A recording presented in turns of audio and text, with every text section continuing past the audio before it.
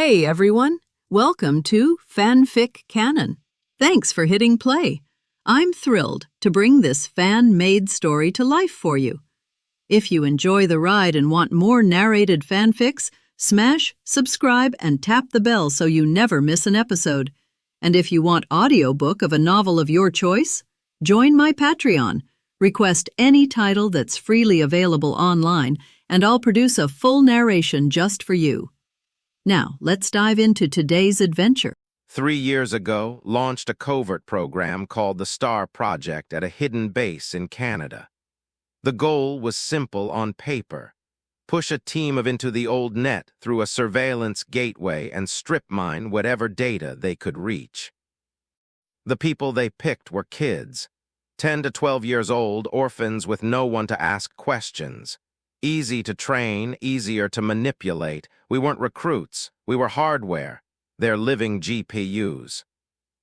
And I was one of them. Rogue didn't interrupt. Mercer's voice didn't match his young face, and that contrast shut her up more effectively than any threat could. He went on. The project went live a year ago. In that first year, half the kids died. Rogue AIs kept swarming in from the old net. Most of us didn't stand a chance. I'm one of the few who made it through. Then a month ago, we ran into something far worse. Alt. Mercer kept a few details to himself. No mention of Spider Murphy. Alt's appearance overloaded servers. It caused enough chaos that the suits up top panicked. They scrapped the project director on the spot. The new one had this brilliant idea that she could use the relic to capture Alt herself. A scoff escaped him. Trying to use on the woman who built, they deserved what was coming. Rogue listened silently as Mercer continued. Alt offered me a deal. With her help, I hijacked the base servers, killed the guards, looted the database and the relic chips, and ran. And while I was in there, I learned everything. Alt told me the rest. Rogue finally spoke, her voice low. Alt using a kid. Mercer shook his head. Not using, we helped each other. He leaned back. If you think I'm making this up, check it yourself. Look into the site outside Vancouver. Look up the casualties. If your contacts are worth anything, they'll confirm at least part of it. Rogue's eyes narrowed. And what if I hand you straight back to? Mercer shrugged. Then I misjudged you. But I don't think the woman who stormed with Johnny grew into some corporate pet just because she got older. And if you're wondering why I came to Night City, he leaned forward, eyes burning with something raw and dangerous. I'm here to finish what you all started. I'm going to burn this rotten city to the ground and carve out something better, something free. Rogue rubbed her temples. For a moment, he reminded her of another young idiot screaming about freedom on a stage, guitar in hand, ready to set the world on fire just to make a point. Johnny fool, and back then so was she. Great, she muttered. "'S alive, and now I've got another teenage terrorist on my hands. She lit a cigarette, the flint sparking in the dim light. When she looked at Mercer again, the edge in her eyes had softened. I'll see what I can do. Private line won't be easy, but I'll try. Now, you said you needed something else. Mercer put his mask back on. I need a new identity. One won't crack for a while, and I need someone to walk into the municipal server room and plug a chip into their system. Once the chip is in, I can take over remotely and rewrite the records myself. He didn't add the real reason he refused to do it online. Night Corp and Ziggurat. One probably run by rogue AIs, the other founded by, both nightmares waiting behind a firewall. Uploading the virus locally was safer. If the chip went in, even an AI watchdog couldn't stop the breach. And if the virus isn't enough, Mercer added quietly, I still have. Rogue thought for a moment. Two options. First, I give you the shift roster and floor plan. You handle the rest. Free of charge. Think of it as payment for telling me Johnny's still breathing. Second option, give the chip to me and forget about it. My people handle everything. No commission from me, but you pay the merc running the job. Around 50,000 eddies. Mercer raised a brow, and the usual price. 20,000 for someone I barely know. 15 for a regular. He whistled. Rogue smirked. You think I'm ripping you off? Fixers don't just point at a target. We verify the client, map the risks, build the plan, pick the right mercs, match personalities, prepare the escape, and make sure nobody's lying. Planning the job is harder than doing it. She paused. That's why we get paid. Mercer grinned. Sounds like you actually know what you're doing. Rogue didn't rise to the bait. So, which option? Option 1. If it falls through, I'll be back for 2. He already knew who he'd throw into the fire first. 5,000 eddies, and she'd think she won the lottery. All right, Rogue said. I'll send you the intel when it's ready. Anything else? Add my name to your roster. Throw me jobs when you have them. I'm not cheap, but I deliver. Remote support, software engineering, ice cracking, honestly, 99% of Night Cities are trash. He tapped his temple. Think of me as an alt rolled into one. Don't laugh. I'm serious. I could hack your bar right now with my eyes closed. Rogue raised a brow. An alt, so you're telling me you're a rogue AI now? She snorted. I'll toss you something simple to start with. Let's see if you can walk the talk. Mercer kept going, cheerful as ever. And I'm not alone. I've got a top-tier driver, a combat merc with a bright future, and a who's not as good as me but better than most. A real team. You're lucky you met me early. Enough selling yourself, Rogue said. If you want people to bet on your team, you need to actually show up with a team. Night City doesn't fund empty promises. Mercer only laughed. Then we'll let our work speak for itself. He waved and headed for the door. I'll be waiting on your message. Kid, Rogue called out. He stopped. In this city, everyone wants to burn it down. Almost no one leaves a mark. Before you talk about fire, learn the shape of the place. Live here first, feel it, understand it, then decide if you still want to set it alight.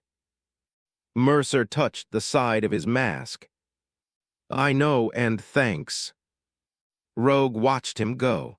Old memories she thought she'd buried stirred in her chest. When Mercer stepped back into the main hall, the first thing he saw was a woman with half-white hair causing a scene near the entrance. Do you know where I is? You seen A? Hey man, aren't you? Heard you smashed a whole Maelstrom squad, true.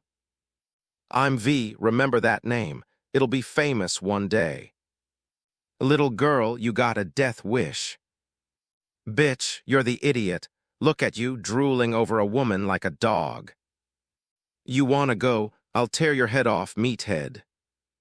Mercer stared at her, exhausted already. She spotted him instantly. Yeah, you with the big A on your face. Hold on, I gotta deal with these clowns first. She rolled up her sleeves. Mercer covered the front of his mask with his hand.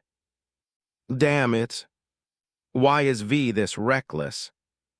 Truthfully, Mercer's first instinct was to let V swing a few punches just so he could see what she was capable of.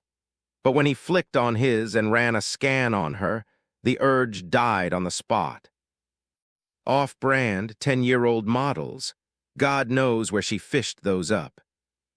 A Pain editor from, except it looked like a 6- or 7-year-old version. Barely worth installing. And aside from that, a single handgun, no chrome worth mentioning. If Mercer squinted, it was almost charming in a retro way, old school, like she was trying to cosplay Morgan without earning any of his reputation. Could back up his with actual skill. He was top merc for a reason.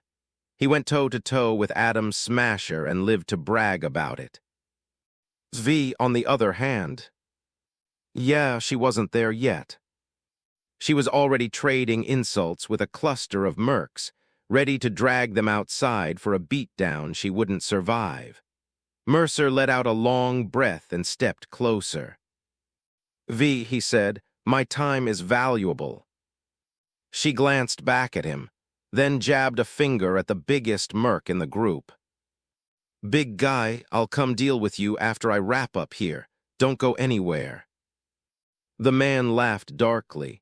I'll snap you in half, put you back together, then throw you out with the trash. V traced a line across her throat and spun toward Mercer, sizing him up with a tilted chin. So you're the client, eh? Mercer nodded once and headed toward the bar. V made a face but followed, money clearly winning over pride. As they walked, a woman snorted from the counter. Mercer, this clown is who you hired. 3 minutes in and she's already picking fights. You're kidding me. Didn't bother lowering her voice.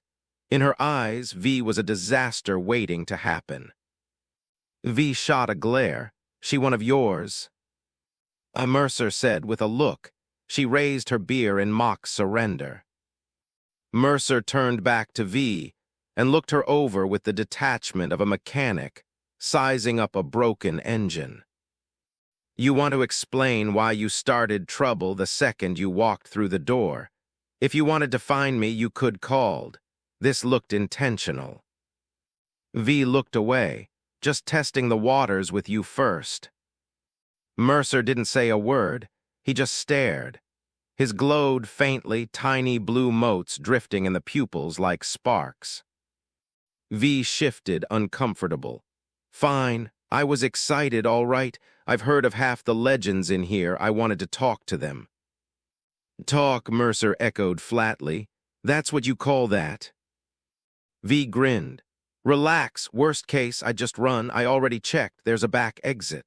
And on the streets, if someone mouths off and you roll over, you're done. That big idiot even called me a little girl. Wanted to buy me a drink. Please, I don't care how big he is or how much metal he's packing. I saw how he moved. Guy's clumsy as hell. Put a gun in my hand and I'd put 3 holes in his head in a second. Even in hand-to-hand, 30 seconds, tops. She finished and looked proud of herself. Mercer saw Rogue in her for a heartbeat. Specifically, the headache Rogue must felt dealing with him. Those weren't gorilla arms, Mercer said. That was a projectile launch system disguised as gorilla arms. V froze. And no, you weren't supposed to notice. She shut her mouth. And that big guy isn't the leader, Mercer continued. The skinny one behind him is muscle enhancement, smart SMG at his back. He's hiding part of his chrome from your cheap. I can see it, though. Mantis blades, second heart, ice in his cortex. 2 more implants, 1 spinal, 1 on the thigh. Signals custom, probably from an underground tech. Mercer glanced at her. He's the most dangerous person in the room besides me. V swallowed. Her bravado didn't return. And another thing, Mercer said. This isn't your street corner. This is the afterlife. Everyone in here is armed, bored, and twice as violent as you think. He nodded toward a man with 2 extra eyes mounted onto his face. That idiot? Bet you he already locked onto your signal. He's waiting for you to step outside so he can try something stupid. He's hiding his signal under the bars. Mercer's eyes flared with blue fire. Let me warn him first. He connected to the disguised signal without hesitation and launched himself into the net. A wall of data hit the opposing a second later. The guy didn't even have time to swear. Mercer's tore through his firewall like wet paper. The stun that anyone dared counter-invade him. kicked his brain into high gear, and unleashed his at full power. Then he realized something was wrong. Very wrong. Mercer's programs weren't fast, they were impossible. Dozens of them, layered and overlapping, shattering his defenses faster than he could register the breach. No. His ice collapsed. Viruses poured in like a tidal wave. Then came the scream. He convulsed violently, eyes rolling back arching until he fell out of the booth and slammed onto the ground. His brain had triggered overload. Everything stopped. The mercenaries at the booth whipped their heads toward Mercer. Mercer raised his hand and casually flipped them off. Try me again, and I'll puree every one of your brains. Leaned over the bar. Hey, not here, take it outside. The merc stood. Guns came out in a heartbeat. Pistols, SMGs, the big guy. Gorilla arms shifted with a hiss as a cannon muzzle unfolded. You fried his brain, you're dead. Mercer scoffed. He fried his own brain. He insisted on challenging me. If you carry him to a dock right now, he'll live. Keep aiming guns at me, and I'll show you how fast things can get worse. While he spoke, Mercer quietly connected to there. The injured had been their network hub. With him down, their internal link was wide open. Every person in the squad was exposed. One wrong move and Mercer could drop every virus he had into their neural links. Move, the big man roared. Give him the meds, call a ripper. The thin mercenary, the real leader, stared straight at Mercer, calm, measuring. You all get him out of here, he said quietly. I'll have a talk with our new friend. The tension in the bar thickened like smoke. And Mercer didn't blink. Talk, what do you want to talk to me about? As Mercer spoke, V and had already entered combat mode. In fact, the moment the other side drew their guns, both instinctively moved to shield Mercer behind them. At this moment was holding a pistol, beads of sweat faintly visible on her forehead. At such close range, given the enemy's firepower, she'd be riddled with bullets after firing just a few shots. V, on the other hand, looked fiercely determined. She held a gun in her right hand and gripped a grenade in her left, ready to go down fighting if anyone dared make a move. Had already ducked behind the bar, shouting, "Where are the bouncers?" Several burly bouncers were rushing over, weapons raised, their expressions grim as they yelled. Everyone put your fucking guns down. Open fire in Afterlife and you're all fucking dead. Mercer, however, simply stared coldly at the group of mercenaries, his focus primarily on the lean man, his posed the greatest threat. Neither Mercer nor the man spoke, both locking eyes intensely as the tension thickened. But after a moment, the man suddenly burst into laughter. Ha ha ha ha. His laughter sounded odd, almost robotic. At the same time, his eyes glowed with a red light, and his arm trembled slightly, as if something was eager to spring out. The burly mercenary noticed something was off and turned to look. The lean man he called was shaking his head slightly, his twitching as he stared fixedly at Mercer. Shit, this idiot's about to go. V, well experienced, widened her eyes and shouted, pulling Mercer back with her. The bouncers reacted as if facing a major threat, unlocking their weapons and activating there. Even nearby mercenaries who had been watching the spectacle paled and instinctively backed away. At this moment, Mercer hesitated briefly. Should he upload the program to take the other out now? If he uploaded the program, it would undoubtedly provoke the madman immediately. If he couldn't hack him quickly, the madman would likely turn his focus onto Mercer.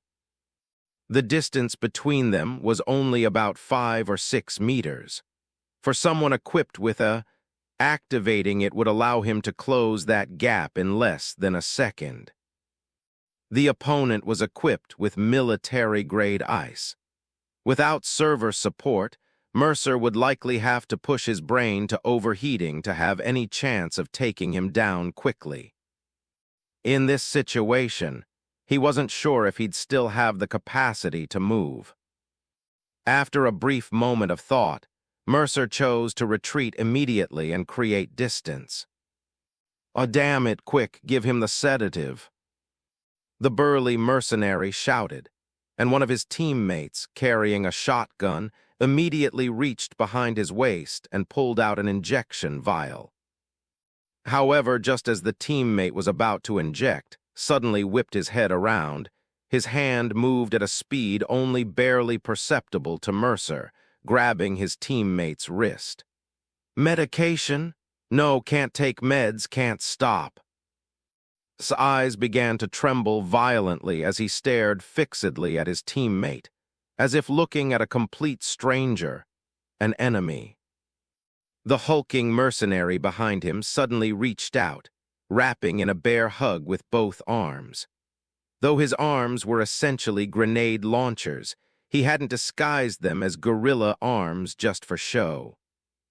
The muscle enhancement caused the muscles in his arms to bulge intensely, with dark veins visible beneath the faintly bluish skin.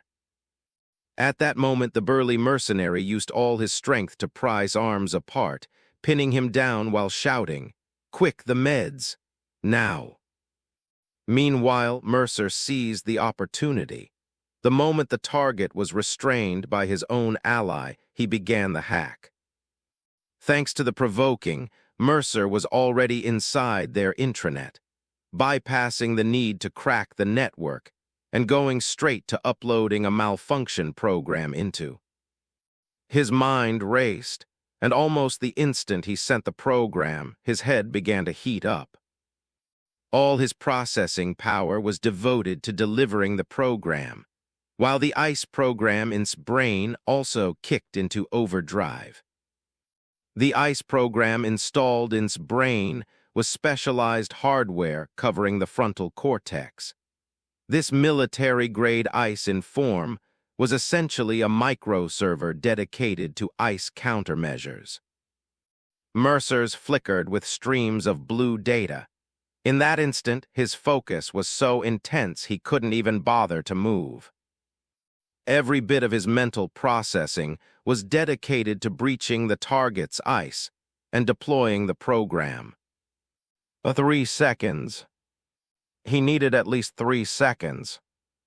Mercer could sense his brain was capable of more, but his body's temperature wouldn't allow it. If he pushed any further, if he fully unleashed his brain's potential under overclock conditions, he'd likely pass out before or even burn out his own mind. "Damn it, he crushed my wrist." The mercenary holding the injectable medication groaned in pain, stepping back as the syringe slowly slipped from his hand. And at that very moment, one of his eyes eerily tracked the falling trajectory of the syringe, while the other stared directly in Mercer's direction. A whoosh!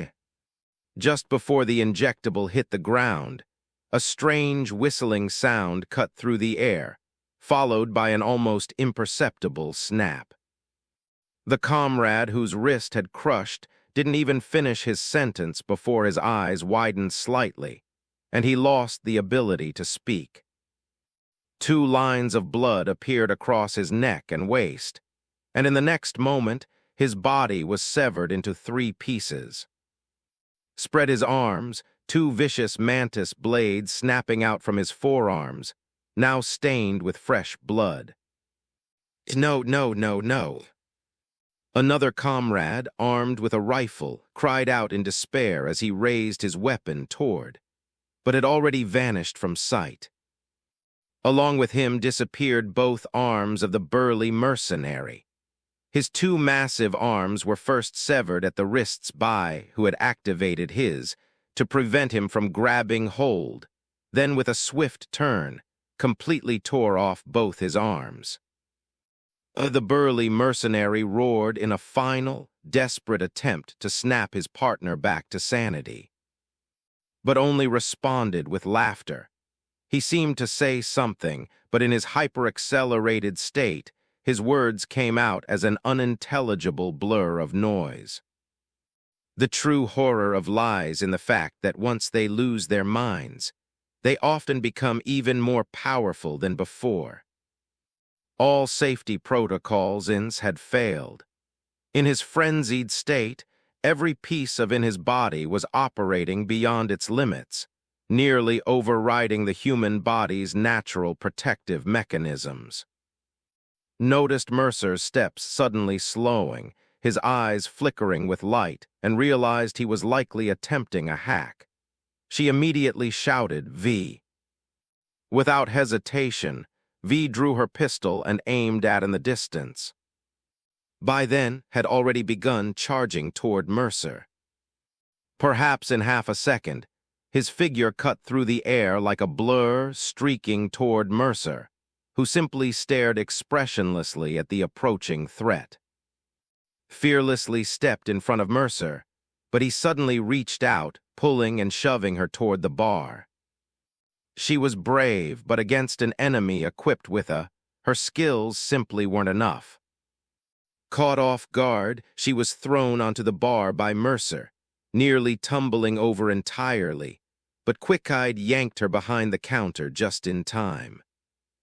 The bar's security opened fire, but their bullets meant nothing far too slow and erratic to catch his hyper-accelerated, unpredictable movements.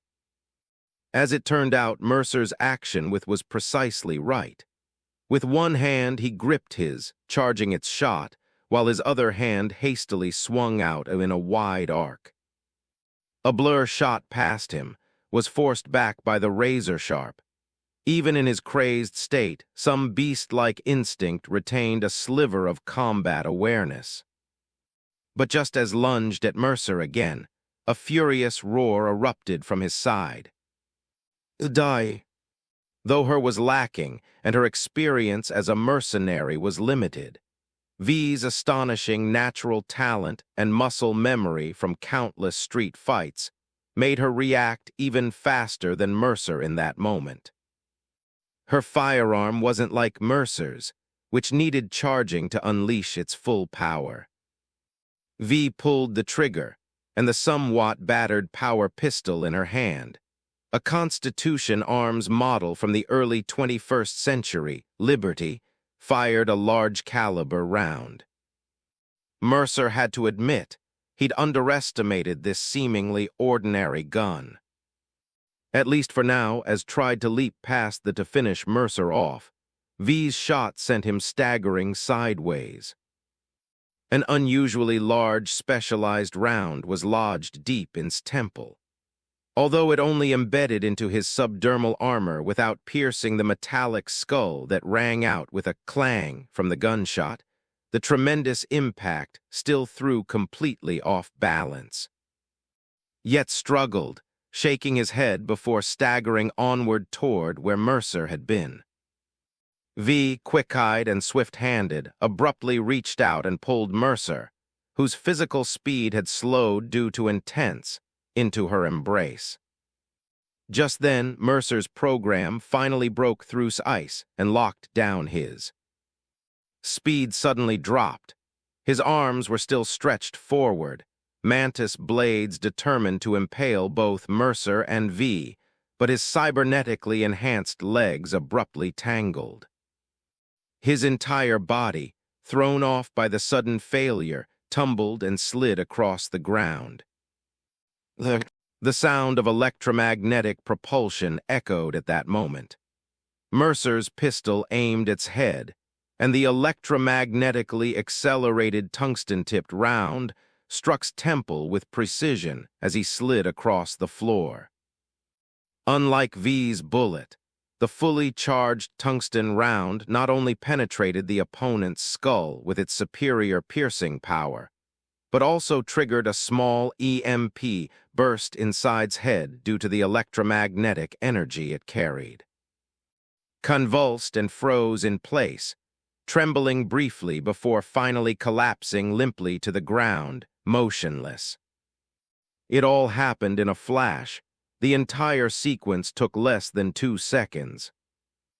Who had rolled behind the bar counter hadn't even had time to get up and fire before she witnessed Mercer and V, as if having rehearsed countless times, eliminate in the blink of an eye.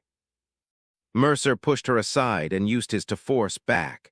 V raised her gun for a headshot, stumbled to one side, managed to rise and take a step before suddenly losing all control, sliding toward Mercer and collapsing. Mercer's pistol finished charging. As V pulled him back, putting distance between them, and Mercer fired the finishing shot mid-retreat, blasting his skull apart. The fluidity of the scene was breathtaking. Not just, but even the mercenaries who had drawn their weapons moments earlier were inwardly stunned. Mercer gasped for air, leaning back against V. Somewhat embarrassingly, his current height and build made him appear almost petite nestled against the 176 tall V. His head felt overheated, a bit dizzy. His body temperature had risen several degrees in just a few seconds. Though he breathed heavily, his struggled to cool down. His implants limited his performance. If he had a set like Songbirds, he might have broken through ice in just 1 second. But to avoid frying his own brain, he could only push this far. Even so, it was astonishing. Equipped only within 3, without specialized, had managed to take down a with military-grade ice in just 3.5 seconds, all while multitasking. V2 was breathing deeply, but her eyes blazed with excitement. She laughed, one arm wrapped around Mercer, the other firing 3 additional shots into his body with her pistol. Go to hell, what's the use of all that scrap metal you installed? Mercer felt something soft and fluffy behind his neck, trembling against him with each of V's boisterous laughs. This height was perfect. Not having grown taller was truly a blessing. It would be even better if he could turn around and be held by V instead, who said being short had no advantages. You're pretty badass too. Your reflexes and aim, you don't seem like just a... V's excitement hadn't faded yet. She had her arms slung around Mercer's neck, shoulders pressed together, and seemed to have forgotten to let go. She turned her head to glance at the hulking man whose arms were still spurting blood, spat contemptuously, and taunted. "This is your boss? What a dumbass. Want to invite me for another drink?" The big guy could only let out low, pained groans now, while the nearby security guards felt both relieved and headache-ridden. "Holster your weapons. I need to ask Boss Rogue how to handle this," one burly guard said, turning to aim his gun at V, who still held her pistol and looked ready to continue the firefight, his expression tense. V's confidence had largely returned. Facing the fierce-looking guards, she didn't show a hint of fear, merely smirking disdainfully before tucking her gun away. Then she noticed Mercer in her embrace tilting his head to look at her, his gaze calm as he leaned against her shoulder. "Hey, V, I don't mind you holding me like this in private."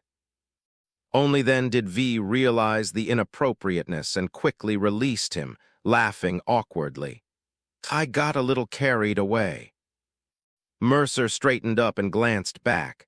Her outfit was quite concealing, so he hadn't realized she was so well endowed. V looked around, pretending to be busy, and quickly changed the subject. "So, how'd I do?" "Not bad. Looks like I didn't pick the wrong person." Mercer nodded, giving his approval. In this world, ordinary people facing someone equipped with were often like lambs to the slaughter. Forget fighting back. They couldn't even clearly see their opponent's movements. If a mercenary without any reaction enhancing could manage to perceive what such an opponent was doing, they were already considered exceptionally skilled. But only someone like V, who had no at all yet, could not only see her opponent clearly but also hold her own against them, could truly be called a genius. Mercer turned to look. The 5-person mercenary squad was now completely finished, though was still twitching on the ground, probably because Mercer's assault had been too intense, overheating and frying his brain. Was completely dead, his head electrocuted into a smoking mess by the EMP. The big mercenary's 2 massive arms now lay scattered on the ground, his shoulders still sizzling and spurting blood. The one who had been holding a shotgun and initially tried to administer first aid to had been sliced into 3 pieces from the start and was deader than dead. Only the last rifleman remained, kneeling on the ground with a look of utter despair, emitting what sounded like sobs in the blink of an eye, a mercenary squad capable of making a name for itself in the afterlife, and being respectfully called boss on the streets had met its end. Mercer shook his head, his heart, which had been pounding rapidly, finally calming down again. Damn. This was Night City, a place where you never knew when something unexpected would happen. What a fucking rush as Mercer returned to the bar, rose from behind the counter, her expression still slightly shaken, and asked with concern, "Are you all right? That was really..." He waved her off. "Just get me an iced cola first." "Damn, you okay?" Also vaulted over the bar, glanced at still twitching on the floor, and kicked him aside in disgust. She clicked her tongue, thinking Night City was far more terrifying than she had imagined. A lunatic who could snap and go berserk at the slightest provocation was genuinely frightening. No one had expected an actual fight to break out. This was afterlife, after all. Who would dare start here? That would be suicide. The of the kicked aside was still sparking from the initiate overload, making everyone worry he might burst into flames any second. "I'm fine. It seems surviving in Night City requires extra caution for a like me." Mercer sighed. "If it weren't for V, I'd probably be full of holes today." "Hey, I told you, these guys are all bark and no bite." V's tone turned tough again as she sat confidently nearby, raising a hand too. "Get me a shot of straight light ice." Stayed silent, though she seemed both annoyed and irritated. She shot a glance at Mercer. Daring to start a fight in afterlife. Even if he didn't die today, Rogue would have someone finish him off later. This at least gave me a first-hand taste of this power. "Honestly, a like me should really stay far away from the front lines," Mercer remarked, lightly tapping the counter to get the attention of, who still looked like she'd narrowly escaped death. Grumbled but moved swiftly. "You guys really caused quite a scene. How can you still have the stomach to drink?" She placed the poured cola in front of Mercer. "Was it my fault? That tried to hack me sneakily. I just retaliated, and then his buddy wanted to talk. So we talked. I figured it'd just be some tough talk, but he just snapped like that." Mercer shook his head helplessly, picked up the iced cola handed him, lifted his mask, and took a sip. Sighed, then noticed Rogue walking down the aisle from the depths of the bar, her face dark. "What happened?" "Two got into it somehow. Then this guy stood up, said a few words, and just lost it. His teammate tried to inject him with something, but before the meds could take effect, sliced him into 3 pieces. After that, this guy called A, and the woman over there took down." The security guard briefly summarized the situation. Rogue turned to Mercer, annoyed. I had a feeling it was you, really making a splash on your first day, huh? To be honest, I really wasn't looking for trouble. Mercer spoke truthfully. He felt he'd been pretty low-key. So how had things escalated to this point? He and both turned to look at V, who felt even more wronged. All right, I admit I underestimated them at first. But was I supposed to happily say sorry when he asked me to be his drinking companion? Mercer also found this quite reasonable and turned to look at Rogue. Exactly, Rogue. When it tries to hack into my brain, I can't just cheerfully open it up for them, can I? He hacked me, so I hacked back, and then his boss went insane after just one look at me. I'm the one who should feel wronged here. Next time I'll strike first, get some distance, and lock down all there. Once they're useless, then we can talk. All right, no one's blaming you. I just think you're definitely going to cause even bigger trouble in the future. Rogue was certain of this. She knew some people were just born troublemakers, the type who attract chaos just by walking down the street. And Mercer. Rogue glanced its corpse on the ground, thinking, Night City might really be turned upside down again. Throw the body out to their own people. Anyone injured, get them to a hospital fast. After saying this, Rogue nodded at Mercer.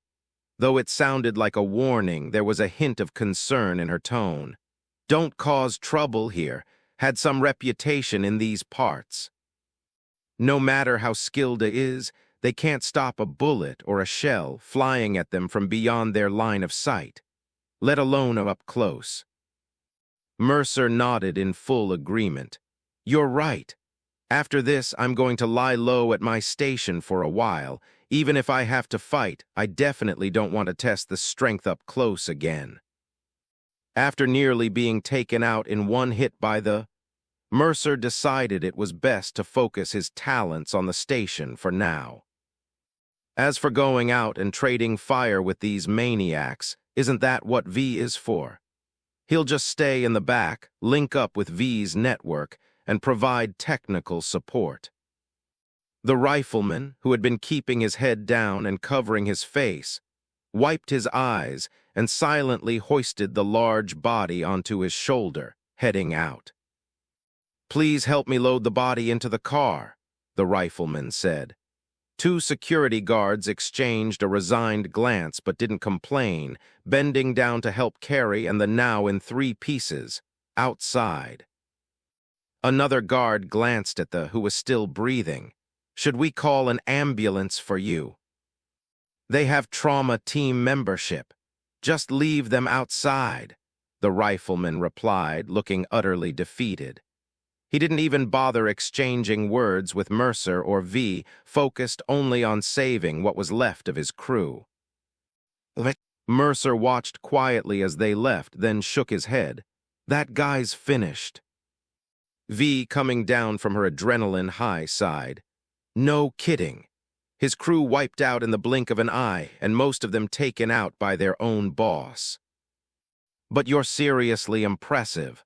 Just sitting there, and with a few words, the enemy's head started smoking. And you hacked him too, right? Just over 3 seconds, and a top-tier merc was turned into a cripple. V turned to stare at Mercer, full of admiration, and gave a thumbs up. I've never seen this badass before.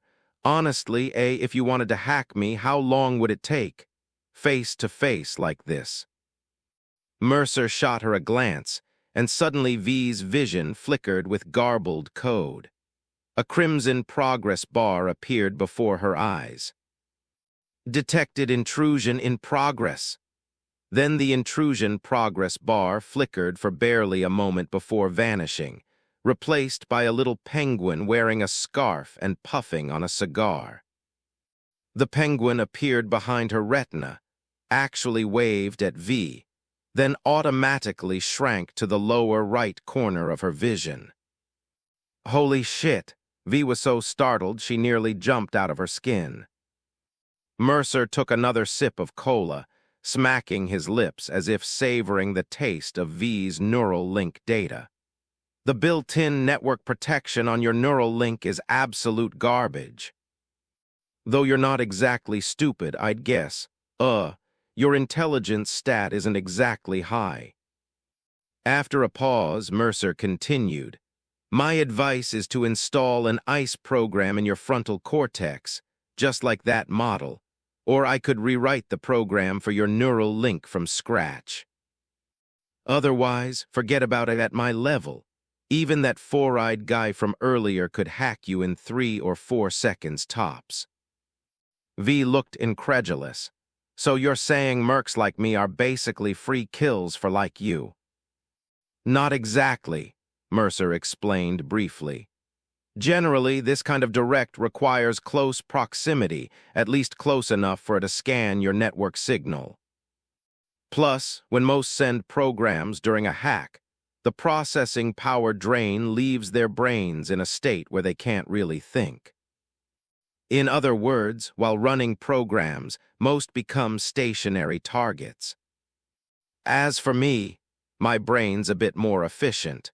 Running 1 or 2 programs usually doesn't affect my thinking.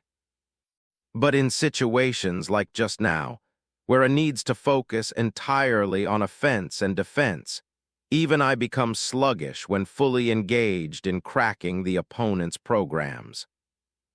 Mercer's words eased V's worries a little, and she couldn't help complaining.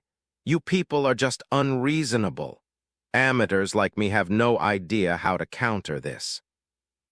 "Don't worry, average aren't that skilled," Mercer said calmly.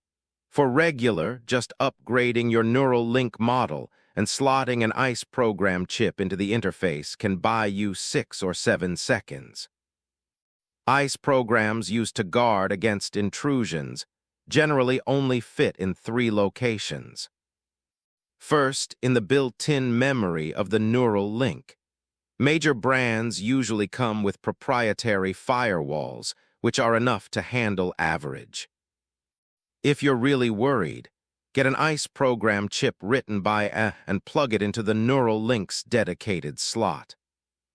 Generally, cracking such a pre-written chip program face-to-face would take an average about 10 seconds. Plenty of time to emergency disconnect your device from the network if needed. Second, there's the, which is usually only installed by. It offers larger storage space and a dedicated mini CPU, allowing you to store multiple ICE programs the same way you'd store. Though ICE is often simply explained as a firewall, its full name is actually Intrusion Countermeasures Electronics. Its function is to engage in real-time electronic warfare with incoming programs, not just defense, but offense as well. Theoretically, as long as the CPU and the brain can handle it, it's possible to run multiple ICE programs simultaneously to counter both intrusion and counter-intrusion. The third method involves installing specialized self-ICE in the frontal cortex, essentially embedding a dedicated electronic countermeasures hardware unit in your head. This is packed with ICE programs and high-grade chips that provide computational power, supplementing your brain. It can be considered the best non-defense against. Even Mercer would need considerable time to perform a face-to-face hack on someone equipped with this ICE. The speed of his intrusion would depend on the quality of the chips and programs installed. This made Mercer somewhat nostalgic for his deep dives when he was connected to large servers, no matter what defenses were in place. If it was online, he could hack it all in a second. "All right, so, V said, looking at the virtual penguin still puffing a cigar on the edge of her retina display, her expression barely contained. "Can you delete your program now?" "No." Mercer chuckled. "Don't worry, what I installed is an encrypted communication software. The default comms software on neural links is a cheap slut. Anyone with skill can snoop or monitor it. It's not secure. He paused, then added, My encrypted comms software latches onto your existing comms software. It only activates when you're communicating with allies. Its background resource usage is negligible. You won't even notice it. V still seemed hesitant, but Mercer laughed. He turned to look her in the eye. Once Rogue gets me the intel I need, I'll formally assign you the mission. If you perform exceptionally well, I'll consider bringing you officially into my team to handle all field operations for my affairs. In other words, V, I didn't come to you just to hand out a job. I want to partner up with you. Don't worry about payment, I'm always fair. You'll get paid exactly what the work is worth. I guarantee you won't get shortchanged. V hesitated, studying Mercer's eyes behind his mask. Why me? I meant, if you were just looking for someone to do a job, finding me wouldn't be that strange. I've got a bit of a rep in. But if you were aiming for a partner from the start, my reputation isn't nearly enough. You're someone who can chat and laugh with Rogue. Give it to me straight, otherwise I won't feel steady doing the work. Was all ears now, incredibly curious. Where did Mercer dig up such a fierce and striking woman? So you're saying I should only work with professional mercs who can get into afterlife? Mercer smiled, but V nodded earnestly. She spread her hands. You can see I'm running scrap. I can handle the street-level punks, but against that monster earlier. If he hadn't been fixated on taking you out first in his frenzy, both of us would probably be dead today. A's level with me. Mercer thought for a moment, then decided to be relatively candid with V. Whether he could recruit V would largely depend on how well his next words resonated with her. Thus, Mercer looked into V's beautiful cybernetic eyes with a sincere gaze and began to explain his reasoning. There are a few reasons, Mercer said with earnest gravity. First, you're good-looking. Just seeing you cheers me up, man. Why are you rolling your eyes? You think I asked you to drive instead of Mitch or Scorpion for no reason. Mercer spoke with unshakable confidence under his exasperated gaze. Just look at V's face, her figure. Even the dolls at Clouds couldn't replicate this vibe for less than 100K eddies, let alone the fact that V's all natural. After all, he'd spent a good half-hour comparing data to create her. Truth be told, he really did like what he'd made. Fine, what's the second reason? Shot him a look of mild disgust. This kid's got a big mouth for someone who's barely grown any fuzz. What's he gonna be like when he's actually an adult? Mercer chuckled, turning to V, who didn't seem the least bit embarrassed, and continued. Second, your potential. You might not see it yourself, but who am I? At a glance, I can tell your attributes are definitely not low.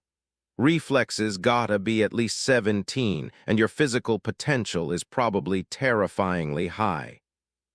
What you're lacking is experience, and just get you and you could wipe out 90% of the mercs in this bar. Third, well, I can't say, got some special little secrets. Can't reveal everything just yet. After he finished, V felt pretty flattered, but upon closer thought, he still hadn't explained why he'd sought her out directly. She turned it over in her mind, but could only conclude that this horny little runt had taken a liking to her face and tracked her down online. Well, it made sense. Since she was 13, plenty of folks had wanted to date her, but she wasn't just anyone's type. Beyond that, V really couldn't figure out what was so special about her that he'd notice. It couldn't be that I'm actually some kind of genius, could it? Mercer didn't pressure her to decide immediately. Think it over when you get back, but I gotta say this up front so you don't think I'm setting you up. V, to this city, I'm still a newcomer. Even though I think I'm skilled enough, damn capable, honestly. Here, only the living geniuses are the real geniuses. I'm not like those small-timers who pull petty jobs just to live in mansions and drive fancy cars. I've got big ambitions, a lot to do. I want to become a true legend in this city. So rolling with me means saying goodbye to any ordinary life. From here on out, you'll only face enemies far more terrifying and powerful than that. Even I can't guarantee that everyone who works with me will retire with all their original parts. Hell, I'm not even sure about my own future. But no matter what, even if I die, I'll go out like, turning this world upside down. V, go home and think it over. Give me your answer later. Whether you join or not, we can still be friends. A nobody or a legend? V, what do you think? Mercer's sincere tone and the boldness in his words left V momentarily speechless.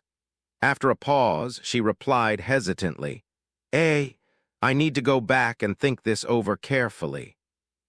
No problem. Mercer responded, then promptly transferred 2,000 eddies to her. What's this for? V was caught off guard. Trying to bribe me with money? That's way too direct. Go pay your rent first. I'll deduct it from your pay after the job's done. Mercer made no attempt to hide the fact that he'd already dug up all her details. V hesitated for a moment but eventually nodded. All right, thanks, A. Call me Mercer if you prefer, whichever you like.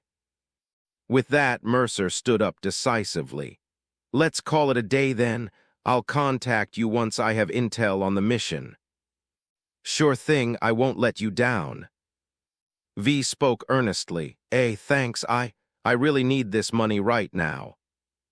Without those 2,000 eddies, she was genuinely worried she'd be kicked out by her landlord before Mercer even gave her a job. Mercer just smiled. Like I said, even if we don't end up working together, I like your style. Consider us friends. Just give me a shout if you need anything. V nodded firmly. All right, man, I'll remember that. She stood up with streetwise flair, reached out her hand, and gave Mercer a shoulder bump before downing the rest of her drink. I'll head back and wait for your message then. Mercer said, want to try a Johnny? V was taken aback while shot Mercer a look of disgust. This guy still hadn't given up. After failing to trick her, now he was trying to get V to suffer too. What's a Johnny? V asked, confused. It's a drink named after a legendary merc called Johnny, his favorite at the afterlife. As Mercer finished, V noticed expression. I've actually heard of him. What's in the drink? She asked cautiously. Tequila old-fashioned, beer, and chili peppers, explained briefly. V shook her head decisively. Nah, I don't think I'd like it. Mercer put on a regretful expression and shook his head. All right then, need a ride. No, I drove here. It's a piece of junk, but it runs. V smiled and was the first to leave, looking somewhat preoccupied. Seemed like she was really tempted by Mercer's partnership proposal. Stayed seated at the bar, waiting until V was gone before remarking sarcastically, Stop starring, she's already left. Not bad, huh? I think that girl's hooked. Probably gonna get scammed into joining your crew. Why does that sound so wrong coming from you? Mercer teased, glancing at her. It's not like I'm tricking her into bed, recruiting a partner. Can you really call that a scam? Fine, you win, spoke bluntly, but I still think you've got ulterior motives. Mercer shot her a sidelong glance without hesitation.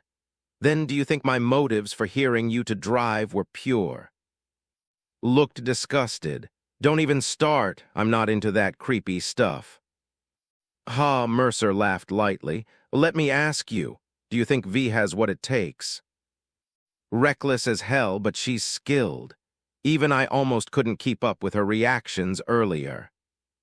Was being honest, but then she glared at Mercer and suddenly flared up. What was that about pushing me away earlier? Why are you mad at me? I saved your life. Mercer glared back, matching her temper. You should be thanking me. Screw you, you think I needed saving. Next time you stay the hell back, got it? Stared him down defiantly. If you hadn't pushed me, I'd have already drawn my gun halfway. And then you'd fire one shot, miss, and get chopped by his blade. Mercer never minced words. You hired me to take that hit for you. If you want me hiding when things go down, why'd you even bring me? Stood her ground. Why are you so damn stubborn? Was it even time for you to take a hit? Mercer was even more forceful, slamming the table. I brought you here to drive, not to die for me. I didn't finish. Quickly cut in. What's with you two? Hey, don't pretend you don't know what she really means. She's pissed she couldn't protect you. That's no reason to take it out on me. What did I do to her? I save her and I get yelled at? Since when does that make sense? As Mercer spoke, fell silent this time, just turning away and taking a couple gulps of beer. After a long moment, she finally turned back. Sorry. All right, I get it. But Mercer was still grumpy. Next time you pull this kind of nonsense, I'm not holding back. Didn't reply, muttering under her breath after a while, Lucy wasn't wrong about you. You really are born to be a leader. When you get fierce, you're just like Saul. Like I needed you to tell me. Let's go, no more drinking or I'll have to drive you, and thanks. Mercer rolled his eyes at, then thanked. No problem, but next time you come for a drink, try to keep it less exciting. Nodded with a helpless smile. Set down her bottle, nodded, and bid farewell to two. Mercer had already paid earlier. As the two walked to the parking spot and got into the car, fell silent again, not starting the engine. After a moment, she turned to look at Mercer and said seriously, Thank you, Mercer, I just got suddenly angry earlier. Mercer hadn't taken off his mask, so his expression was unreadable. Sighed and apologized earnestly. In that moment, it hit me how scared I was. If V hadn't taken that shot, if you hadn't hacked that guy's in time, if that shot hadn't killed, I would had to watch you die right in front of me. I know you always see yourself as the leader, but to me, you're still a kid. I was mad at myself. I've never been through something like that before. When I saw him move, my mind just went blank. Anyway. Scratched her head, unable to find the right words. Even she felt her sudden anger had been unreasonable. I know. But Mercer had pretty much pieced together her thoughts. He took off his mask and rubbed his face. All right, no need to apologize. I know why you lost it earlier. Although was a bit upset. Upon reflection, she couldn't find a legitimate reason for her anger, so she stayed quiet and listened obediently. It's because deep down you still see me as a child. When danger arose and you discovered I didn't run away, but instead moved forward proactively, you felt compelled to assert your adult authority to lecture me. Your initial lack of reaction was due to the overwhelming intensity of the situation. You needed time to process. Once you recovered, you realized you hadn't contributed anything this time. Then you became angry with yourself, and when I initiated conversation, that frustration got redirected at me. I understand, but we can't have this happening again. Mercer looked at her with earnest concern. And you need to stop viewing me as a child. That way, similar situations won't occur again. Thought it over carefully and realized he was right. If Scorpion or Mitch had pulled her to safety earlier, she would have simply thanked them properly. So why had she suddenly lost her temper with Mercer? Wasn't it precisely because she considered him just a kid who should stay back when danger appeared? Wasn't confronting threats supposed to be the adult's responsibility? Compounded by her embarrassment at being useless during the crisis and needing rescue from Mercer, some inexplicable sense of wounded pride made her want to lecture him about proper crisis response. But what qualifications did she have to educate him? Not only had he managed to escape with his entire family, but within just one day he'd found the reliable. He'd also connected with Night City's most formidable fixer rogue, and gained entry to the afterlife bar that countless mercenaries never set foot in their entire careers. Along the way, he'd even helped V take down a fully chromed. He'd completely won over V, who turned out to be surprisingly competent, so thoroughly that she'd probably join his crew officially once Mercer assigned her first job. Item by item, she couldn't comprehend how he'd accomplished all this. Now that she really considered it, even setting aside the skills she didn't understand, he was genuinely extraordinary. Bit her lip, remaining silent for a long moment before finally scratching her head and repeating, "I'm sorry." She felt utterly embarrassed, an 18-year-old adult being schooled by someone who was basically still a child at 13 or 14. It was. "Enough, let's drop it. I know you meant well." Mercer gave her an way out, then glanced at her and smiled. "What? You're not expecting me to apologize too, are you? For saying I only hired you as my driver?" "But that's honestly what I thought. On this trip, I never asked you to be my bodyguard. The fact that you stood by me firmly no matter what happened today, I'm already grateful for that. You really didn't need to do anything beyond that. So, how about officially joining my crew? Then I'll never say you're just a driver again." Turned away like a petulant little girl. "I'm not. Just don't tell the others about this when we get back. It's too embarrassing." "Understood." Mercer shook his head with a smile. This girl truly had no ulterior motives or malice, just frighteningly straightforward, always speaking whatever came to mind. "Let's drive. I need to test my station when we get back. Finally able to start deep diving. Still need to find us a place in Night City that can accommodate our whole family, too. No idea how much it'll cost."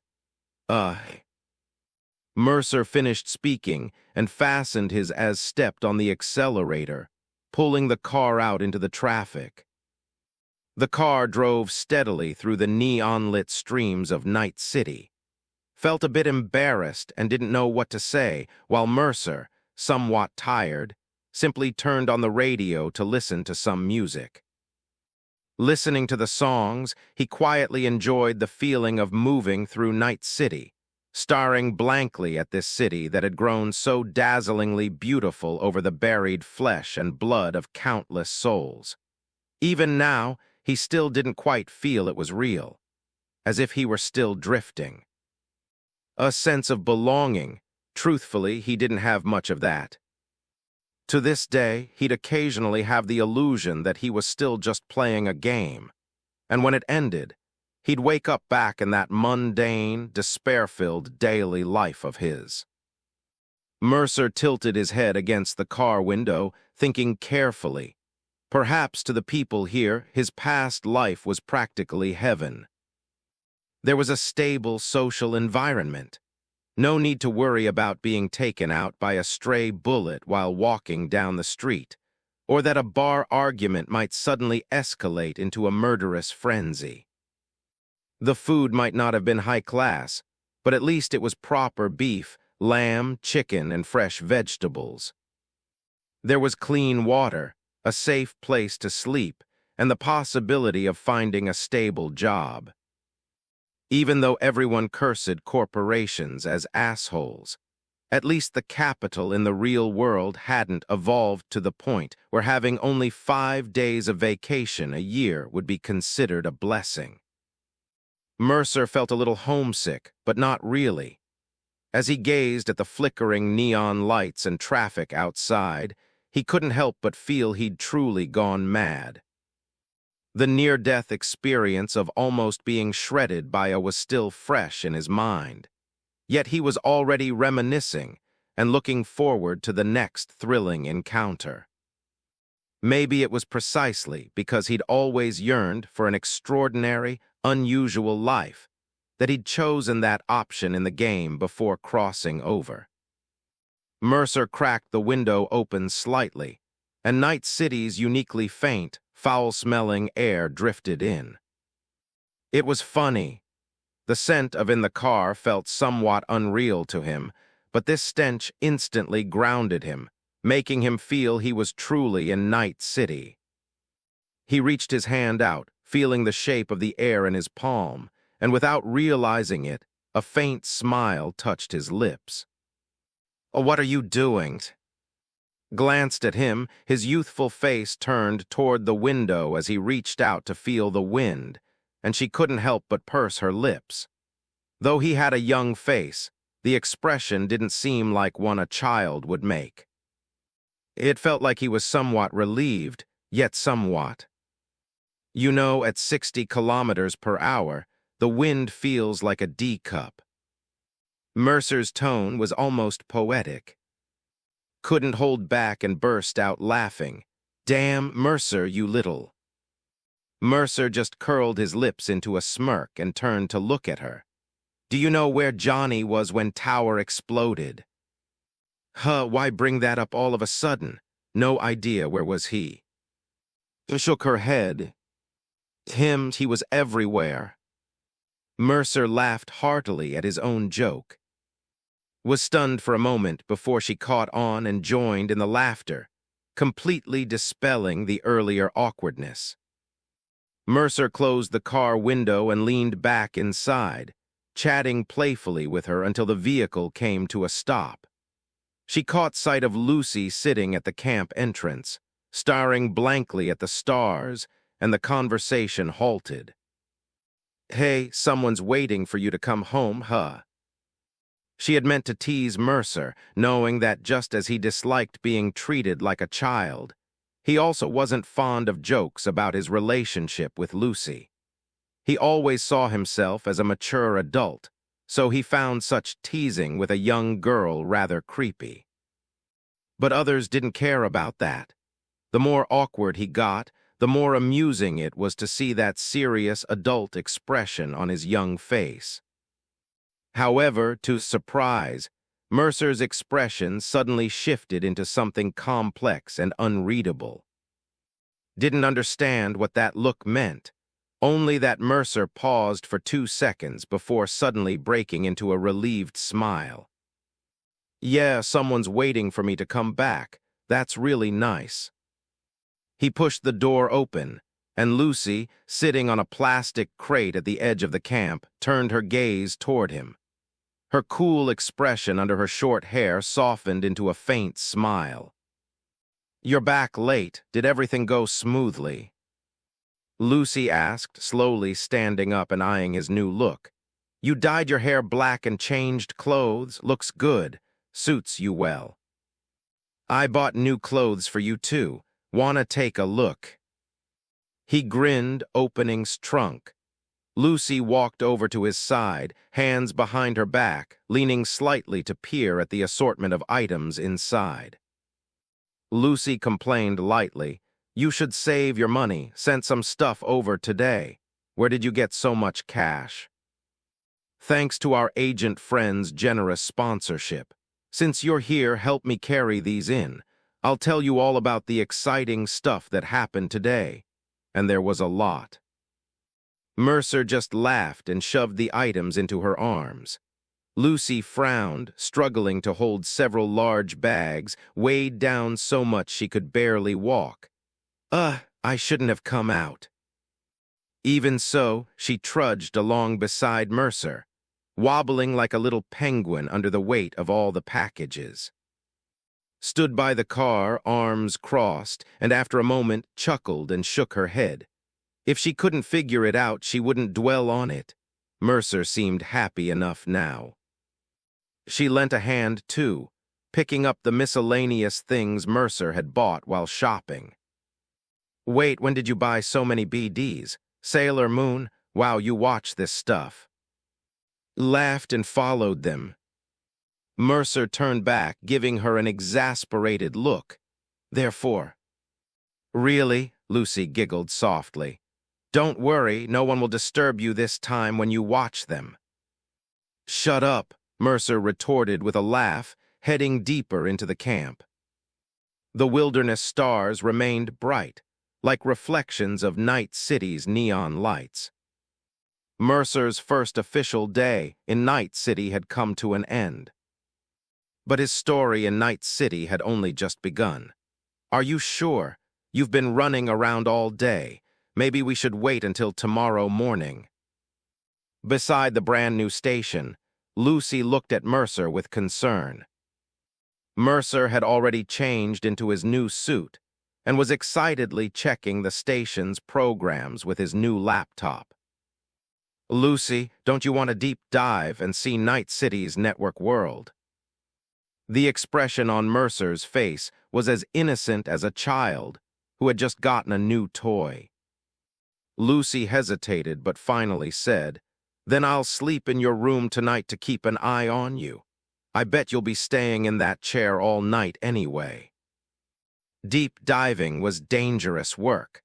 Once a fully deep dived, they would almost completely lose awareness of the real world. Moreover, if danger arose, someone needed to be there to pull the plug. Otherwise, if they couldn't log out in time, there was a high chance their brain would get fried in the chair before they could escape. Emergency disconnection had its risks too, but deep diving was different from uploading consciousness to the net. As long as the connection to the station was cut, at worst, only the chair would be damaged. Many didn't actually die in cyberspace. Instead, after being attacked in cyberspace, their brains would suffer shock and fall into a coma. Even if the station automatically disconnected for protection, if no one noticed the anomaly or could provide emergency aid, they would eventually face brain death. All right. Mercer thought for a moment and didn't refuse. The station was quite comfortable to lie in anyway, definitely more comfortable than the crappy mattress they had set up in the tent. He ran one last scan of the programs, cleaning up the programs left by. These big corporations never change their nasty habits. In computers are one thing, but in stations, they even sneak programs into suits and cooling systems. Mercer complained as he shared the programs he found with Lucy. Look, IP tracking, data logging. They even openly state in the user agreement that they collect customer information. If you don't agree to the terms, you can't use it. Once you scrub you lose the warranty too. They're like parasites, desperate to crawl into your brain in 10,000 different ways. Lucy just smiled, leaning halfway against the mattress as she watched him tinker. But they still can't escape your notice. Of course, their programmers might be good, but they're no match for me. After saying this with a laugh, Mercer looked at her apologetically. But your new equipment will have to wait a bit. These things are way more expensive than I thought. It's fine. I don't want to deep dive any time soon. Don't you have any psychological trauma at all? Lucy sighed. Honestly, even the sight of a station made her nervous now. I think just getting me an immersion pod would be enough, the kind with ice chips. Maybe that would make me feel better. Mercer simply smiled at her. Then you'd have to strip naked to get in, and don't forget we'll still be living together after this. And you don't think I'd care about that, do you? Lucy looked completely calm, though the tips of her ears were slightly flushed. She really hadn't thought of that detail. That cheap stuff with ice cubes is useless aside from being cheap. If the station isn't good enough, there are high-end infiltration pods. They might look like big refrigerators, but they're still better than lying in ice water. Mercer said this but didn't insist, only adding, "It's okay, Lucy. Before you're ready, I won't agree to you doing a deep dive even if you want to. Today's cyberspace is a stage for geniuses only. Not to mention organizations like Netwatch monitoring Night City's network 24/7, the major corporations also have people monitoring the net. There are also a lot of assholes like the Voodoo Boys, who love to wait for newcomers in Night City's network to pull their cyber extortion schemes. And there's even the new United States. Trust me, although the FIA has officially withdrawn from Night City, they definitely have people keeping an eye on its network." As Mercer spoke, he thought of a woman. Songbird, a favorite of the NUSA's new president, a genius with exceptional talent, and also a pitiful bird in a cage. Right now, she was probably still in the early stages of being modified into a net nuke. He wondered if she was the one from the FIA responsible for monitoring Night City's network. A hint of excitement suddenly appeared in Mercer's eyes. It would be great if it was her. He was genuinely curious about who was stronger, himself or the top under the current NUSA president. After setting up the station and checking all the hardware and software, Mercer quickly lay down on it. "Lucy, plug me in." Lucy could only sigh, picking up the cooling line for him and connecting it to the station and his suit first, before plugging the data cable from the back of the station directly into the port at the back of his head. Mercer immediately took a deep, comfortable breath. "It feels so good to have the boost of processing power again. My brain feels so relaxed." "You're a typical internet addict," Lucy said irritably. "Don't you dare become one of those guys who lies in a chair 24/7, completely obsessed. You don't understand what it's like for a genius like me. It's like shedding heavy clothes from my brain. I feel so mentally active right now, like I'm swimming in a sea of data." Mercer reveled in the feeling. Lucy's attitude remained unenthusiastic. "Isn't that right? Your body temperature went up a degree the moment you plugged in. Be careful not to fry your brain again. We still don't know if the relic is reliable." "Right, remember to retrieve, send the others chips. And those 2 relics with the program must be kept hidden on you at all times. This chip has great potential. Once I've figured it out, it might have other amazing uses. The risk of exposing this thing is huge." Mercer paused for a moment before continuing. "After I get Sense chips back, I plan to give them to the new members of the team. The relic isn't just a piece of hardware for repairs. The hardware itself has a large memory capacity and a very advanced micro CPU to ensure the programs inside run smoothly. With a few modifications from me, it can become a top-tier ice, and I won't have to worry about it frying their brains. Moreover, the biggest advantage of this chip is data sharing.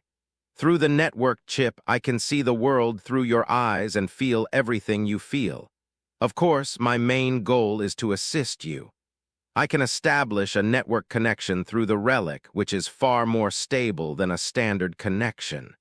Plus, the relic can also..." Seeing Mercer start rambling about the chip again, Lucy sighed. "Too complicated, don't want to hear it. So, are you still going to deep dive?" "Diving?" Mercer pursed his lips.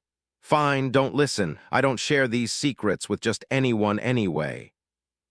A faint smile tugged at Lucy's lips as she watched him close his eyes. the signal lights on his station flickering to life. She gently patted Mercer's arm. "Mercer, can you hear me?" "Yeah, but if I get busy, maybe not. You'd better communicate with me online." Mercer's words were slurred, as if he were talking in his sleep. Lucy felt relieved.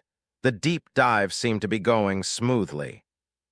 She stopped engaging with Mercer and quietly lay back on her bunk, pulling out her laptop to browse the web. The only sound in the room was the hum of the cooling system, but Lucy didn't find it bothersome. She simply enjoyed the quiet moment, occasionally glancing at the operation panel of his station. Meanwhile, Mercer was already gleefully exploring the networks of Night City. It was a metropolis woven from blue data streams. For the occasion, Mercer had changed into an outfit reminiscent of Prototype's protagonist, A, and donned a grinning Legion mask from Dead by Daylight, strolling through this data-built urban landscape. Each structure formed by data was essentially a server network of varying sizes. Some resembled skyscrapers, while others looked like clusters of blocky data cubes.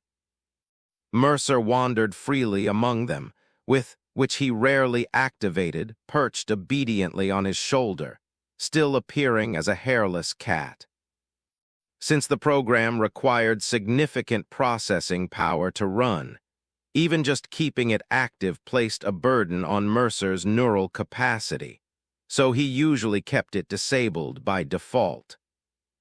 Only when connected to the station did he have enough extra processing power to spare for the AI, and he preferred it that way. Honestly, he didn't feel entirely comfortable letting an AI program he didn't fully understand run on his brain's processing power. Let's see. This is server, that one with the new US flag. Yep, definitely. This one's, oh, Tao's server design is pretty distinctive. 2 stone lions guarding the entrance, huh? Mercer casually strolled through the network data, commenting on the eye-catching, massive icons. These imposing data structures were often not the true form of the servers, but rather decoys. The core server data was buried deep within these complex networks. Some of this data was generated by employees' internet activity.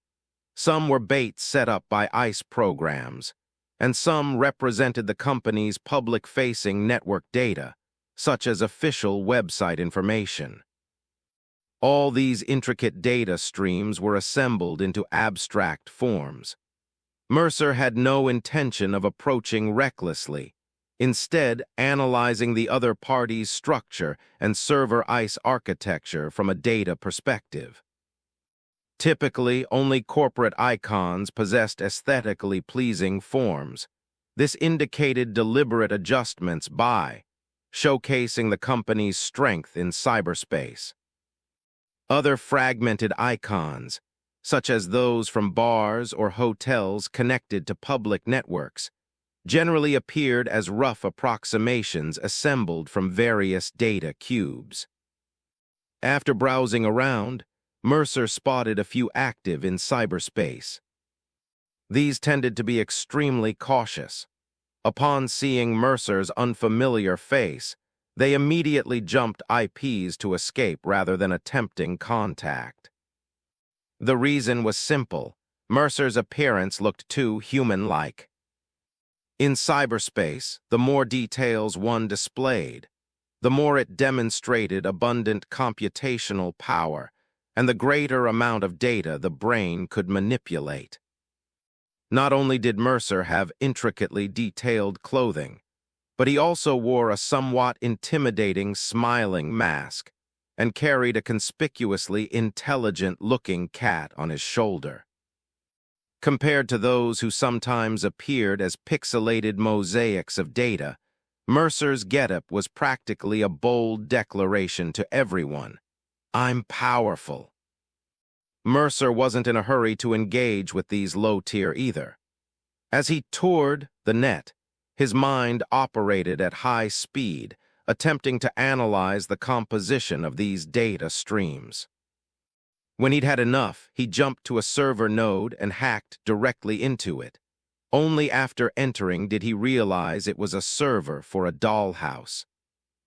But Mercer didn't mind. He was just borrowing the server's computational power to test a program and using the computer as his zombie or stepping stone.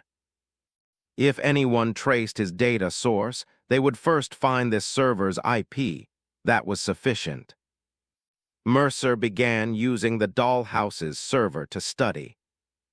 He tested and observed data changes during attacks, the operation of its core code, and the behavior of its AI, among other aspects. The more Mercer studied it, the more he realized how terrifyingly powerful programming was. Was truly a genius. Despite its compact size, this program contained the core code of dozens of different types of programs. It was less a single program and more an arsenal built from core code. The AI was the heart that wielded these weapons. It would assess the opponent's form and effortlessly use specific core code to instantly construct corresponding programs. Then, within milliseconds, it would continuously generate new programs from the core code based on the opponent's weaknesses, using these custom weapons to ruthlessly shred all their defenses. No wonder said this cat would be his best teacher. These varied core codes comprehensively encompassed every technique needed. This included how to infiltrate server-level ICE undetected, how to silently alter data within an opponent's server, and how to seek out vulnerabilities in their programs. Each core code, in fact, represented a solution provided by. Even Mercer couldn't help but feel the pressure. Mastering this many weapons would likely take years, even for him. Because this wasn't just about learning programs. It was about understanding's thought process and his compilation methods. How did he create such exquisite core code? Why was this core code crafted to be so minimalist yet powerful? What was his programming philosophy? Or rather, what were his compilation methods and programming language? Had his own unique way of programming. Within those strange and beautiful icons, countless code compilation methods hadn't even appeared in textbooks, almost as if he had invented a distinct programming language. This made the programs he wrote nearly incomprehensible to ordinary. Even Mercer found them extremely difficult to decipher and challenging to learn. It was as if Mercer had been handed a knife. He could see its form and vaguely understand some of its composition. But he still had a long way to go before he could forge such a blade himself, let alone create an even stronger one using different materials. As for the AI, the more Mercer pondered the AI code of, the more he wondered. Was this thing really written by a human? The complexity of its core code was such that even he couldn't grasp it at a glance, or rather, he simply couldn't understand it. This was the first time Mercer had encountered data that even he couldn't decipher. He wasn't sure if it was due to his own lack of knowledge, or if the thing was inherently designed this way. Part of the AI's core code was structured completely differently from existing programming languages and data architectures. This only fueled Mercer's determination. He ran the program repeatedly in this dollhouse, observing the AI's growth throughout the process. Meanwhile, AI, leveraging computational power, began rapidly iterating and expanding its data structure as it ran. As large chunks of data streamed by, the AI's core code also grew exponentially. If AI core was initially only 10 MB in size, After running at full capacity for just 10 minutes, it had self-expanded by at least tenfold. Once the core code formed a complete data structure, the cat suddenly began generating a large amount of useless junk data. These blue icons started clustering around its core, self-iterating, upgrading, and optimizing. It was unclear how long this continued before it finally stopped. Mercer narrowed his eyes at the seemingly unchanged cat. "Hello." A massive data stream flashed in the cat's eyes before it spoke haltingly. "Lo, Master, please whip me." Mercer slapped a hand over his face. "Delete, reset." Let out a rather seductive meow. "So ting meow." Then it crashed and restructured. Mercer stared at it speechlessly, but after observing its self-driven growth, he had gained some understanding of how to shape an AI's personality and cognition. Although he still couldn't parse or compile the core data that represented the AI's soul, that core data itself was merely a segment of primitive code responsible for granting the AI a born consciousness. Mercer named it the soul source code. As for the code outside this source, Mercer could comprehend about 60 to 70% of it. For instance, which code constituted its appearance, which formed its knowledge base, and which shaped its cognition. But beyond that, there were some extremely unique, self-generated core data segments. Mercer could see them, but like the soul source code, they belonged to a special structure. For now, replicating them was beyond his ability. At the same time, Mercer noticed that the data from these special structures bore a striking resemblance to certain data within himself. Mercer speculated that this might be the key to AI anthropomorphism and the crucial data for influencing human cognition through network technology. Perhaps by mastering how to compile and modify this data, he could also gain the power to alter human thought.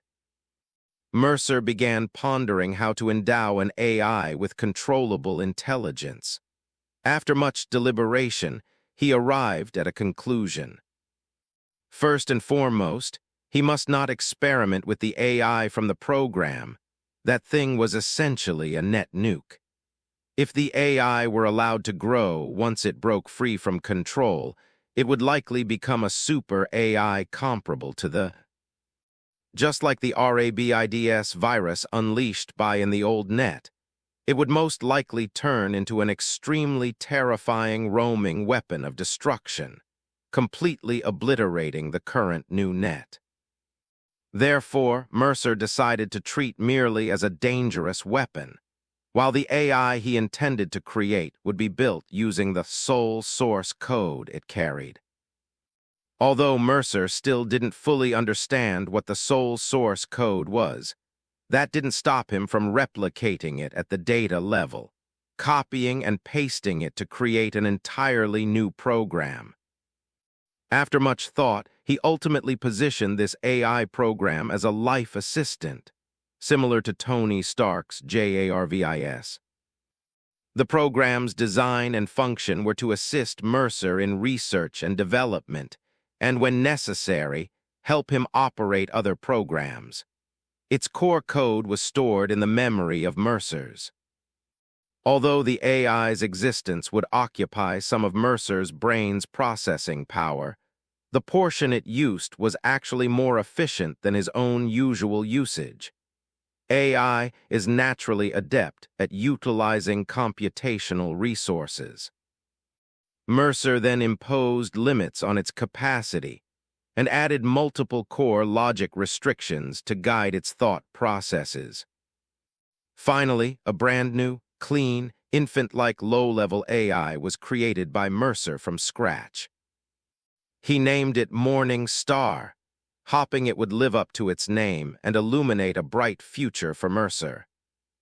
Mercer disabled its self-learning function, deciding to manually filter appropriate data to provide Morningstar for its initial development.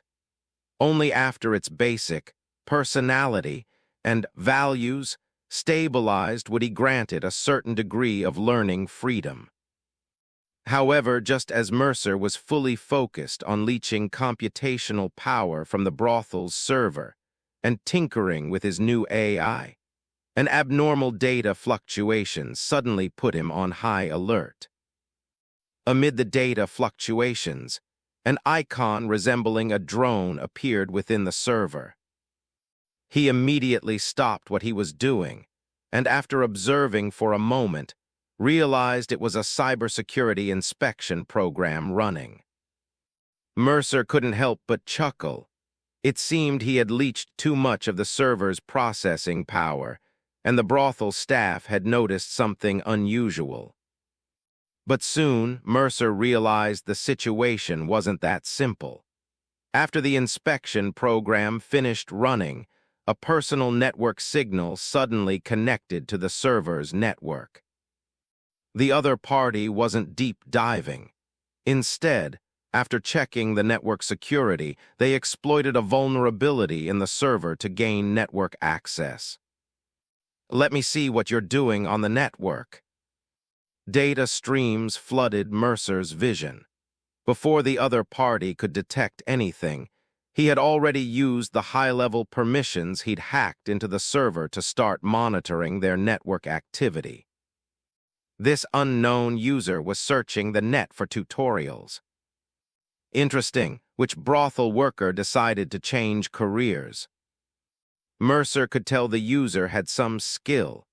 Their search content had already moved beyond beginner levels and was now delving into specialized knowledge for professional. He observed for a while, then began tracing the signal with keen interest.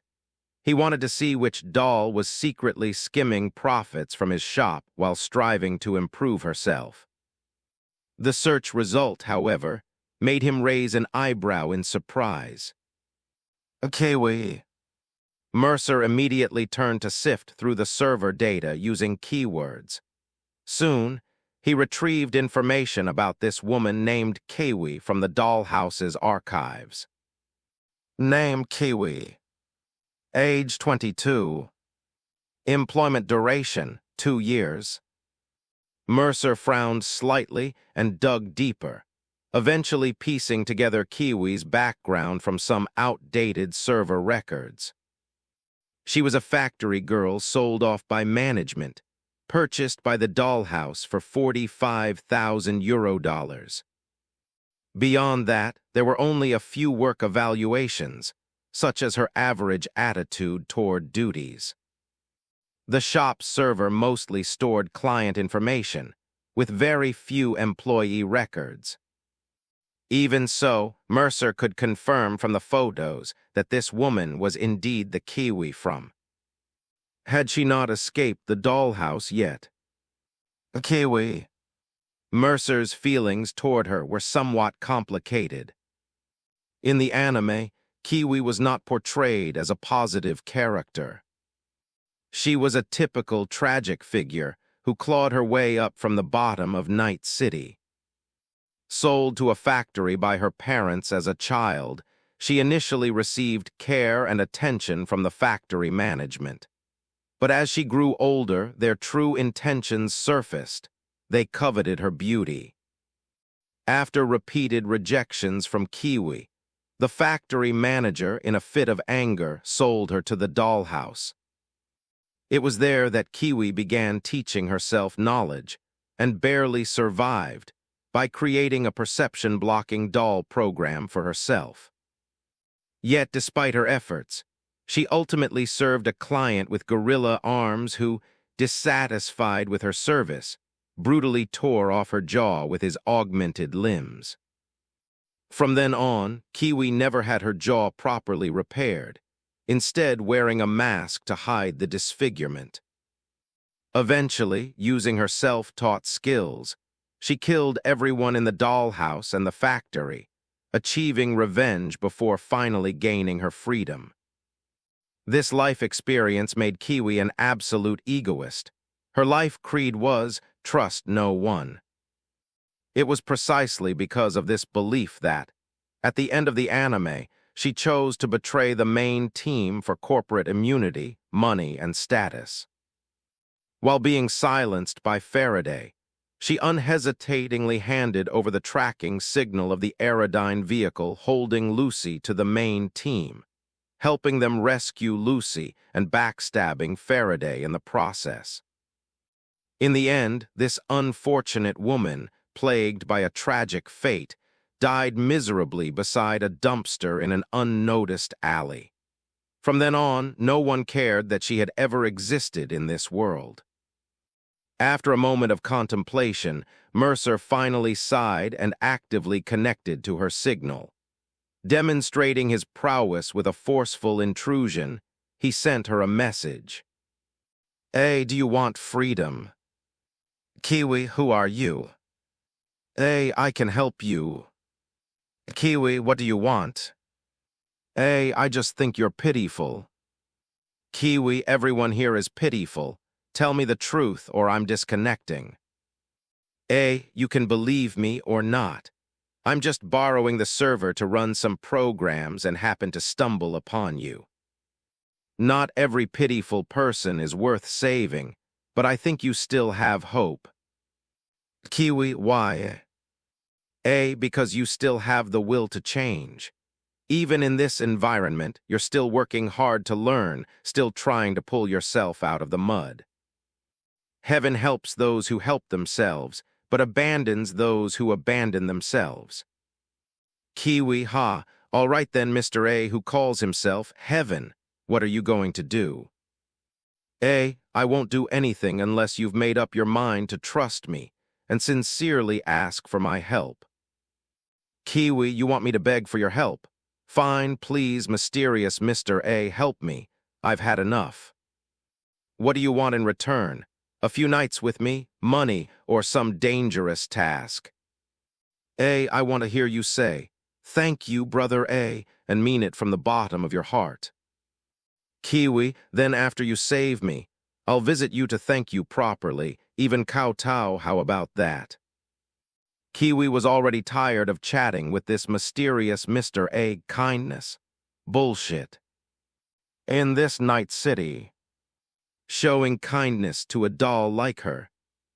What a joke. What kind of living saint was this?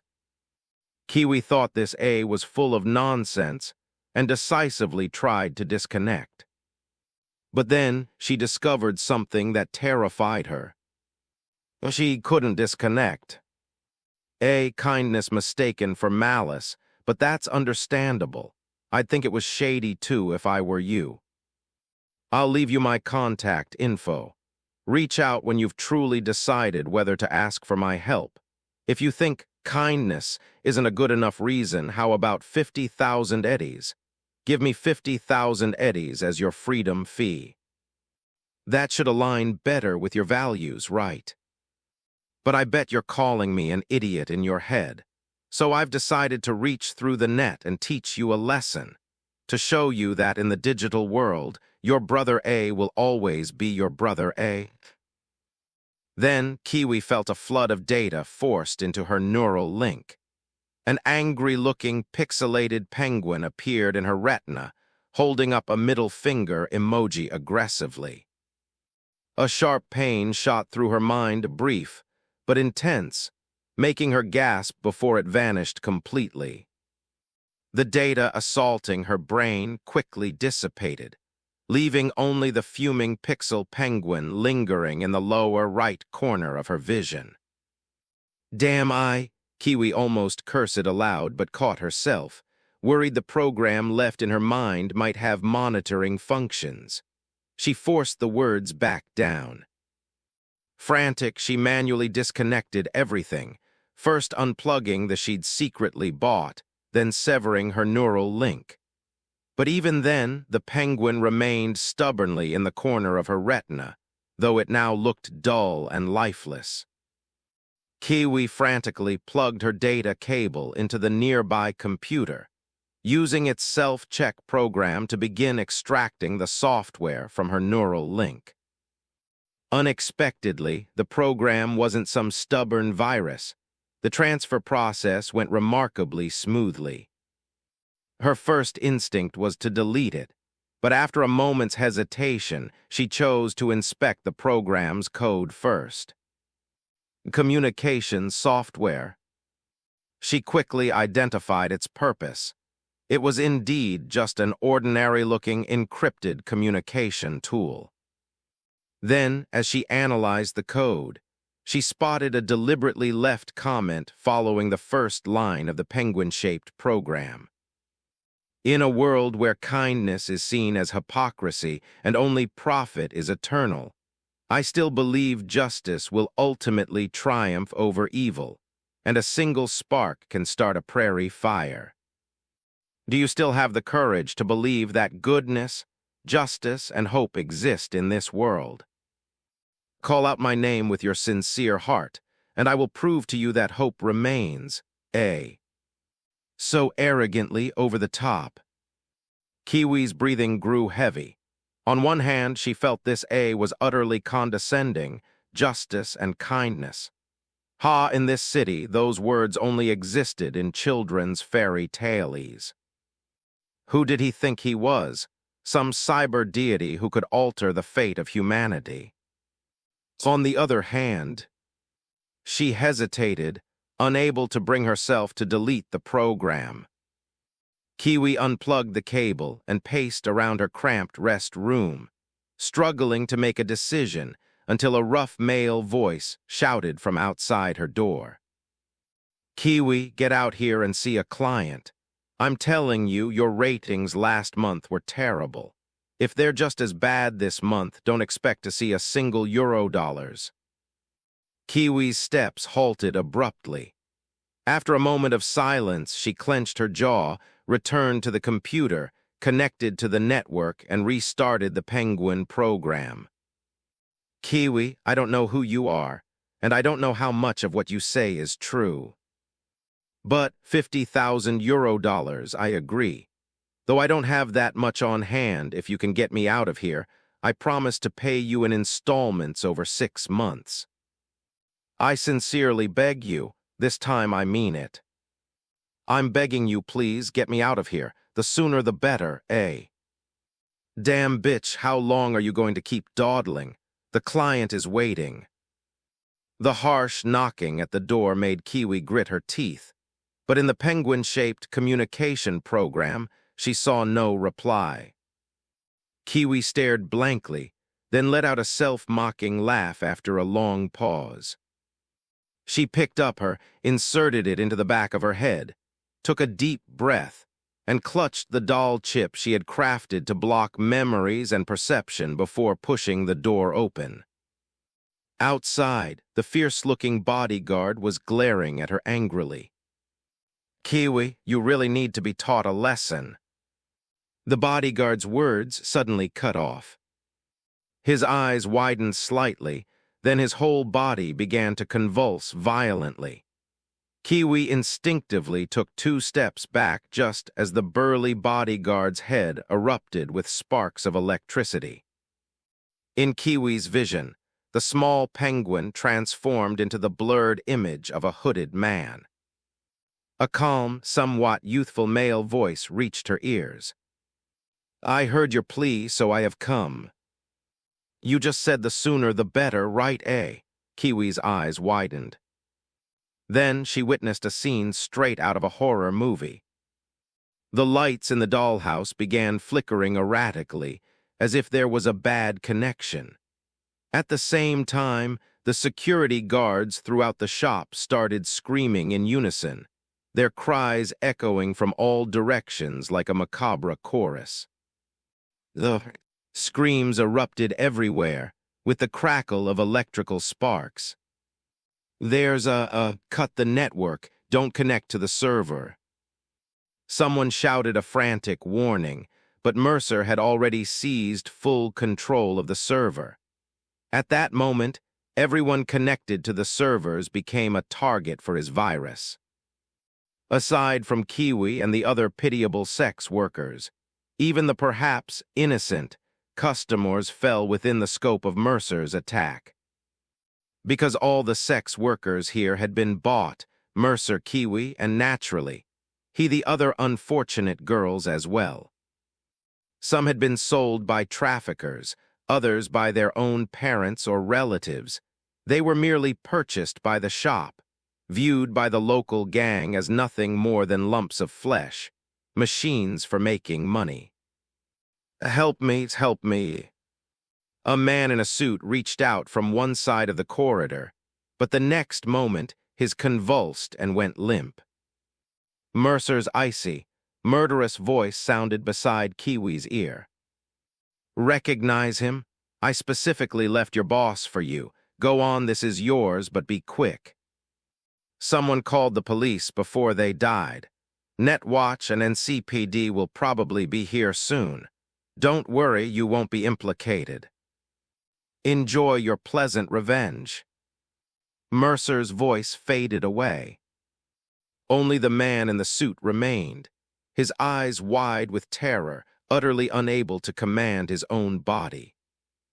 Kiwi's breathing grew heavy. Trembling, she stepped forward, looked down, and stared at this man who had always held himself high, who had beaten and abused the sex workers at will, controlling their lives and deaths. "Save me, Kiwi. Help me shut down." His throat produced a garbled plea for help. Kiwi's breathing grew even heavier, like a panther about to roar. But in the end, with cold eyes, she simply reached out her hand. She took the pistol from the man's waist, aimed it at his head, and smashed it down. Kiwi didn't choose to pull the trigger. Instead, she hammered his head again and again with the gun's grip. Once, twice, 10 times, 15 times. Only when the man's head was a bloody, pulpy mess did she finally gasp for air, her eyes to her, already brimming with tears, blurring her vision. Her hand shaking, she fired several shots into the corpse, then immediately stumbled and fled frantically out of the brothel. At that moment, the dollhouse had transformed into a living hell. Kiwi could see it. Her allowed her to perceive the signals flowing through the network. Right now, the data surging through this network was as fierce as a tidal wave. Invisible, powerful currents, fueled by the server's computing power, were rushing toward everyone connected to the internet-connected light bulbs shattered from the overload. Neon signs flickered a few times before going dark. Yet Kiwi ran on with single-minded focus. As she sprinted, she pulled the doll chip from her neck and flung the symbol of restraint and surveillance forcefully ahead, crushing it under her heel as she passed. She dashed toward the automatic door that had always been locked to prevent dolls from leaving. The door was already forced open, and now the dimly lit alley outside the shop was still aglow. Kiwi's mind felt vaguely blank. She seemed to have thought a lot, yet also nothing at all. She was just running like she hadn't in a long time. Before long, the dollhouse behind her burst into flames. Mercer had initiated overload on all the servers and electronics inside, setting the server room ablaze. The stench of the alley gradually faded as she distanced herself. When she finally came to her senses, she found herself on an unfamiliar street. Gasping for air, she turned back in confusion. The dollhouse had long vanished from her sight. Only sparse traffic flowed along the street beside her, and a few eyed her warily, a girl dressed to the nines but missing a shoe, clutching a pistol tightly in her hand. Kiwi's hand trembled slightly as she tentatively whispered, "Hey, I'm here." Mercer's voice remained calm. "Where do I go now?" Kiwi looked around, the December night wind making her instinctively hug her arms. "Got any money?" Mercer asked first. I don't have a bank account. They always paid me in cash. Damn it, I forgot to take the money. As she spoke, the realization hit her and regret set in. She'd forgotten to grab cash from the shop. Even just pulling the manager's personal chip to drain his digital wallet would been something. Don't worry about it now. NCPD is already on the scene. I made quite a mess. Mercer thought for a moment, then offered a suggestion. I know a friend. She's a good person. Shouldn't be a problem for her to put you up for a few days. Just find a spot to wait. I'll have her pick you up by car. Or do you have any other friends you trust? Kiwi answered reflexively, I don't have any friends. Then you do now. Her name is V, a good girl you can trust. She's about half an hour away by car. Just find a place to stay put for now. After he finished, Mercer chuckled lightly. Gotta go now. Netwatch is here. I need to focus on tangling with them. Let's see what these Netwatch agents are made of. Not sure what prompted her, Kiwi replied. They're not to be messed with. Be careful. Mercer sent her an emoji in response, then cut the voice calm. Dazed, Kiwi found a railing to lean against and sit by. Even now, everything that had just happened felt like a dream. She looked up at the starry sky. The stars, unseen for so long, weren't shining brightly tonight as if on cue. The moon peeked in and out from behind the clouds, yet in her eyes, it was the most beautiful night sky she'd seen in years. Until a beat-up Galena gecko pulled up by the curb. A woman with white hair and a strikingly beautiful face, yet radiating an air of nonchalance, rolled down the car window. Hey, you're Kiwi. Get in, I'm V. This time, Kiwi didn't hesitate. She walked over and pulled open the passenger door. That's me. Hello, V. I'm actually not doing very well, V said with a sigh. Got dragged out of bed at 2 a.m. to play chauffeur. Told me about your situation. Don't worry, you can crash at my place for a few days. Thanks, Kiwi replied awkwardly. She wasn't used to expressing gratitude. V glanced at her, chuckled, and took in Kiwi's weary yet still lovely face. Suddenly curious, she asked, How do you know A? He actually paid me 1,000 eddies in the middle of the night just to babysit you for a few days. After a moment's silence, Kiwi answered truthfully, I don't know him. V was taken aback, then let out an O, convinced she'd figured it out.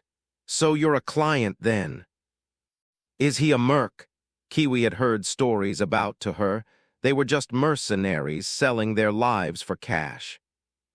She couldn't imagine someone like A, who talked so much about justice, being one of them.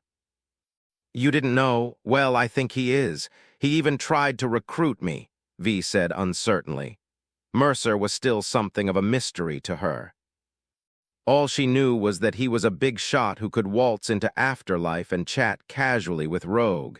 His so advanced even her couldn't scan the models. Top-tier skills, not too shabby in a fight either.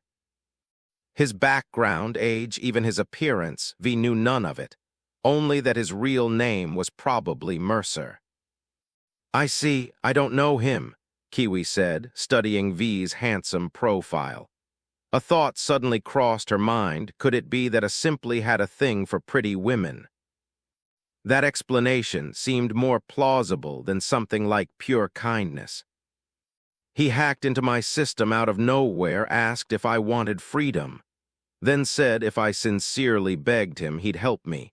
I tried it, and he got me out of the doll club. The cost is 50,000 eddies to be paid in installments. After hearing this, V's eyes widened.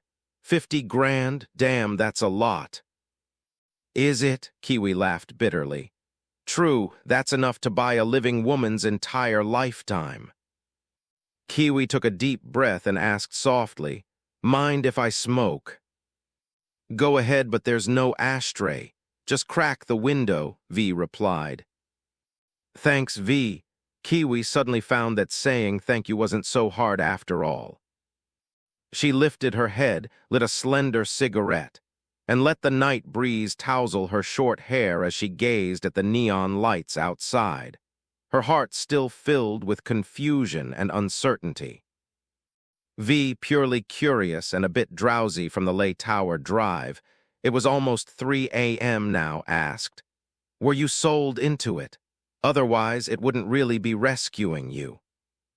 "Yeah," Kiwi replied, not really wanting to delve into what she saw as shameful scars. "So what'll you do now? I mean, you can't go back to being a doll, right?" After a moment's silence, Kiwi suddenly smiled. "I don't know." Only now did she realize that her life had been set in stone ever since her parents sold her to the factory as a child. At the factory, the foreman controlled her daily routine, demanding punctual work year-round without a single day off. Resignation was impossible unless she first repaid the exorbitant buyout fee the factory had imposed. After the foreman repeatedly failed to coerce her into dates and spitefully sold her to a dollhouse in anger, her existence descended into another unimaginable hell. 24 hours a day, whenever requested, she had to work. Though she earned a meager so-called payment, true freedom remained entirely out of reach. This time, the buyout fee was a staggering 100,000 euro. How could a doll, whose every expense from food and shelter to the mandatory doll chip was deducted from her earnings, ever save enough to buy her freedom? She spent a year teaching herself programs and secretly saving up to buy a. From then on, she clung to as her lifeline. Every day, she fantasized about freedom, dreaming of the day she could use her hacking skills to take revenge on the scum who controlled and enslaved her life. And yet, freedom arrived so abruptly, so unexpectedly. What would she do now? For the first time in her life, Kiwi could finally ponder that question. Anyway, maybe become a hide in some dark corner, do some jobs that pay well. Kiwi fantasized aimlessly. Once I save up enough, maybe I can retire somewhere. I don't know, but I'm definitely going to make a lot of money. Never let anyone control my life again. V didn't comment. Of course, she wanted to get rich too, but more than just money, she craved becoming a true big shot. It was the dream every street kid grew up aspiring to be someone important. To be respected, with legends about her spreading throughout the city, famous across the world. V fell silent too, because she couldn't help but think of Mercer's proposal. A nobody or a legend. She seemed to have found her answer. And V glanced at Kiwi. He only asked you for 50,000 eddies. Yeah, but at first he said he didn't actually need payment, just that I had to sincerely ask him for help. But if it were you, would you think that's reliable? Would you believe it? Kiwi said. V shook her head matter-of-factly. I'd think he's an idiot. Such a simple trick probably only works on kids. Right, so after he saw I didn't believe him, he said, based on my values, 50,000 eddies. Kiwi couldn't help but laugh. Everything that happened tonight felt like a beautiful, unreal dream. And then he just rescued me like that. Have you met him? What's he like? He's pretty slick, but also really skilled. His abilities probably rank high across all of Night City. His looks top tier, doesn't seem like someone short on cash. He's generous, but his style isn't flashy. Just street kid attire, though clean. I've only seen him wearing a hockey mask. Honestly, his voice sounds kinda like a kid's, and he's not tall either. V thought for a moment, then made her own judgment. But he talks pretty maturely, gives off a reliable vibe, seems like a sincere guy. Probably a short dude using a voice modulator. Most I've seen are skinny. Maybe all his nutrients went to his brain. Kiwi nodded to herself, forming an image in her mind. A short, unattractive, but kind-hearted nerdy with a soft spot for pretty women, generous and highly capable. Maybe because he's often overlooked by women in real life. He likes to recruit pretty ones or play the hero. Mercer, I didn't mean to eavesdrop, but honestly, your slander hurts, V. Whoa, don't just pop text into people's out of nowhere. You scared the hell out of me, V exclaimed. Mercer's voice chuckled in her ear. If I spoke directly, you'd probably drive this car right into a ditch. Damn it, I knew the program you left me had a... V sounded a little angry. Not at all, I just added both you and Kiwi to the same squad comms. And then I heard you talking trash about me. Mercer's tone made V feel a bit guilty, but she still spoke with confidence. In Night City, not many people wear masks and act all mysterious anyway. Be honest, sis isn't the type to judge by looks. Being a bit short or ugly doesn't affect your skills. Fuck you, V, I'm an original handsome guy. And right now I've even got a pretty girl by my side. Worried I might get into trouble in cyberspace. Mercer spoke emphatically. I'm short because I haven't finished growing properly yet. All my nutrients are going to my brain right now. Just wait till my brain's fully developed. I'll easily hit 6 feet. How I think I've heard something like that before. Where was it? Let me think. Oh, Scott, that famous Shorty Wood. He was only around 5 foot something and kept saying until he was 20 that it was because he didn't eat well and lacked nutrients and that he'd shoot up once he got enough to eat. Ha! Then as soon as he turned 20, he went and got a pair of leg implants. Still insisted it was natural growth, but during a with 6th Street, he stumbled and caught a grenade with his face. V laughed unapologetically, realizing Mercer was actually pretty easygoing. He didn't mind jokes at his expense at all. Oh, Mercer drawled meaningfully. We've got plenty of time, V. V hesitated. Right, didn't you say Net Watch was on your tail earlier? Still being chased now, but it's on purpose. Mercer's tone was utterly calm. The programs Netwatch develops are kinda interesting. IP tracking, blocking IP jumps, even ones that lock your signal so you can't log off. Gotta admit, they're not bad. I've been cruising all over Night City's network and they're still right on my ass. Shit, then focus.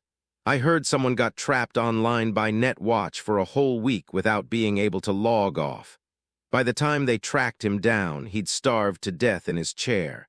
Hurry up and have your friend unplug you. V was getting nervous. Don't worry, unplugging now would just make it worse.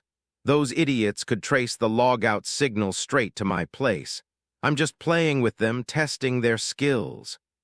Mercer paused, then added, and testing their programs too, seeing what tricks they've got left. I'm gonna learn 'em all. Don't push your luck, eh? V said, still concerned. Kiwi spoke up for the first time. Need help. I've hacked into some private computers before.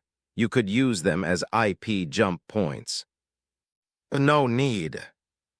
After a brief silence, Mercer's voice returned, confident. Looks like they're out of new moves.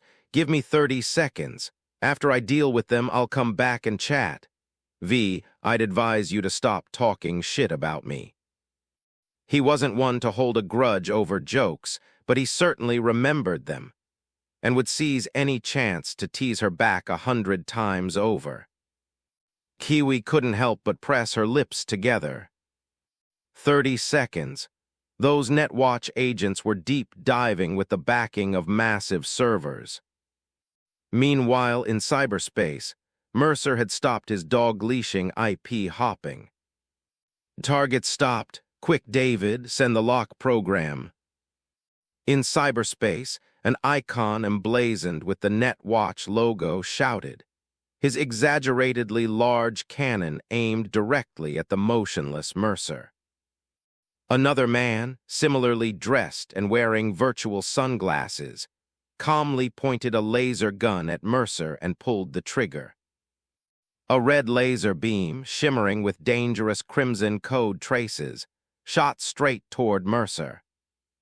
However, to the Netwatch agent's surprise, the moment the laser struck Mercer, his virtual form dissolved into a dissipating cloud of blue data. "Damn it, it's a bait program."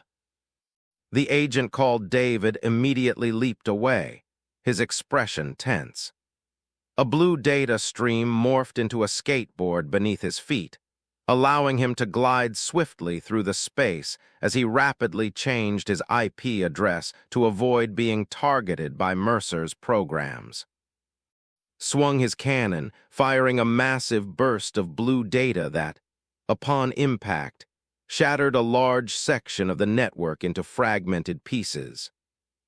The blue data spread across the network, instantly reorganizing the fragments into a massive blue cage.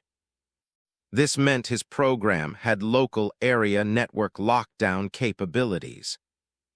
With a single attack, he had temporarily isolated this section of Night City's network into an inescapable LAN, attempting to cut off any chance of Mercer's escape. "The signal's still here. He hasn't gone far," yelled, only to suddenly feel the ground vanish beneath him. He looked down abruptly. A black hole-like void had appeared beneath his feet. "I'm trapped. I can't move. My IP is locked." "Execute a reconnect if you have to." David rushed over, trying to send support programs to assist him. But a man wearing a smiling mask, a hoodie, and a black jacket suddenly materialized in front of him. "You've been chasing me for so long. Why the hurry to leave?" The pale mask, with its black-painted smile, seemed more terrifying than a ghost in that instant, causing David's data to freeze momentarily from shock. Goddamn ghost in the machine. His icon flickered several times but remained stuck in place, the vortex beneath him swallowing half of his form like quicksand. He tried to brute force his way out using server processing power, engaging in a computational battle with Mercer, only to find the program unexpectedly sophisticated. He frantically searched for vulnerabilities in the program while attempting to counter with ice, but the black hole behaved like a real one. Without the right approach, the server's immense processing power was useless. Mercer spoke leisurely. "Don't waste your effort. This program was inspired by both of yours, a laser gun and a cannon. Not very creative, if you ask me." "Damn it, do you have any idea what you're doing?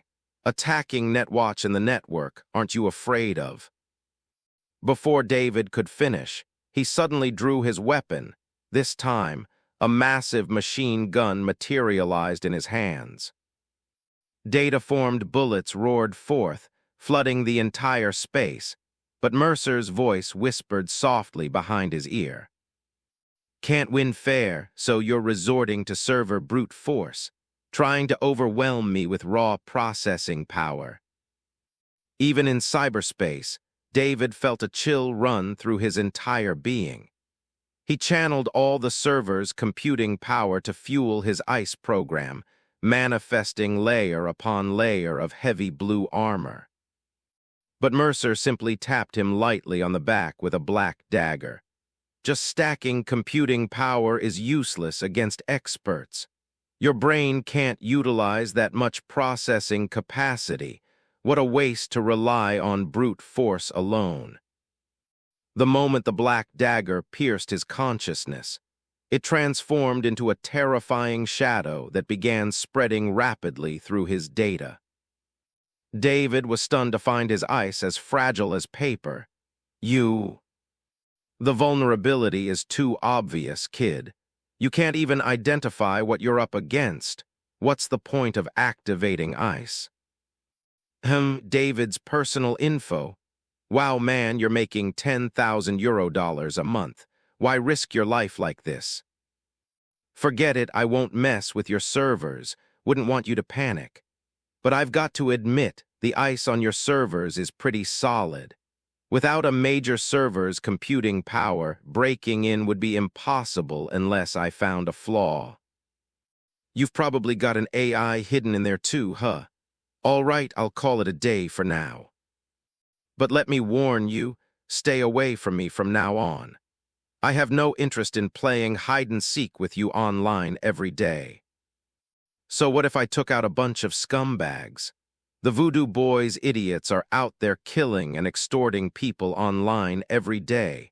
Why haven't you raided their hideout? Afraid of some trash servers and lousy defense systems cobbled together by a bunch of losers. Then you should be even more afraid of me.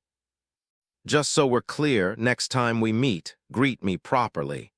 If you dare come at me again, I won't hold back. In Night City, you Netwatch agents better tread lightly. Don't get yourselves killed with no one to bury you. Mercer's figure vanished in an instant, leaving only a smiling yellow bean emoji etched into the ground, leaving the two immobilized Netwatch agents staring at each other in disbelief. Shit, this is bad. Since when did Night City get such a skilled player? David's data face was full of frustration. Sighed, half of his body still trapped in the snare program, struggling with all his might to break free. Though he couldn't find any vulnerabilities or clever solutions, he could still brute force his way out using the server's computing power, especially since Mercer had quickly stopped supplying processing power to the program, causing the data black hole to vanish almost immediately. That guy is ruthless. Honestly, we're no match for him. He didn't even bother competing in computing power. He went straight for the program's vulnerabilities. I maxed out the server's computing capacity, but still couldn't crack the program's flaws. All I could do was try to counter it with raw processing power. But he never gave us the chance to compete on that level. What do we do now?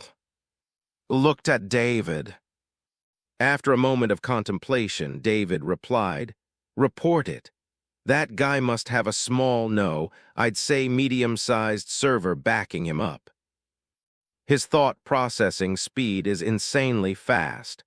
I doubt even with our computing enhancements we could reach half his speed.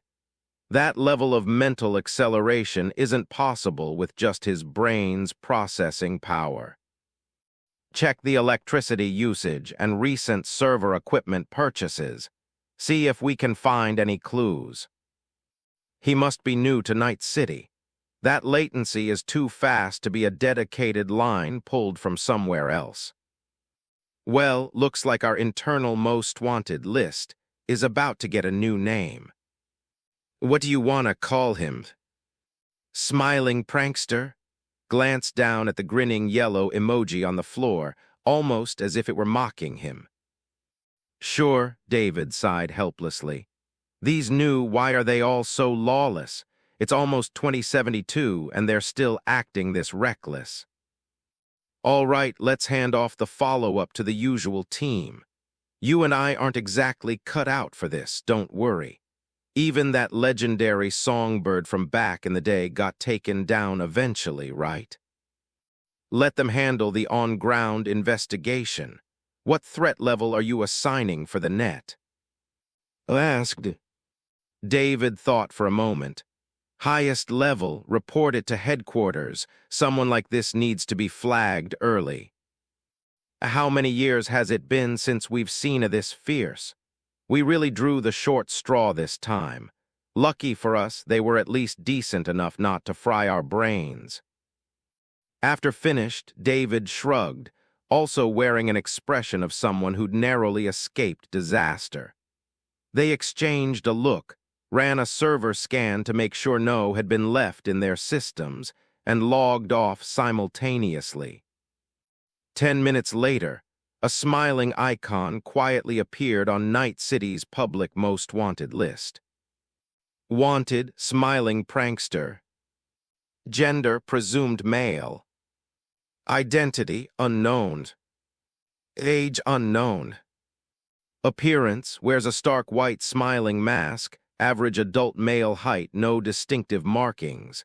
Image attached. Criminal record.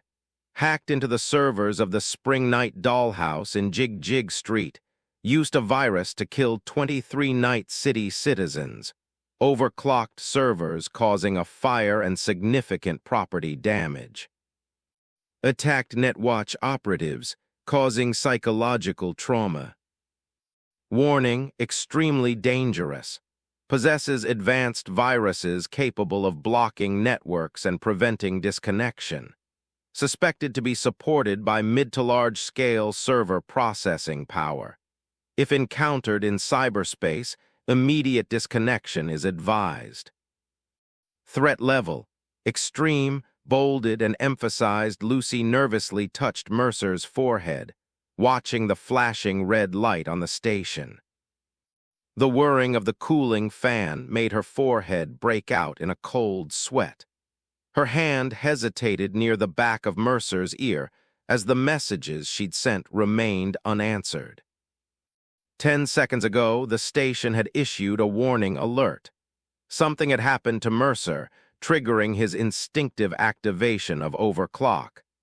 Once overclock was engaged, Lucy's attempts to contact him went unanswered, like stones sinking into the sea. She considered performing an emergency disconnect, but the numbers displayed on the station indicated that, although Mercer was in an overclock state, he hadn't reached his limit yet. Lucy hesitated, afraid of disrupting Mercer's operation. Fortunately, it only lasted 10 seconds before the safety indicators on the station began to decline. Mercer took a deep breath and slowly opened his eyes. "Why did you send so many messages? Aren't you asleep yet?" "Why didn't you reply?" Lucy retorted. "With your mental capacity, sending back an emoji would have been easy, right?" "Ran into Netwatch. They used a lockdown program to seal off that part of the network. Data couldn't get in or out. Clever move, learned something new today. I dealt with Netwatch, wiped my traces, and came back to talk to you right away. So don't be mad. I know you were worried. Let's just say I got too excited today. I'll be more careful from now on and try not to make you worry." Mercer spoke casually, rubbing his head. "Not bad, feels like only 39 degrees. Lucy didn't know what to say to him. She'd never seen someone so intent on finding trouble. She sat back on the mattress, staring at him. "What exactly were you doing tonight? You overclocked multiple times and even provoked Netwatch. The overclock half an hour ago felt okay, a bit hotter than usual for most, but normal for you. But just now, with Netwatch, your station triggered an alarm. Did a good deed, saved a poor girl, killed a bunch of scum, human traffickers forcing girls into being to make money for them. Turns out one of the clients I killed was a corporate dog, and not a low-level one either. Probably his company's monitoring program detected his biometrics disappearing and triggered an automatic alert based on his last IP address. Next thing I knew, NCPD and Netwatch were both on the scene. Netwatch's skills were decent. Those two had a large server, felt about on par with your current level. I wanted to jump out right away, but they were chasing too closely. To avoid information leakage, I had to teach them a lesson." Mercer said it all lightly. "Anyway, it's all handled now. If Netwatch doesn't want to die, they'll have to tread carefully and be polite if they ever contact me again." "What if they consider you an extremely dangerous criminal and send out their top agents?" Lucy frowned with worry. "Mercer, we just fled to Night City. Where else can we run now? It's Netwatch, and we're still wanted by." "Don't be afraid," Mercer said gently. sitting up from his station and looking at Lucy, who was seated on a mattress on the floor. He smiled, exuding confidence and a tenderness that surprised Lucy. "Even if something goes wrong, I promise I'll make sure you survive. If even you die, where could I possibly run? Agents might just be a way for you, but for me." Lucy met his gaze. "You're not alone anymore, Mercer. You said I could follow you, so you have to take responsibility. You can't keep acting so recklessly."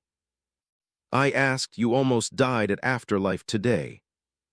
I knew you wouldn't behave yourself in the net either, which is why I came here to watch you. But even then..." She lowered her head, burying her face in her knees. "Even if you don't think about me, think about.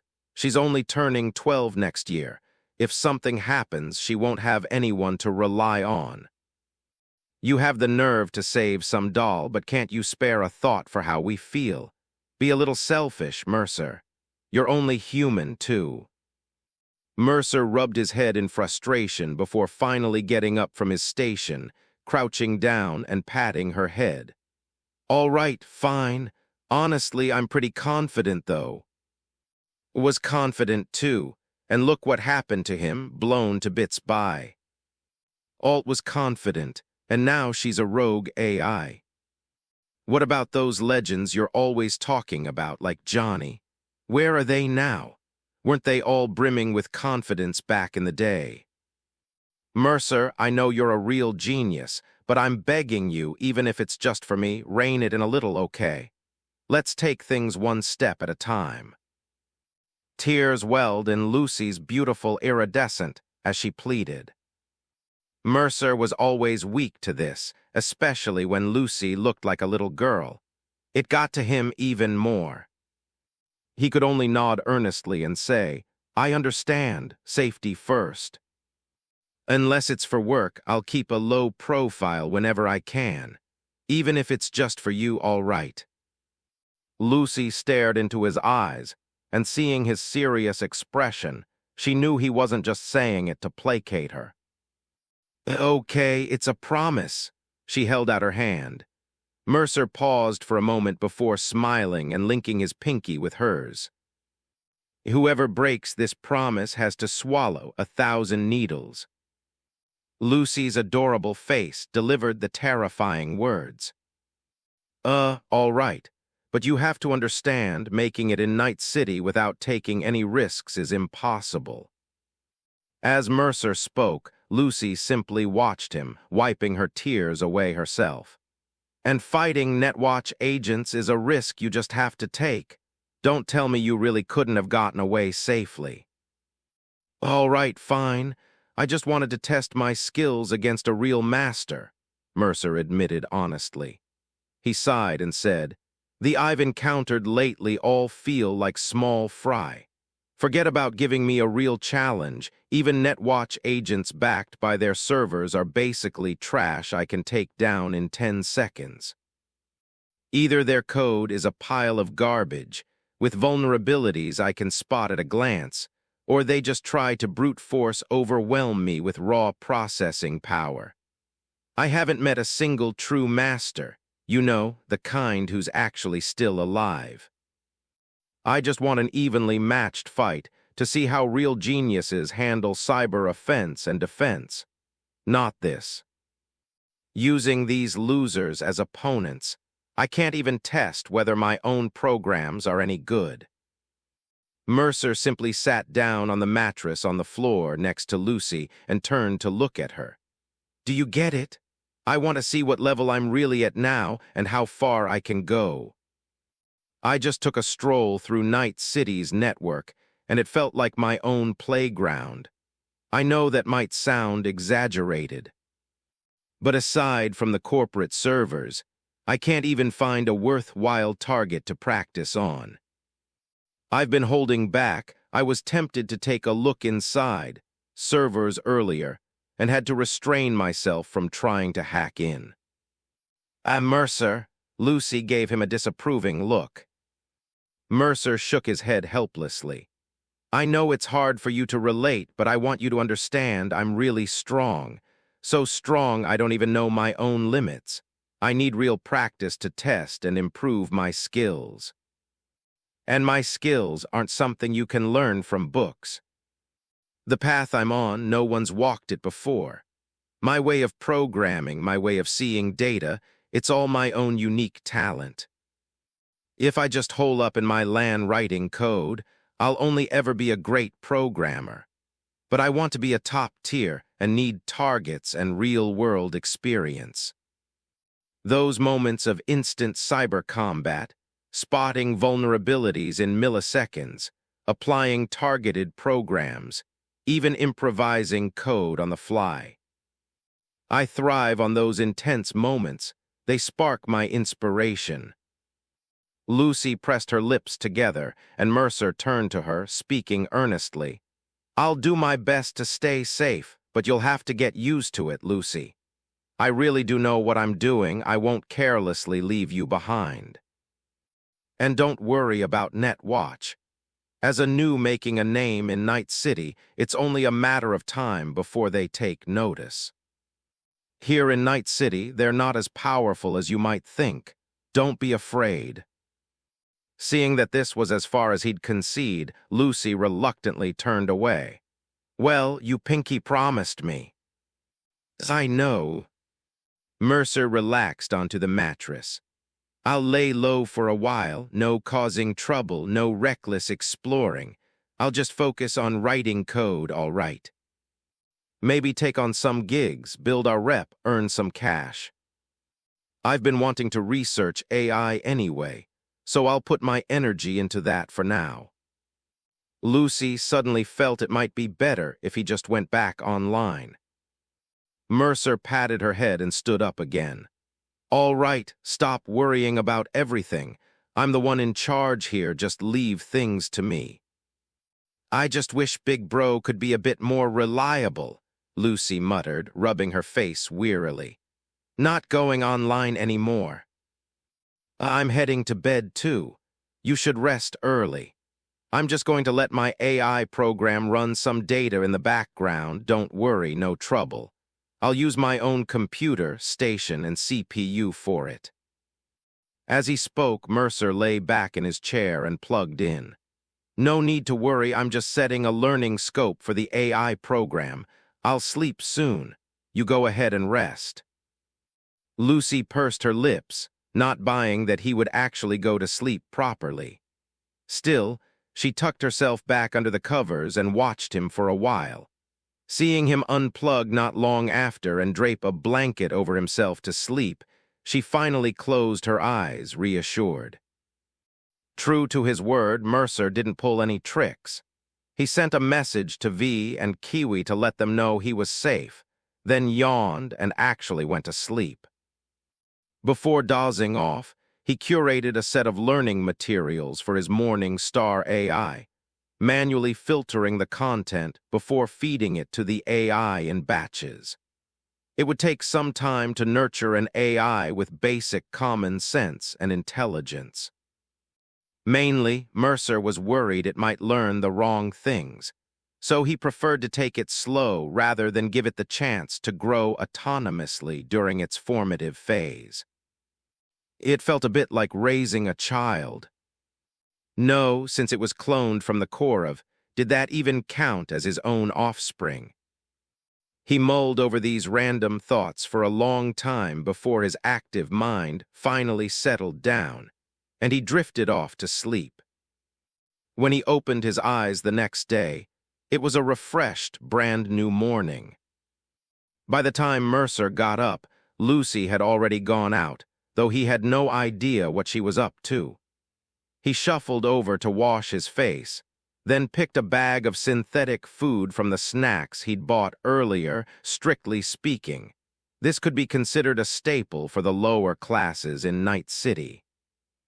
A vitamin supplement produced by the All Foods Corporation, branded Vitamine. He squeezed the toothpaste-like substance into his mouth. The texture was akin to meat jelly, and the flavor, Mercer had bought the strawberry variety, was a mix of sweet and tart when he squeezed out the jam on top. Not great, but passable. Once he'd eaten, Mercer returned to his computer. He first checked on the AI, planning out another set of online learning materials for it to process, then opened his emails. Among them, a message from Rogue stood out the most. Rogue, I got the intel you asked for. Source is a friend at City Hall, should be reliable, but you might want to verify it yourself. Also, don't worry about, the one still alive won't be coming after you. A few mercs have been asking me about you, probably hoping you can provide net support for their ops when needed. If you're open to freelance work, I can pass your contact info along and let them reach out. As for the VIP thing, gotta say, it'll take time. A lot of time to arrange. Given what you want to discuss with the VIP, I have to bypass everyone as much as possible to get you in touch. You know how it is, gotta find a new angle, maybe engineer a coincidence. Anyway, safety first, better for both of us. Click to download attachment. Mercer replied immediately. Mercer, thanks, Rogue.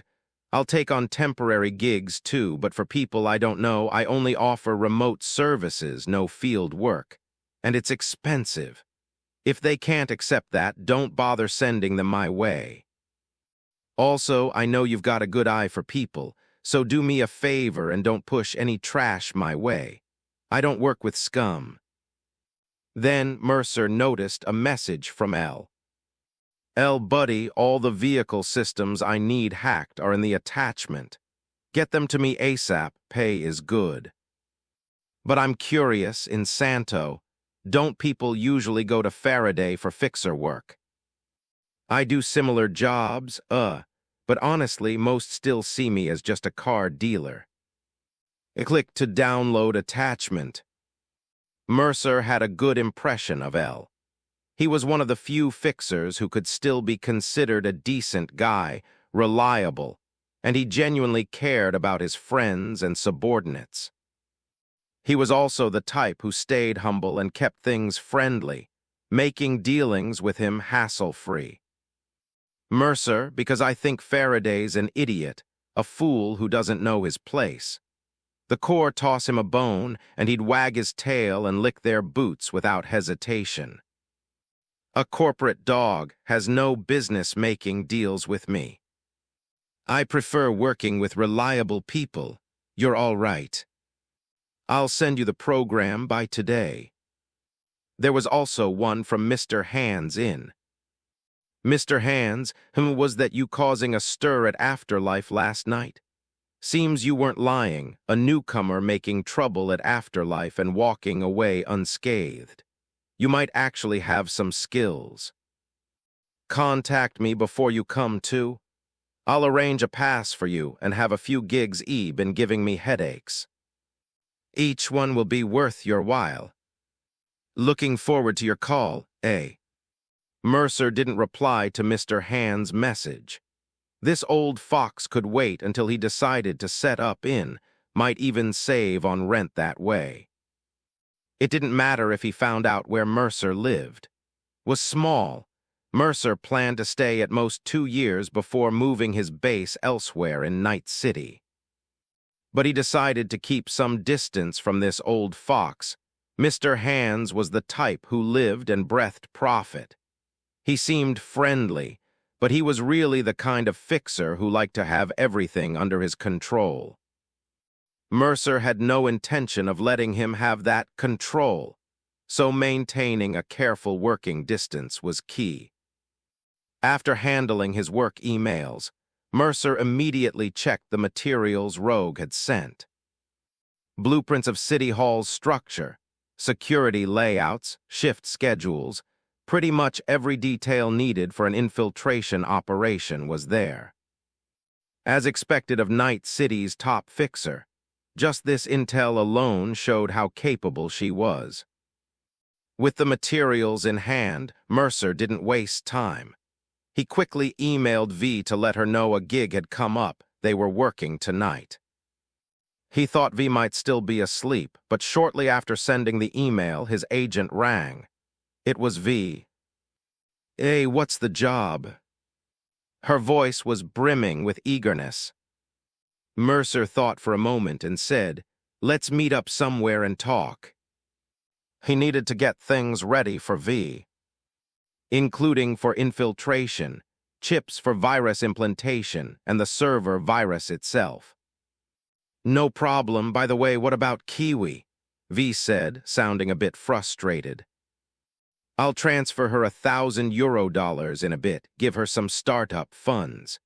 After that, she can find her own gigs. With her skills, she should be able to pull in around $10,000 a month." After Mercer finished, V seemed surprised. "I thought you were planning to recruit her." "V, I don't just take anyone. I told you you're special. You've got that potential. As for Kiwi, it's up to her. If she genuinely wants to work with me, we can talk about it later." Mercer wasn't worried about having too many people to manage. When you're aiming big, you naturally want as many allies as possible. As for loyalty, that's something time reveals through hardship and true character. V replied a bit sheepishly, "I feel like your opinion of me might be a little too high. Anyway, let's meet at noon. It's not even 8 yet. How about we meet at 9:30? We can grab a late breakfast. I heard there's a good spot and with a pretty waitress. Want to go there?" "Sure, that works." Mercer mused silently. Pretty waitress? Why are you telling me this, feeling like he was being stereotyped somehow? "Should I bring Kiwi? She's curious about you too. I think she wants to meet you in person." After V said this, Mercer thought for a moment. "Whatever, she can come if she wants." "All right then, I'll send you the location in a bit." V hung up with a chuckle. Soon after, a message from Kiwi came through. "Kiwi, thanks for what you did yesterday. I've been thinking, could meeting up be dangerous? V says you're new in town, and Netwatch definitely has you flagged after yesterday. What if they track me to you? Mercer, avoiding you won't clear my name. Night City will soon know there's a new skilled around. Netwatch will keep a close eye on someone like me, whether I've done anything or not. But let them know, I just took out some scum. The Voodoo Boys cause way more trouble, and Netwatch hasn't done squat about them. In this city, if you haven't got dozens, even hundreds of kills to your name, you can't really call yourself a merc. Don't overestimate them. This is Night City, they're not that many. They're weak on the net, and in the real world, I don't fear them either. Besides, Netwatch's stance is different from NUSA's, Ors. Mercer wasn't too worried they'd side with or NUSA. Given his skills and position, he might even end up collaborating with Netwatch someday. Kiwi, all right then, see you soon. I'll thank you in person. Mercer ended the call, got himself together, and got straight to work. First, he spent 10 minutes studying the vehicle system El had provided, then took 5 minutes to write a universal bypass program. It included unlocking and vehicle ID verification. As long as the target system wasn't updated or the vulnerability patched, the program would remain effective. Next, Mercer spent another 10 minutes coding a remote vehicle hijacking software. It could automatically lock onto a target vehicle's network from a distance, upload the program, and forcibly alter the vehicle ID verification. The reason it took a bit longer was that Mercer also threw in a complementary hardware design schematic for L.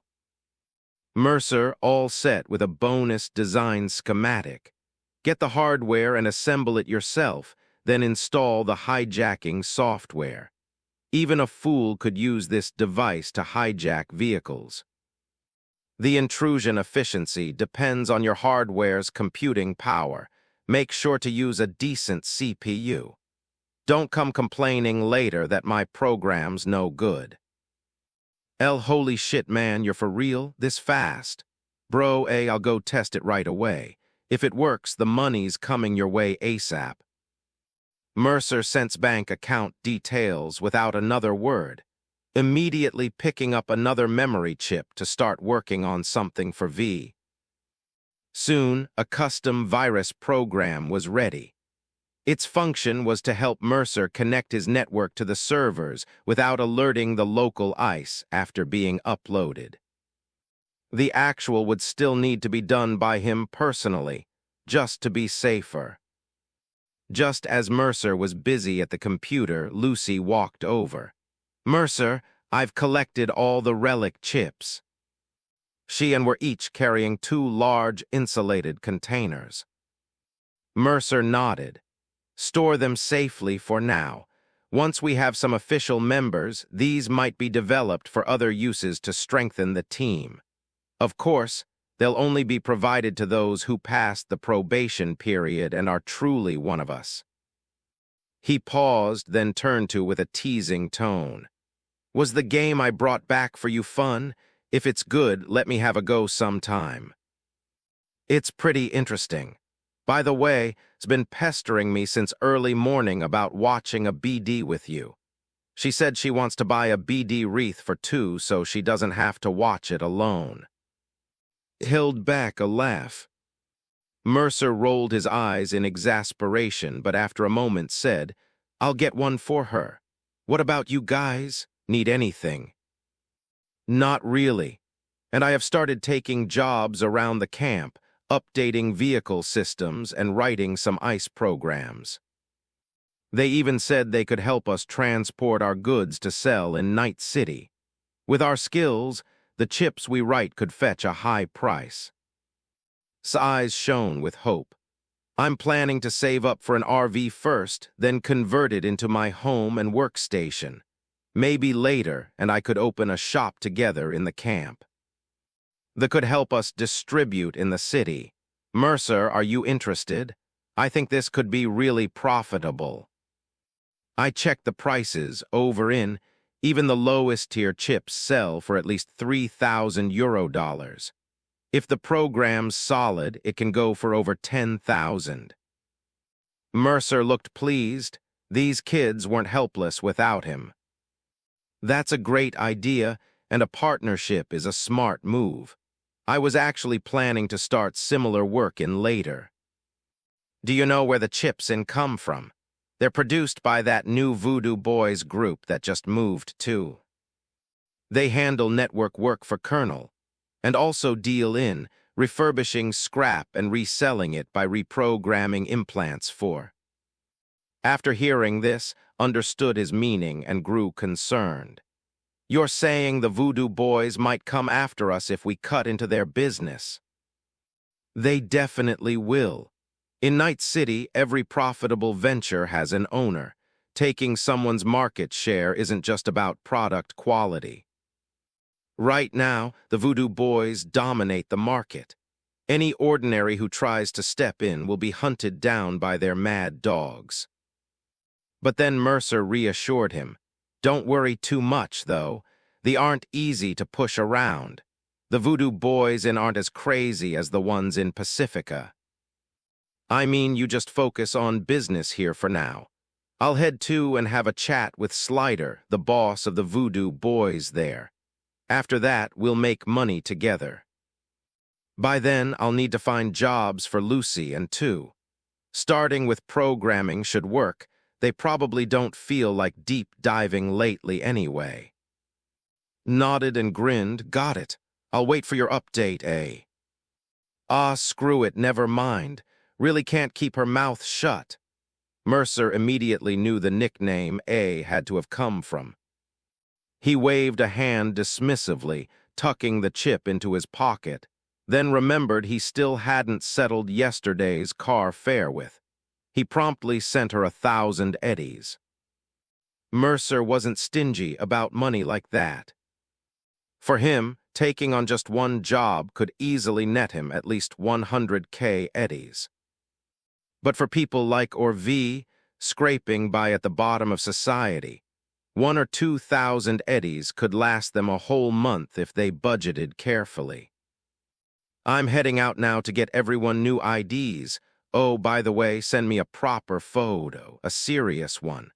I'll get your new identities sorted. Also, think about what new names you all want and send those to me too. If you have any specific ideas about age or birthdays, let me know. Paused, having nearly forgotten that new identities meant changing names. Understood. Lucy also fell into thought, mulling over the details of her new name.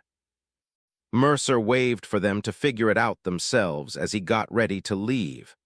After putting on his mask, he decided to drive out alone today. Yesterday had been packed with errands and complications. Surely a simple meetup over a meal couldn't go wrong too, right? Then Mercer found his Galena parked just outside the camp. After salvaging this piece of junk from the shiv, he'd patched it up again and again, turning it from scrap into slightly better scrap. It was low-key yet sturdy enough for defense, capable of weathering gunfire to make a quick escape when needed. Plus, the markings on the car would deter plenty of troublemakers. Mercer started the car and drove toward the address V had given him. With navigation guiding the way, the drive wasn't much hassle. Smooth sailing all the way, no gang, no road racers firing guns on the highway. Mercer hummed a tune. Post-rush hour traffic in Night City was fairly clear. Still driving from the Badlands into the city and then took over an hour. By the time he arrived, it was already 9:40. As soon as Mercer stepped out of the car, he spotted V squatting by the restaurant like some street loiterer, while Kiwi leaned against her car, smoking a slender cigarette. Seeing Mercer get out, V stood up, clutching her stomach. Hey, what took you so long? We've been waiting half an hour. The drive's pretty far. Getting here from the Badlands in just over an hour means I was pushing it. You're lucky there was no traffic. Still, Mercer conceded apologetically, but being late is being late, so my treat. Sweet, V's expression instantly brightened as she beamed enthusiastically. You're the best, so what if you're a little late? No big deal. Kiwi had been studying Mercer intently the whole time. When she noticed him looking back, she gave a slight nod, hesitated for a moment, then put down her cigarette and bowed her head earnestly. Thank you, Don't mention it. Even without me with your skills, you'd have found a way out soon enough. Mercer didn't have much else to say to her and simply waved a hand. Let's head inside. V looks like she's about to starve to death. Any longer and I'm afraid she might start biting people. Saving Kiwi had been nothing more than a convenient thing for him. His plans afterward were just about seeing things through to the end. But truth be told, he didn't have any particular expectations of her. Whether she wanted to go off and be a solo or stick with him, Mercer wasn't going to force it. After all, Kiwi had promised to pay up 50,000 eddies. That was enough for V to tear through that black market doll shop 10 times over on her own. Screw you. The only reason I'm this hungry is because you had me working in the middle of the night, V grumbled, pushing the door open and stepping inside. The moment she entered, she froze mid-step. Then she turned her head back. Holy hell, there's a whole group of animals in here. They don't usually show up around these parts. Mercer leaned over her shoulder to take a look. Sure enough, the fairly small diner had one large booth completely packed with burly men. These guys showed little to no signs of, each one bulging with muscles, their veins popping in a way that clearly wasn't from honest training. There were only 4 of them, but each looked like trouble, carrying rifles and shotguns as if they were here for a fight, not a meal. What's the plan? They look like they're just passing through for a bite. Probably no trouble, V said. Mercer shot her a glance. Next time, don't jinx it like that. He considered just finding another place to eat. These big guys were the kind hated most. They generally had little relying purely on drugs to pump themselves up with that strength. At most, they might have subdermal armor or metal bones, or even just iron-plated skin hacked straight into their bodies. Trying to initiate overload on there was pointless. There was hardly anything to overload. When they encountered, these bruisers would often just disconnect their neural links, then charge forward roaring. You could say they were the natural counters, too. But as his gaze drifted, a young girl's pretty face suddenly came into view. Mercer stopped in his tracks. Green twin tails, pale skin, hints of pink tattoos, and on that defiant little face, modified with a striking red, pink, and yellow color scheme, stood out brilliantly. Sitting across from her was a tall, lanky young boy. Well, though the boy wore sunglasses, sported an exaggerated mohawk, and had a full beard. No mistake, it had to be them. Well, we're already here. Let's go eat. Without another word, Mercer walked right in. Truth be told, he was a true die-hard fan of, the kind who'd specifically gone searching for her urn at the grave multiple times in the game. Since they were already here, his collector's itch was starting to act up. V wasn't lying. The waitress was indeed very good-looking, with an Asian face that appeared gentle and soft, fitting perfectly with Asian standards of beauty for a pretty girl. Seeing Mercer and the others arrive, the waitress, who had been harassed by a few hulking members of the animals, seemed to breathe a sigh of relief and hurried over. "Hello, what would you like to order?" The waitress felt she was having the worst luck. Usually, the worst she had to deal with were members of the Claws, who might tease her a bit but rarely went beyond just words. But these rough, oversized animals, probably with their cerebellums swollen from all the drugs they'd taken, had almost gotten physical with her just moments ago. "I heard your grilled chicken skewers are pretty good." V licked her lips. With Mercer footing the bill, she wasn't going to hold back. "Of course, our chicken skewers are 99% real meat." The waitress smiled. "How about a chicken skewer set meal? One for each of you, plus a side of our signature miso soup with fried rice." "Bring it, and some tempura too," V said boldly. Mercer didn't mind the cost, claiming it was 99% real meat, yet priced at €38 for a skewer set. What kind of meat could it really be? As long as it wasn't human flesh. Since an animal-borne plague hit Night City in 2051, the city had eradicated all poultry and birds starting in 2061. Unless it was smuggled, there was no way to get real chicken. "All right, one tempura set as well." This was one of the rare places where you paid after eating. After taking the order, the waitress quickly tried to find a place to hide. "V, take this chip, keep it safe." Mercer leaned back in his chair and slid a chip across the table. "You'll need it for your mission tonight." "Tell me more." V's expression turned serious. Kiwi, sitting beside her, looked slightly awkward. "Should I give you some space?" "No need. If it were truly confidential, I wouldn't be discussing it here." Mercer spoke casually. "It's a simple job. At 11 tonight, infiltrate the underground server room at City Hall, insert this chip into the server, and once the program uploads, you're done. I'll provide you with the specific route, the building's layout, and real-time net support. After 10 p.m., City Hall only has a fixed security system in place. In the entire first-floor area you'll be in, there are at most 3 guards on patrol. There might occasionally be people working overtime.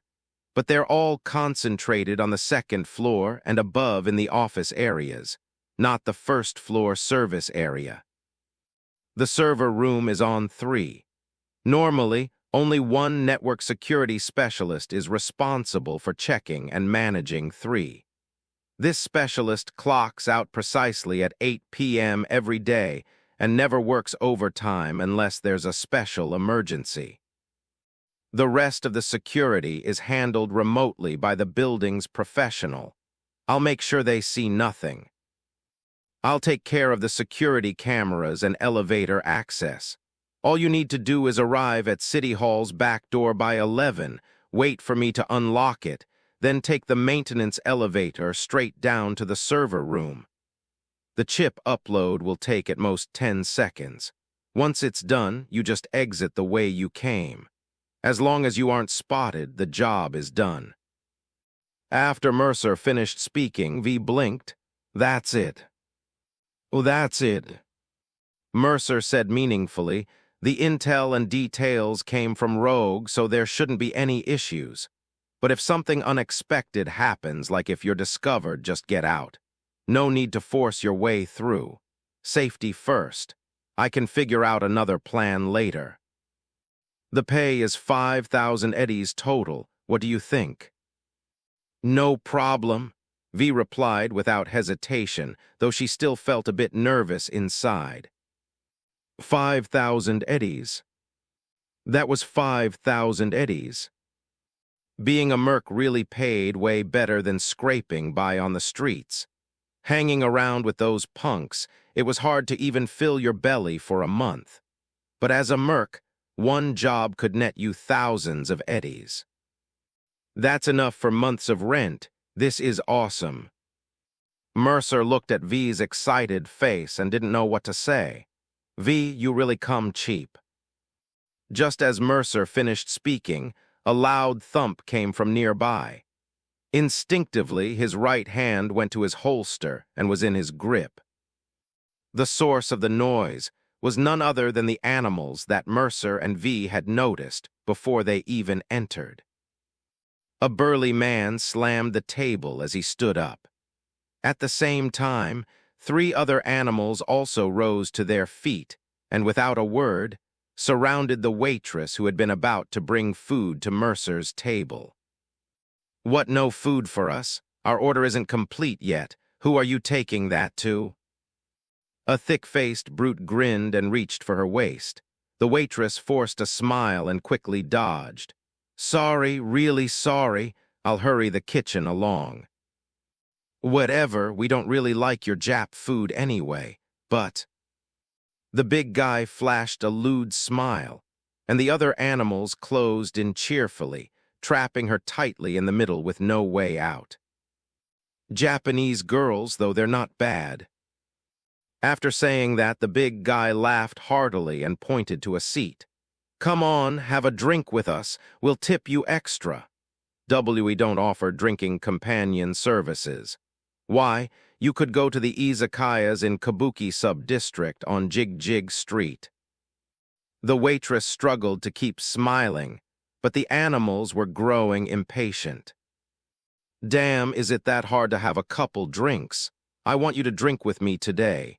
Can you do me that favor? A bald guy scowled menacingly, reached out, and yanked her into his arms. V just clicked her tongue, but only glanced over before looking away. If Mercer and Kiwi weren't here, she might have stepped in.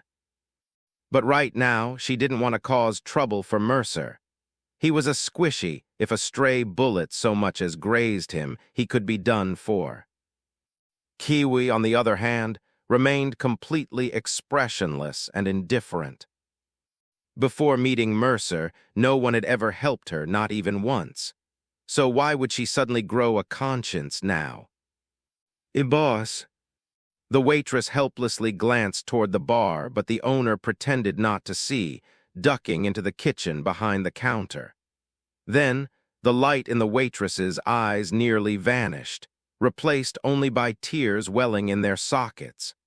Forcing a smile, she paled as she allowed the animals to pull her toward their booth. A whoosh. A throwing knife suddenly sliced through the air, embedding itself directly into an animal's skull. The animal dumbly touched the back of his head, his hand coming away covered in blood, before his eyes rolled back and he collapsed to the floor.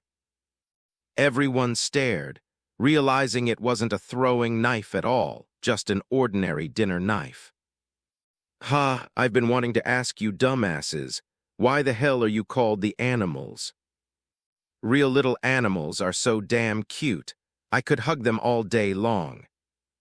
But you lot, seeing you just makes me want to kill every last one of you. Bunch of beasts, die." A green-haired girl with twin tails, youthful features but revealing clothing, cursed as she leaped onto a table. Stood on the table, fiercely raising a butter knife, hurling it with all her might while continuing her tirade. The moment the knife was thrown, V sensed trouble and immediately pulled the less experienced Kiwi under the table. At the same time, she scowled at Mercer. Did I really jinx it? Based on experience and the current situation, yes. Mercer swiftly raised his. V sighed, "You're getting involved." Of course, Mercer began charging the trigger.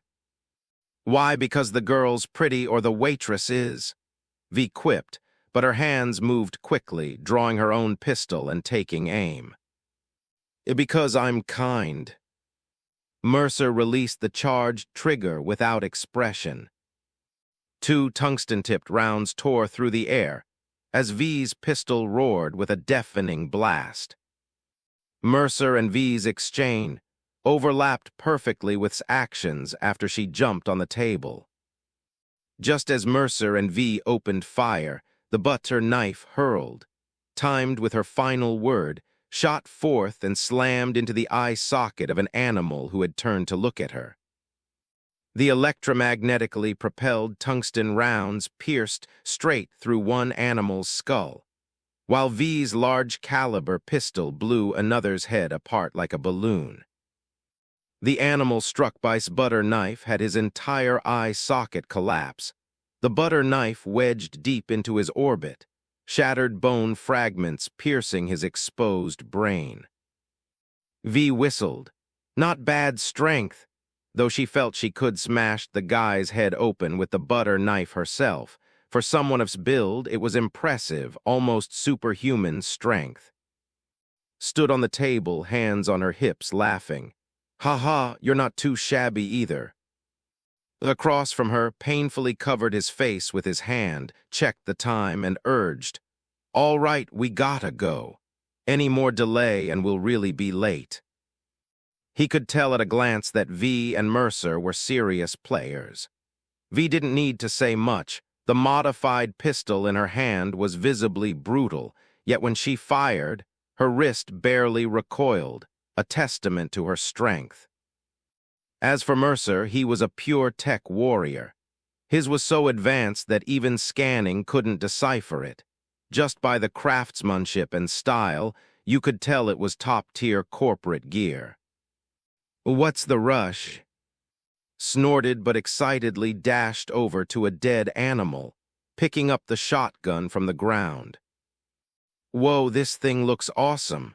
I'm gonna dye it green when we get back, and this time don't you dare sell it." At this, she glared angrily at. "Speaking of which, where's your gun? Why were you just standing there watching earlier?" Looked embarrassed, but with everyone around, he actually admitted it. Couldn't resist a couple days ago, sold it for a BD trip ats. Totally worth it." "What a fucking genius." V shot him a look of disdain, while Mercer could only marvel at the audacity. Frantically scratched her head in frustration. "Do you even get what's going on here? How are we supposed to take jobs from with you like this? What kind of cursed luck did I have in a past life to be stuck with a liability like you?"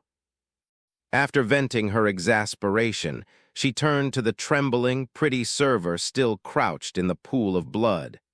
"Get up. It's over now." "How can it be over?" The server suddenly broke down. She pushed hand away, sobbing as she spoke. It's really over now. So many people are dead. I'm going to lose my job, you. She started to say something, but then noticed Mercer's hockey mask with the letter A leaning close to her face. Say thank you, Avi. What? The server was stunned. I said please say thank you, Mercer repeated word by word. Say thank you, Avi. Thank you, Avi. Her lips quivering, the server managed to get the words out. Good, only then did Mercer wipe the blood from her face, his tone calm. You can always find another job, but once you lose your principles, they're gone for good. If you drink with the animals today, the claws will come for you tomorrow.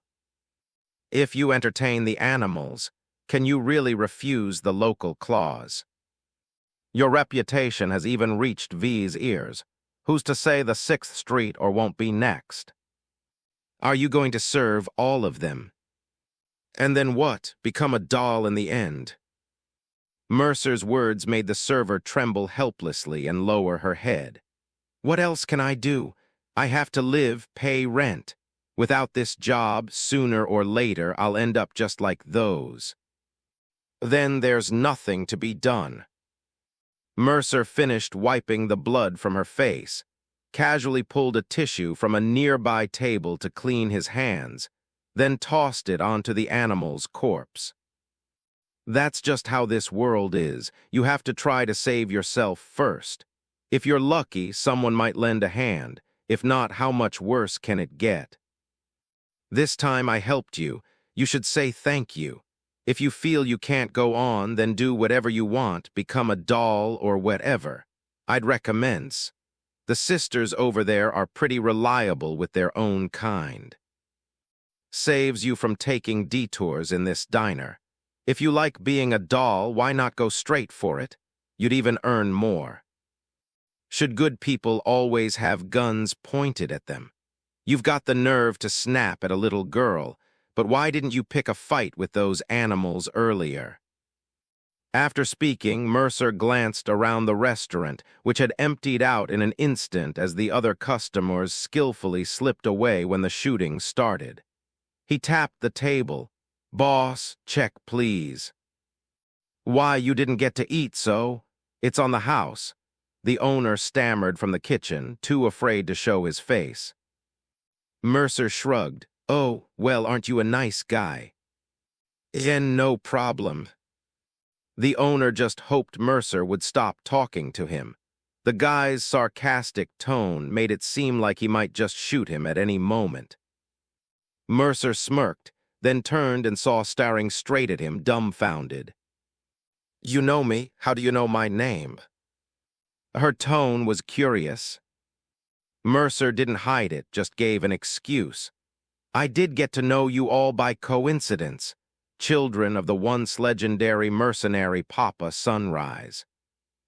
Mercer's words caused subtle shifts in everyone's expressions. Whoa, Papa Sunrise. V's face instantly changed, exclaiming in surprise. He was a legend in Night City a few years back. I even saw him on the streets of when I was a kid. Drove this super sick convertible, killing people while driving, with 3 maelstrom cars chasing him. And he just cruised in that open top, took 'em all out without a scratch. Damn, I still remember that scene. I totally idolized him as a kid. After saying this, V paused, looking puzzled. But, didn't that guy die ages ago? I heard he vanished like 10 years back. He's dead. His bank account got hacked. His family's assets were seized by debt collectors. Most of his so-called friends turned on him. All that's left are these 2 unlucky kids. Don't let the girl's small size fool you. She must be 15 or 16 by now. No idea how she and her brother survived these past 10 years. Pretty pitiful, really. As Mercer spoke, you knew my dad? Froze on the spot, then her breathing suddenly grew heavy. Her expression turned complex, a mix of tension, hope, hatred, sorrow. You know what happened back then. How did you know him? How? How did he die? Who stole his money? Fired off questions one after another.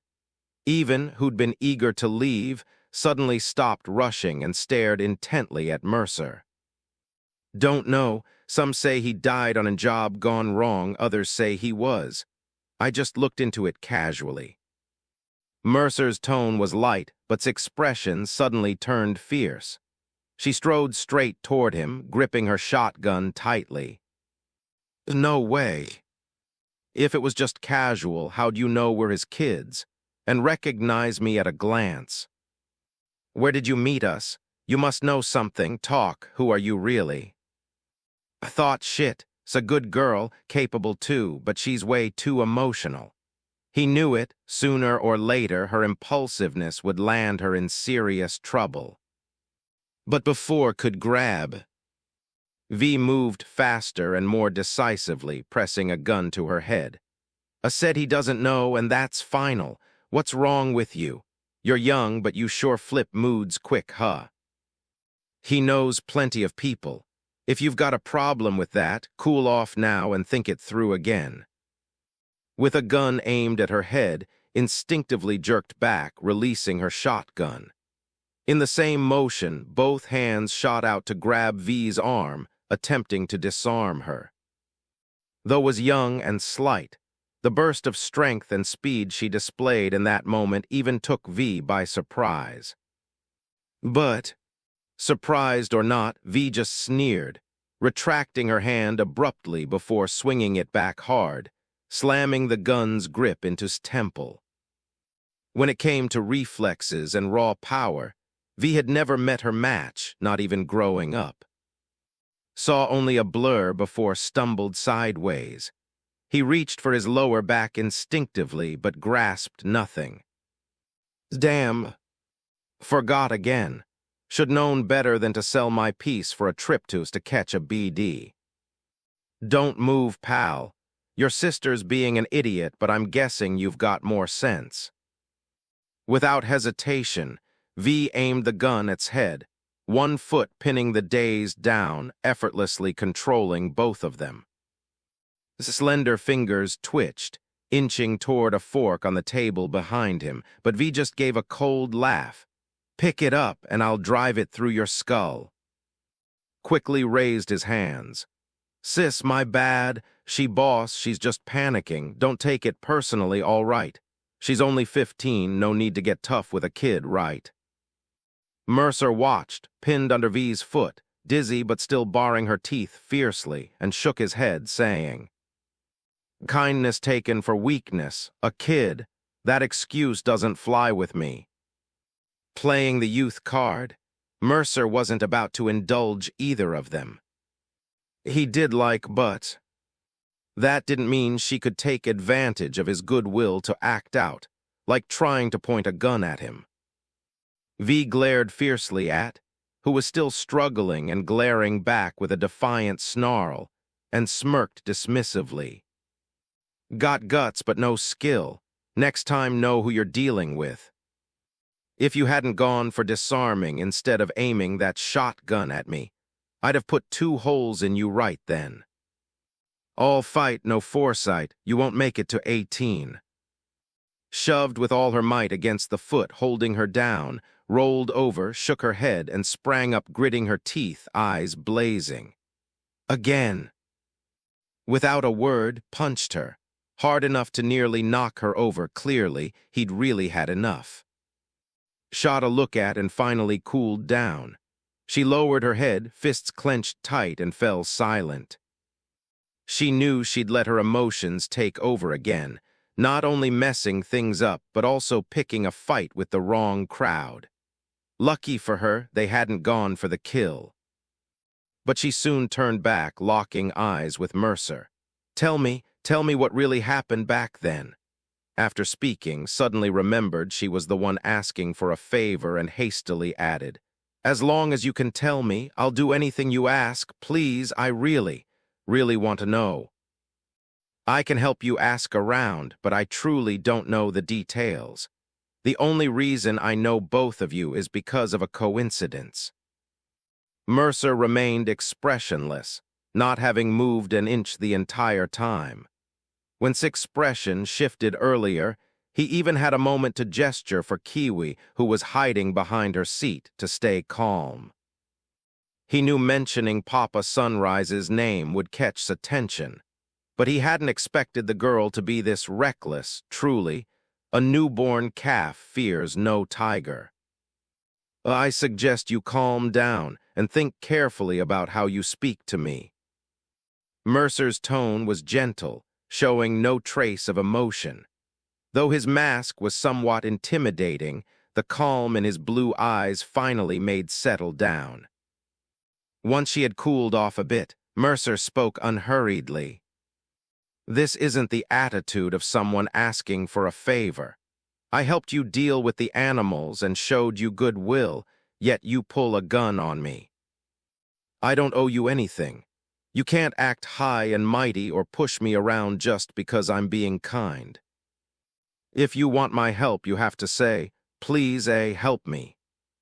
V could hardly keep a straight face. "Is it really because you're kind?"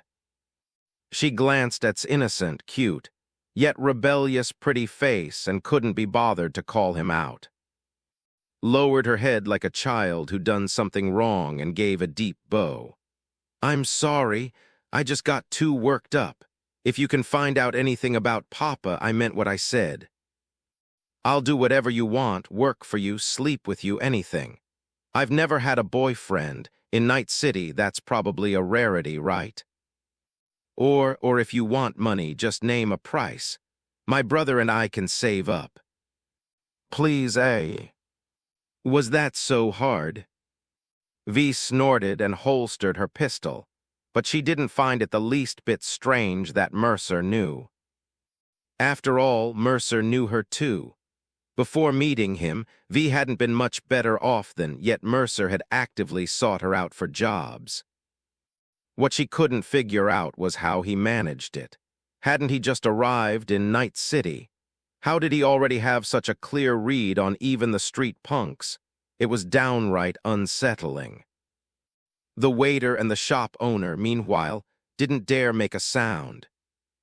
Seeing her sincere attitude and desperate tone, Mercer finally spoke slowly. "All right, since you're being polite, helping you ask around is no trouble. I'll dig up whatever I can, but to be honest, for inhaled as a legend. Death isn't exactly unusual. There might not be as much to the story as you think." After Mercer finished, shook her head firmly.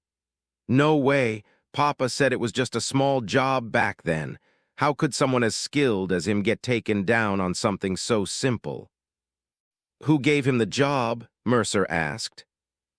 "Papa was her best merc at the time," said, glancing at. "'S fairly reliable. She doesn't usually sell out her mercs or cause problems with jobs. Are you two working for her now?" Mercer pressed further, shot her brother a disdainful look and said, "No, it's my brother. He somehow got it into his head that if we went to, she'd definitely help us and give us work. Well, I heard values old connections. My dad had a good relationship with her back in the day, and it was because of a job for her that things went wrong. He usually called her auntie. So I thought, asking her to give us a chance shouldn't be a problem, right? We had it all set. She was supposed to have a batch of gigs ready by 10, and if we showed up on time, we could grab one." Finished speaking, his expression growing more bitter as he glanced at the clock in the shop. "But it's already 10:05. No way we're making it now." "Small thing. If you've got real skill, fixers beg you to work. If you're a no-name merc, you're just scraping for scraps wherever you go." Mercer's assessment was spot on. Just look at V in the game. Since when does he need to go looking for work? Clients beg him to take jobs, and it's definitely not because V comes cheap. "Did you ever ask about your dad?" Mercer asked curiously. We did, and all she said was, a merc screwed up a job and died. Not holding him accountable was the client being generous. I even emailed, and she just said our dad messed up his own deal. Botched it. His expression darkened, but unlike his naive sister, he thought Mercer made a good point, in Night City, how many legends actually live long. If you're in the life, you ought to be ready to lose everything from the start. Mercer nodded. All right, next time I talk to, I'll ask for details. It's no trouble. No need to pay me, I'm just being nice. V had heard enough. He turned to Kiwi and said in an exasperated tone, See? What did I tell you? He probably saved you because you're pretty. Kiwi looked uneasy. She didn't think. Mercer was that kind of person, was he? Bullshit, Mercer shot back, flipping her off without hesitation. I'm just a damn good guy. Hell, I don't know anyone in Night City nicer than me. V nodded, grinning without arguing. Yeah, I'm sure Kiwi agrees with you. Idiot. Mercer rolled his eyes and shot her a glare, thinking this damn V was gonna ruin his reputation sooner or later. He's just a kid.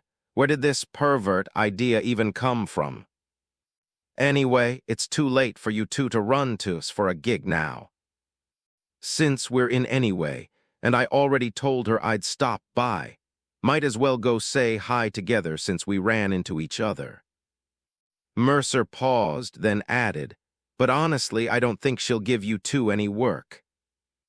Even I can tell how unreliable you are right now. One's a little girl, decent skills, but no brains, goes crazy when emotions take over. The other seems calm and slick enough, but skills aren't up to par, and lets the little brain run the big brain, even sold his tools to buy BD. You'd probably just get odd jobs and errands at most. Said helplessly, I know, but we've got to find some work. Otherwise, we won't even know where to dig up food for tomorrow. How have you two survived this long? V asked, genuinely curious. She shrugged its indignant look and said, You're like me, lost both parents young, but at least you're a girl. Had neighbors looking out for us, the never bullied local kids. Went to church, scrounged meals at neighbors' places. You were what, 5 or 6 when your dad died? At first, some of Dad's friends helped out, but soon enough, those kind uncles were all gone. Then we sold whatever we could. Sometimes ran errands selling stuff, dealt some XBD on the side. People bought more 'cause we were kids back then. Just scraped by, I guess. Was the one speaking, sighing. Got tougher as we got older, especially after the uncles died. Human traffickers, scavengers, maelstrom psychos. Luckily, and I both inherited Dad's tough build. Especially, don't let her size fool you, most people ain't a match for her. After we stole a couple guns and took out a few scavengers, nobody on the street dared mess with us kids. Stole, scammed, did any job that paid. I picked up some skills too, like tinkering with guns. V couldn't help but show a hint of sympathy, glancing at and letting slide her earlier recklessness, poor kid. Guess you're looking at a saint, V. Mercer just nodded and said, So now you're switching to being, couldn't keep up the old work. Mainly 'cause it barely paid anything. Glared furiously at. This idiot either blew his cash on junk or getting his fix with BD. I finally saved up a bit, barely enough for rent, and last month this dumbass his own hand into uselessness, nearly lost his arm. Had to get him a doc, wiped out my savings again. Hustling on the streets is pointless. Being an at least pays big might not have to sleep rough. Damn it, did you really sell all your guns just to get a BD fix-ats? Grew angrier the more she talked. The thought that it insisted on eating before going to. causing all this mess and making them miss his job, made her want to shoot him right there. V and Mercer both turned to look at, who scratched his head awkwardly. Ha, life's so shit, BD's the only high I got left. Sleeping on the street, V crossed her arms. Nodded, Dad left us a car, sold all the parts long ago, just the frames left. We dumped it in an alley, sleep in it at night. Sure, the convertible doesn't keep rain out. But at least there's a mattress. Mercer shook his head but didn't say more. In this city, worse things happen to people than what these two had endured. Like Kiwi, who remained expressionless, might have had it rough, but at least she hadn't been sold twice. Still, seeing this kind of thing always left a bitter taste in Mercer's mouth. Kids of 14 or 15 starting to kill for cash, and everyone just acts like it's normal. What a fucked-up world. Let's go, we should move somewhere else to talk. I bet the boss has already called the cops. If we delay any longer, NCPD will probably show up. Mercer spoke, and the others had no objections. Preoccupied with her thoughts, kept her head down as she picked up her shotgun and instinctively followed Mercer out. You stared at me for a while when you first came in. Was it just because you recognized me as Papa Sunrise's kid? I feel like you know me pretty well. Couldn't hold back any longer and voiced the doubt in her heart. I do know you. I know a lot of people in this city. As for why, you can think of it as an accident. After Mercer finished speaking, knew she wouldn't get any more details. Though she was a bit reckless and emotional, she wasn't a fool. From their conversation, she could vaguely sense his goodwill. She didn't know where it came from, but which street kid didn't know how to seize an opportunity? Hey, are you a fixer? Or are those two with you? Asked cautiously. Right now, V and I have a working relationship. I give her jobs, she gets paid to get them done. But I think she's pretty capable and want to bring her into my team. It shouldn't be hard to tell. I'm new in town, and I need some good hands for field work. The work is mostly odd jobs like killing, stealing, that sort of thing. After Mercer finished, his mind immediately started racing. What he meant was, what about me? I'm not bad either. The reason V pinned me down earlier was because I haven't eaten properly in days. Wait till I've had a full meal, then fight her again, who knows who'd win. Do you have any other jobs? My brother and I can do anything. Immediately started excitedly promoting herself, even temporarily forgetting about Papa. She had no choice. After missing the meeting she was truly broke. If she didn't earn any money today, she'd have to figure out where to get her next meal. Mercer glanced then at V. V just felt puzzled. Why are you looking at me? What do you think of her skills? Mercer asked. It's not bad. She's got some fight in her. Though not as good as me, she's decent. But her saying she could take me on after a full meal is pure bullshit. I could pin her down with one hand. V loved telling it like it was.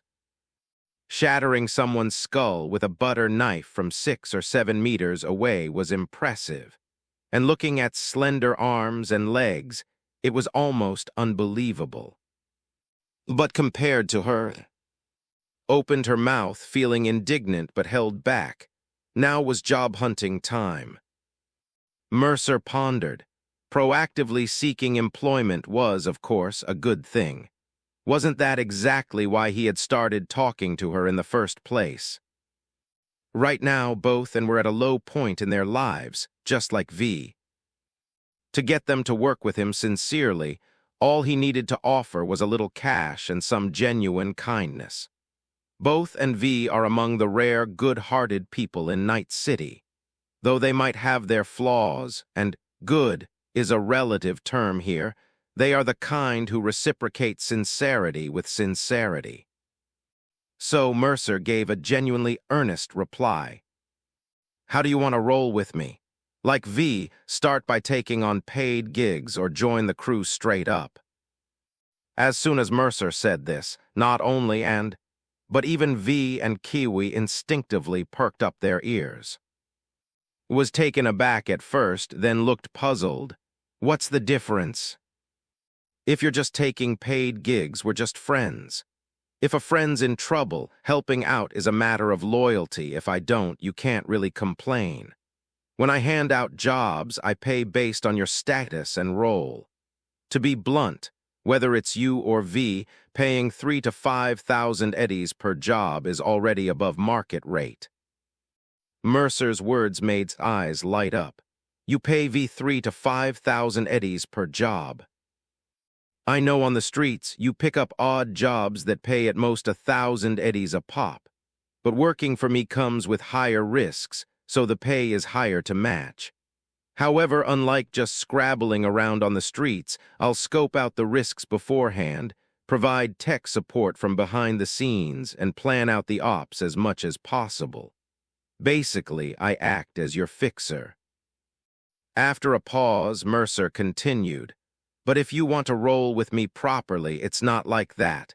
It means officially joining my team. When big jobs come up, we discuss them together. Besides splitting the earnings based on contribution, I'll also front you loans to upgrade your weapons and help you find a place to stay. We'll stick together from then on, share the glory and the losses. But once you're in for the long haul with the crew. I'll treat you like family, like my own brothers and sisters, sincerity for sincerity. On that front, I don't think any other boss in Night City can do better than me. But because I go this far, I consider it going above and beyond. So if any of you betray me after joining, I will pay it back in kind. If anyone chickens out and jumps ship midway, we can't even be friends anymore. Mercer looked earnestly at the group and said, I'm not rushing you for an answer. You can take on some gigs for me first, get to know me better, then decide whether to join. But let me be clear up front, once you make your choice, no regrets. At this, and fell silent for a moment, while V scratched her head, looking troubled. She was genuinely tempted, but felt she needed that final push to decide. Kiwi, however... She suddenly looked up. Can I work with you too? I mean the official kind, joining the crew. Mercer tilted his head, looked at her and chuckled. Then, will you betray me?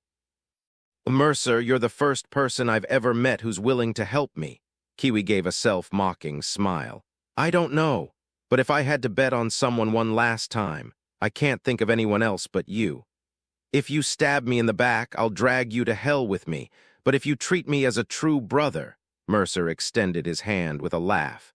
Kiwi froze for a moment before hesitantly reaching out to clasp it.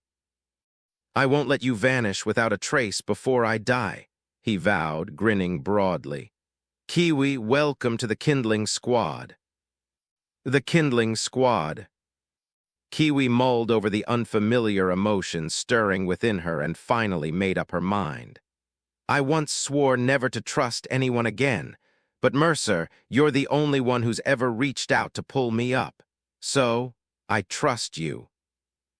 As the words left her lips, a weight seemed to lift from Kiwi's chest. She released Mercer's hand, slid into V's car, lit a slender cigarette, and smiled, a mix of relief and liberation. Aren't we leaving? I hear sirens. Let's go, Mercer waved a hand. Since we're here, might as well drop by, ride with V and guide the way. Found herself bewildered, settling into the passenger seat of Mercer's car. It wasn't until the engine roared to life that she realized she hadn't given him a definite answer yet. Noticing her fidgeting, as if her seat were on fire, Mercer chuckled. What's up with you? I paused, then unexpectedly asked a seemingly unrelated question. Why did you help me take on the animals earlier? Because I'm a good guy. Mercer laughed heartily. What, you think you're the only one allowed to do good deeds? Or do you believe that idiot V that I'm just after you because you're cute? Fell silent for a moment before murmuring, what if I still can't help causing trouble later, like today, seeing those animals and just losing it? What would you think? Mercer turned, his eyes smiling behind his mask. I'd probably think, what a good kid. Clenched her fists, then slowly relaxed them. I'll do some odd jobs for you first, see if you're really reliable. If you haven't lied, if you truly want to help me up, then I'll officially join. From then on, you'll be my big brother. Deal, as a show of goodwill, I'll ask around it's about your old man, but you have to promise me stay calm. After Mercer spoke, nodded vigorously. I promise. The sirens arrived late. Meanwhile, Mercer's car was already heading toward Jig Street, where his office was located. The car soon arrived at Jig Street in Kabuki, the very location where Mercer had committed the bloody incident the previous night. Looking out, he could see the NCPD caution tape still wrapped around the entrance of the dark-themed doll shop in the distant alley. The scorch marks from the fire had yet to be painted over. As the perpetrator, Mercer found the sight of NCPD officers investigating at the mouth of the alley somewhat ironically amusing. Parking the car nearby, Mercer stepped out without a trace of fear. The others followed suit, except for Kiwi, who stayed in the car, reluctant to emerge. I'd rather not show my face around here. Got it, afraid of running into someone you know, I understand. But let me tell you, from now on you're with me. Stand tall, don't be scared. As he spoke, Mercer tossed his handgun to her. If you don't want to come out, just stay in the car. V, leave the keys with her. If things look bad, drive off first and call me. Later, go pick out a gun you like from the shop. Even as you need a reliable piece. If anyone gives you trouble, just message me, and I'll send V to handle it. Or just pull the trigger. A short press has limited range and power, but holding it down charges it up. You'll feel the gun vibrate when it's fully charged. Thank you, A. Kiwi nodded at Mercer with a reassured smile. She felt that since meeting Mercer, she might have said, thank you more times than in the past decade combined. Mercer nodded back, then shoved his hands into his pockets and headed toward Okada's pachinko parlor. Along the way, he spotted a few Claws members who appeared to be casually chatting, but were actually on security duty in the area.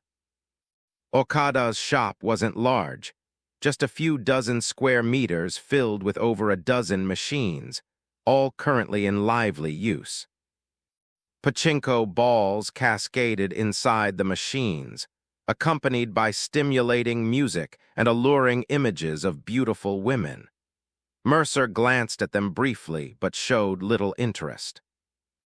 Pachinko, a type of gambling machine popular among the Japanese, was something only fools believed could make them rich. Mercer strode forward. His office was located at the back of the pachinko parlor. What's your business? A Claws member in a suit with a katana at his waist blocked Mercer's path with a hostile expression. Mercer glanced at him. I just messaged, my name is A. Oh, Ms. mentioned someone named would be coming to see her, but she didn't say you'd brought friends. The Claws man eyed Mercer coldly, his gaze lingering on and behind him. You two are too late. All the jobs have been handed out already. He recognized these two kids, formerly's favorite mercenaries, Papa Sunrise's children. Rumor had it they were supposed to follow in their father's footsteps, but they showed up late for their first job, truly hopeless. Mercer replied calmly, "They're with me, I can go in alone." The claw's members glowed faintly, likely communicating the situation too. After a moment, he stepped aside, revealing the narrow door to office. "Go ahead, Ms. is expecting you." V glanced at Mercer, who simply gave her a reassuring look before walking alone toward the office. After passing through a short hallway, a modest office came into view. Okada, the old-school fixer of Night City, sat behind her desk, studying Mercer with a scrutinizing gaze. The elderly woman, likely in her 70s or 80s, didn't seem to prioritize upkeep or maintenance like most people. Her wrinkled face beneath silver hair gave her the appearance of a kindly grandmother. I thought you wouldn't come to see me in person." "Originally, that was the plan. I figured with an old-school fixer like you, Ms., it'd be best to prove my skills with a few clean jobs first before trying to build a relationship. Otherwise, any discussion would be pointless, just a waste of time." After Mercer finished, chuckled softly. "You're not wrong. However, I've already heard about what you did yesterday at Afterlife. You effortlessly hacked a sprain, and you and that mercenary V took down a rampaging in one round. Not only that, but I also know a dollhouse on Jig Jig Street was hacked last night, leaving quite a few dead. And a number of homeless dolls escaped. When I looked into it this morning, one of them was a girl named Kiwi. That was your doing too, wasn't it, eh? All for that girl named Kiwi." Mercer nodded without hesitation. "Ms. knows Kiwi." Smiled and shook her head. "Of course not. But when something like this happens on my turf, I need to know who's responsible, right? With so many girls running off, I had to consider if one of them had outside help. And that girl Kiwi is somewhat well known among the kids under me. Pretty girls tend to stick in the boys' memories. I hadn't figured out who was behind it until you showed up today. My people told me they saw that girl Kiwi with you. Then it all made sense. I was wondering where Night City had picked up such a skilled unknown." Mercer didn't deny it, simply nodding again. "So it seems this meeting has brought an unexpected bonus." "Exactly, I have a job for you." Okada offered a faint, gentle smile. "It's high difficulty, but the pay is generous." Mercer perked up. "Please go ahead." Sure enough, work had arrived. "Has been covertly testing some new drugs out in the Badlands. Some old friends of mine are very interested in their research. They want to get their hands on some drug samples, ideally with the accompanying data, so they can evaluate whether this work is worth further investment. So we need a skilled to break into the company and extract the relevant data, along with some capable mercenaries to intercept a vehicle and retrieve a drug sample. The job isn't simple, but it's not overly complicated either, especially since you have some friends from the who can help. The pay is high. If you manage to get both the data and the sample, the reward is 300,000 eddies. If you only retrieve one, either the sample or the data, the payment drops to 150,000. Normally, data stolen from a corp is priced based on its actual value. But this time, neither I nor my contacts are entirely sure what it's worth, so we've settled on a rough estimate. So if the data you retrieve from turns out to be highly valuable, don't worry. I'll make sure you get a better price.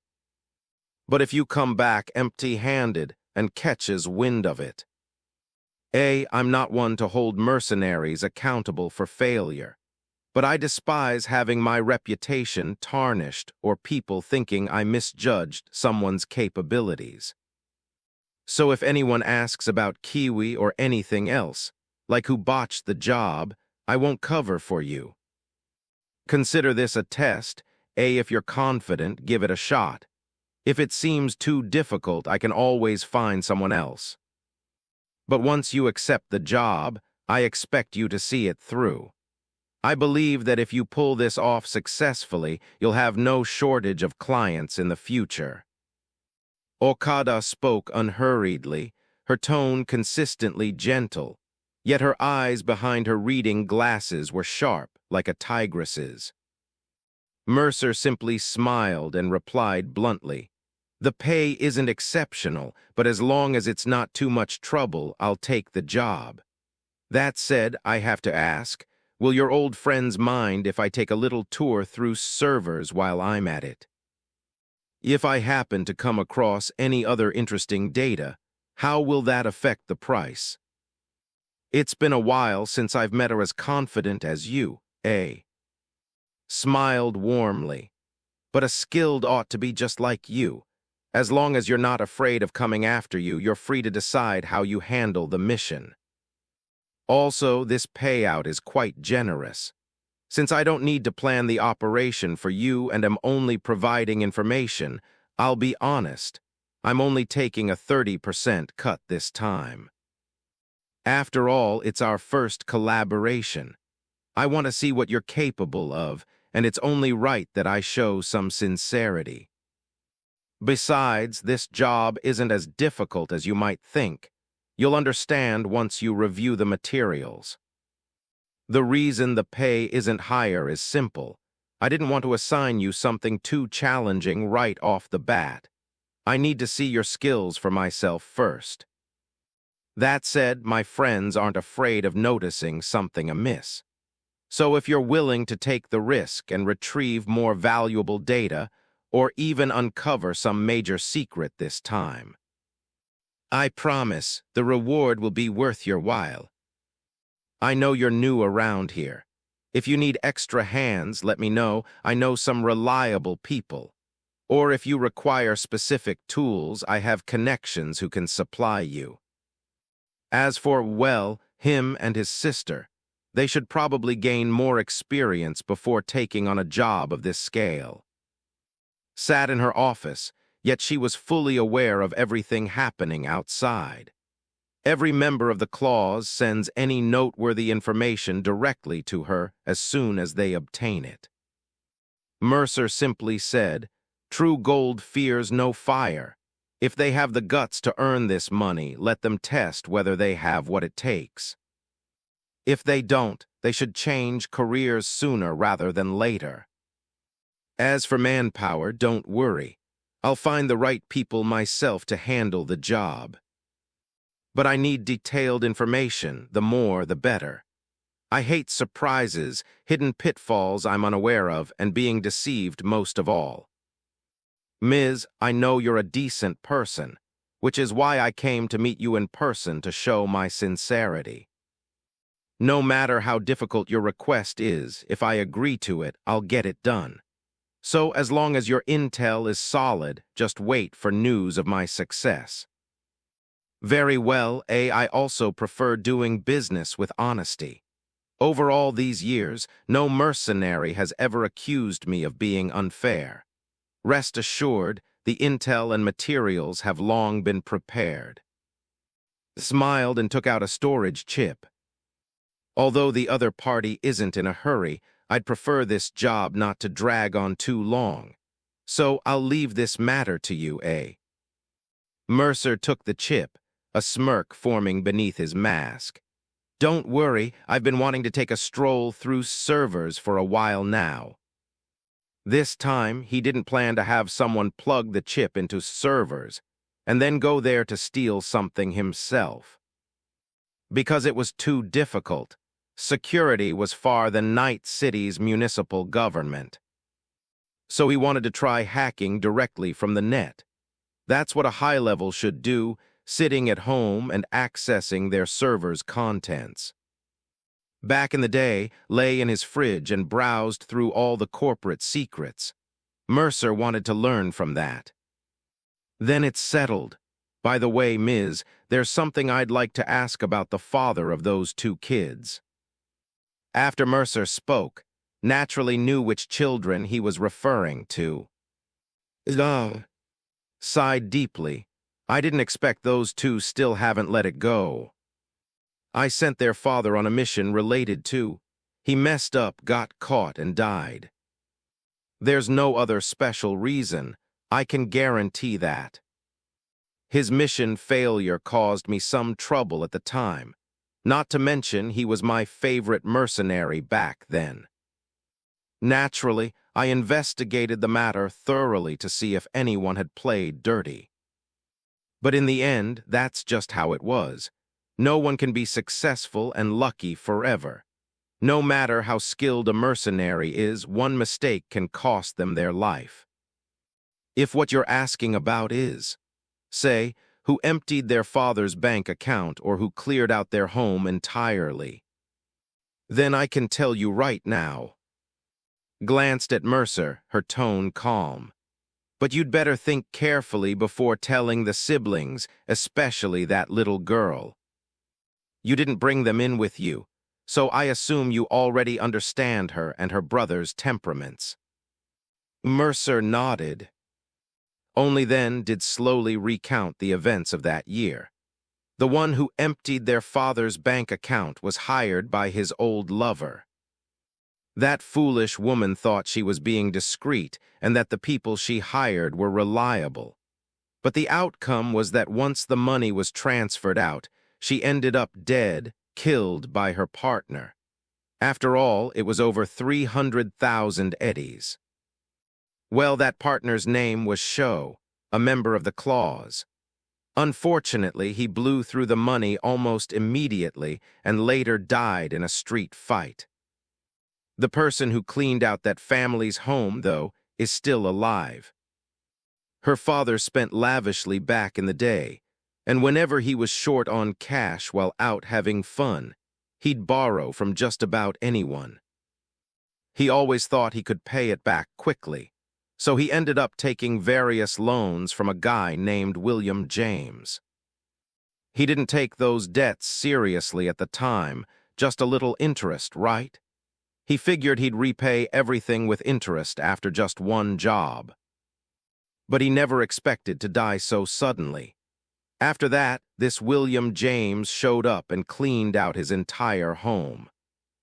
William runs his casino in 6th Street territory now, leveraging his connections with the gang.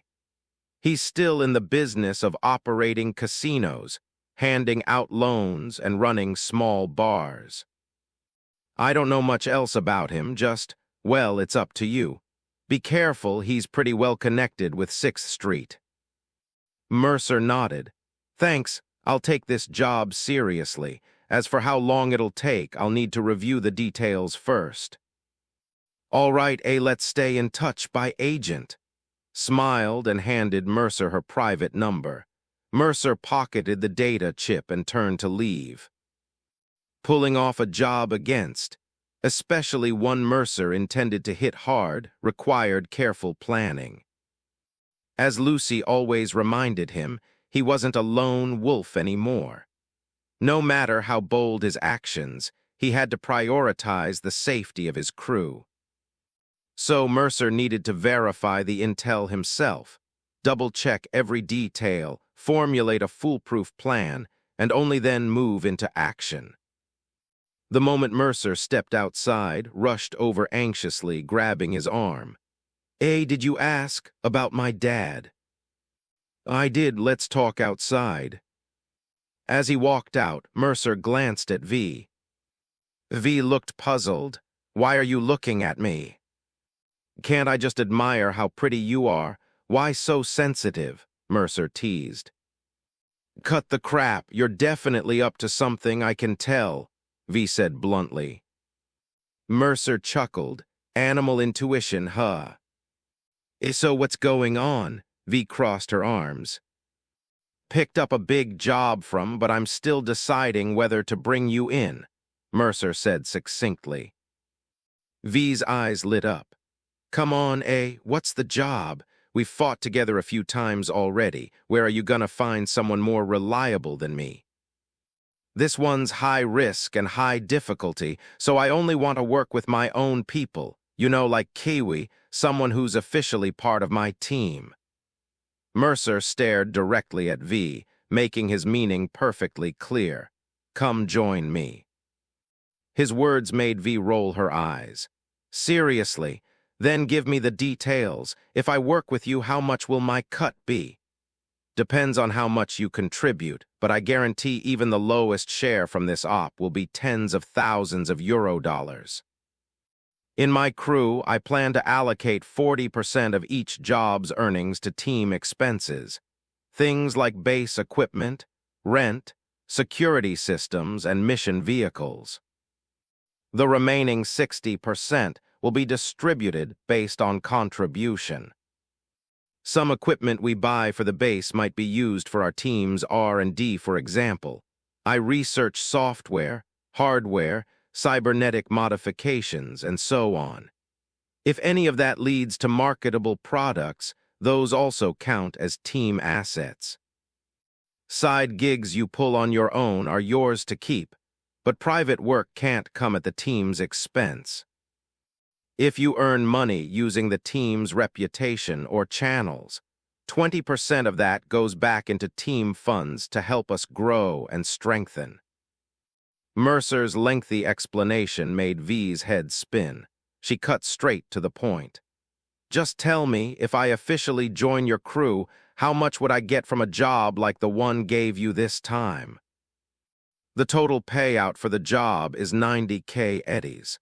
How much each person gets depends on how many are on the team and what role they play. Payment is need-based. As soon as Mercer finished, V couldn't help but suck in a sharp breath. Evan's eyes lit up. If not for their lingering sense of reason, they might drop to their knees right then and there. 90,000 eddies. Even split a few ways, that'd be 10 or 20,000 each. Holy shit, is this how the big leagues roll? Don't get too excited yet. We'll talk details later. V, focus on doing your part tonight first. Hearing that only made it harder for V to hold back. Damn, how am I supposed to stay calm with that kind of money on the line? What even is this job? Robbing a corp? Mercer nodded, pretty much. Whoa, now that's what I call. V's hands trembled slightly, a mix of excitement and fear. It was that flicker of fear that kept her from immediately jumping. For a kid from the streets, core were nothing to sneeze at. Back at the car, Kiwi, who'd been waiting in V's ride, quickly rolled down the window and whispered to Mercer, I feel like someone's watching me. Good instincts. You were made the moment you showed up. Didn't realize you were this well known among the claws. Mercer's tone was relaxed. Didn't say much. Looks like your troubles are over. Doubt anyone will come sniffing around anymore. What? Kiwi blinked, surprised. Thinks you're with me. As long as she wants to keep working with me, she won't leak your info. If anyone tries to cause trouble, she'll likely give me a heads up. Mercer paused, then added, I skimmed through some files on the server yesterday. That shop was run by a low-level Claws lieutenant. Nothing the Claws do slips past. My guess is once we finish this job, the people you're worried about won't bother you again. We'll either stop those for us or tip us off early, so we can take out anyone looking for trouble first. Kiwi, you're free. You don't have to worry about those assholes from your past coming after you anymore. That's it. Mercer's words left Kiwi momentarily at a loss for how to respond. She opened her mouth only to finally say, I see. Yeah, and don't overthink why those idiots kept staring at you. I figure they were just acting on their creepy impulses. All right, V, let's head to your place first. I need to go over the plan for tonight with you carefully. After that, I'll have a proper talk with Kiwi. Since she's decided to join us, I've got to take responsibility. For now, both of you get in the car. After speaking, Mercer casually returned to his car. Was about to approach when pushed him away. Get lost and stay over there. I need to talk with A. Don't you go crazy again, warned. Rolled her eyes. I know, I don't need you to tell me. As soon as Mercer sat down and the driver's door closed, slipped into the passenger seat, staring straight at him. About my dad's situation. I can tell you, but you have to promise not to do anything stupid out of excitement again. Can you do that? Mercer's words made Nod vigorously with excitement, her twin tails flying behind her head. I can. Mercer was skeptical of her promise. After all, it's hard for a kid to grow up without getting a few hard lessons. But it didn't matter if she dared to act out. Mercer would just punch her at the critical moment. The person who wiped out your bank account was your dad's lover. She did it in cahoots with someone from the claws. After she took the money, her partner killed her, and that partner didn't last long either before he died. The one who cleaned out your house is named William James. He's currently with the 6th Street Gang, running a casino and loan business. Your dad borrowed some money from him and didn't pay it back before he died. When William James heard, he came to collect. Before Mercer could finish, exclaimed angrily, "Bullshit. He was just there to rob us. He didn't even say how much my dad owed him. He just took everything valuable in the house. Just one of the sniper rifles from my dad's storage locker, custom made by Arms, could sell for over 200,000. And there were other things too, high-end artwork my dad collected, the safe. I don't even know what was in the safe. They took the whole thing. No matter how much of a bastard my dad was, he wouldn't have borrowed that much without paying it back. If hadn't been smart and hidden some small gold, silver, and watches, we would starved on the streets." Mercer scratched his ear. "I told you not to get worked up." Tears welled in his eyes, but her expression was fierce as she gritted her teeth. "I'm going to rip his head off myself and ask him exactly how much my dad owed him." Mercer gave a non-committal hum, waited a second before realizing, You're not going to stop me." "You want revenge, why would I stop you?" Mercer said calmly, "I just need you to stay calm.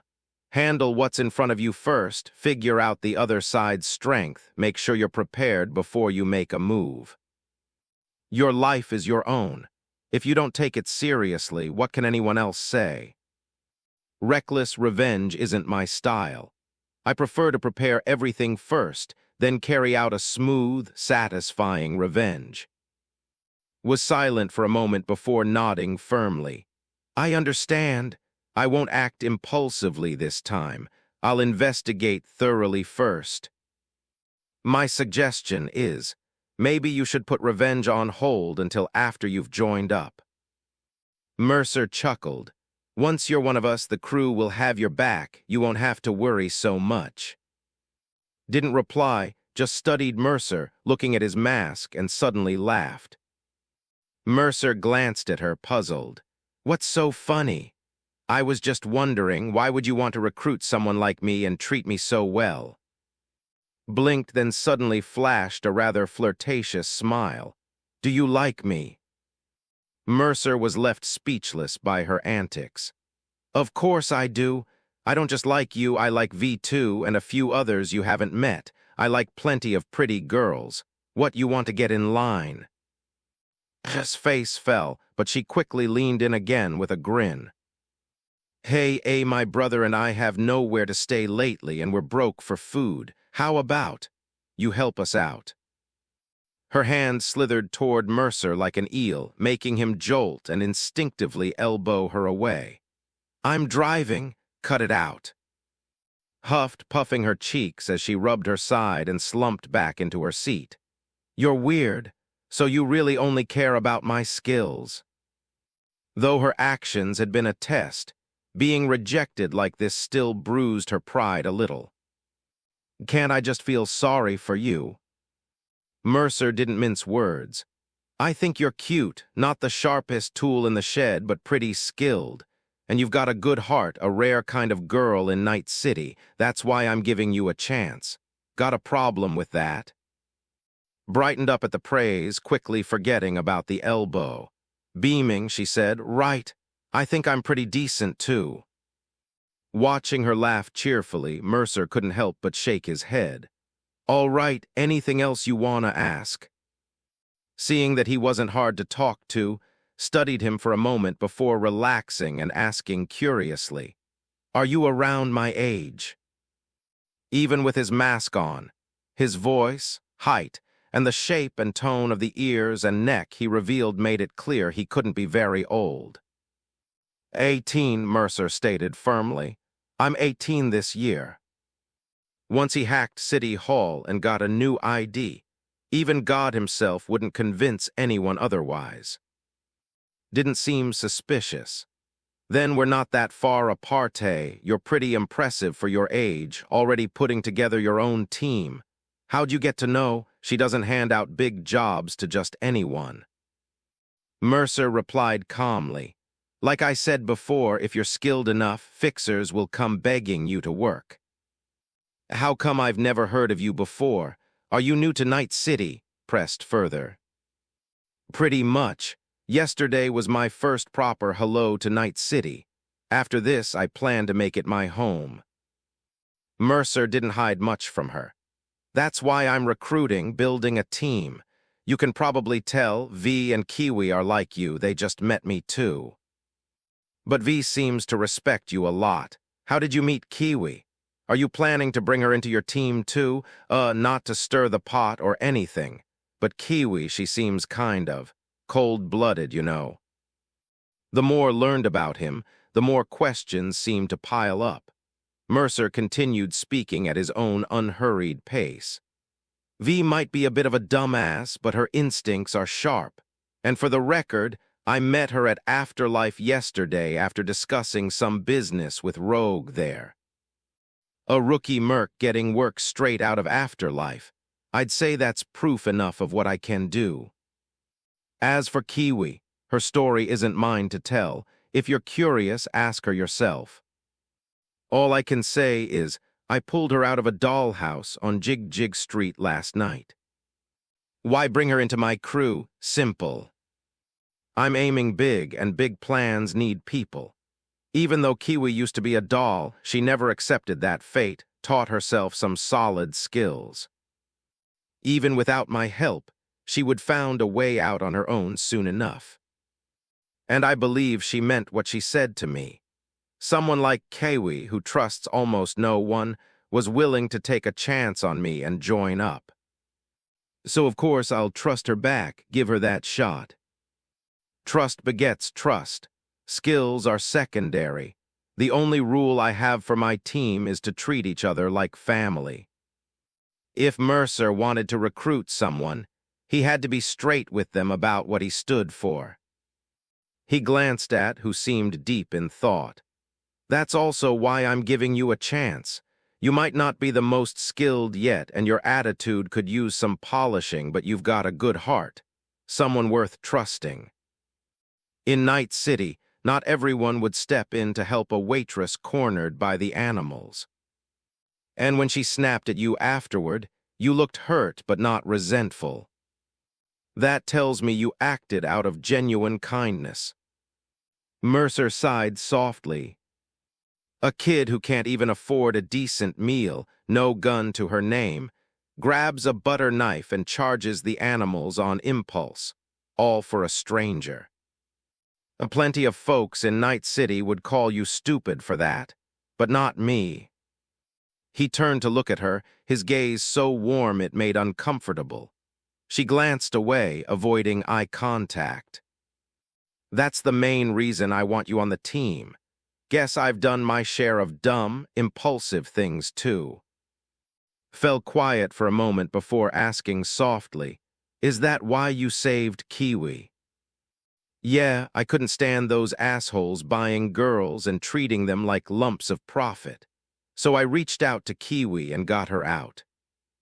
He paused, then added more seriously, "But here's where we differ. You need to understand not everyone is worth saving. Take that waitress, for example. If she's not even trying to save herself, if she's already given up and accepted that life. People like that, I usually don't bother with. That said." A faint smirk touched his lips. If I'm in a good mood, I might help anyway, whether they deserve it or not. Saving someone just feels good. At least it does for me. Pursed her lips, staring into Mercer's eyes. His tone and gaze showed no hesitation as he spoke. She could feel he wasn't lying. In that moment, an inexplicable joy washed over her. For the first time in her life, someone had affirmed a belief she held. Is that so? She didn't know why her nose suddenly stung. Turning away, she crossed her arms and looked out the window. If someone said this to you, don't pity anyone in Night City because Night City pities no one. How would you respond? Then burn this city to ashes and build a new one from the dust. Mercer laughed boldly, his tone full of bravado. Night City, it'll be my city in the future. What it looks like will be up to me. You talk bigger game than. His tone was complex, but after speaking, she turned back to look at Mercer. You said if I joined up, you'd help me get revenge. Do you mean it? I mean it, Mercer nodded. And I are broke and can't afford food lately, pressed, her eyes fixed on him. Then I'll get you both a hotel room to stay in and give you some cash to get by. Once I've settled in Night City, I'll bring you all over. Mercer said it like it was nothing. What if I caused trouble again?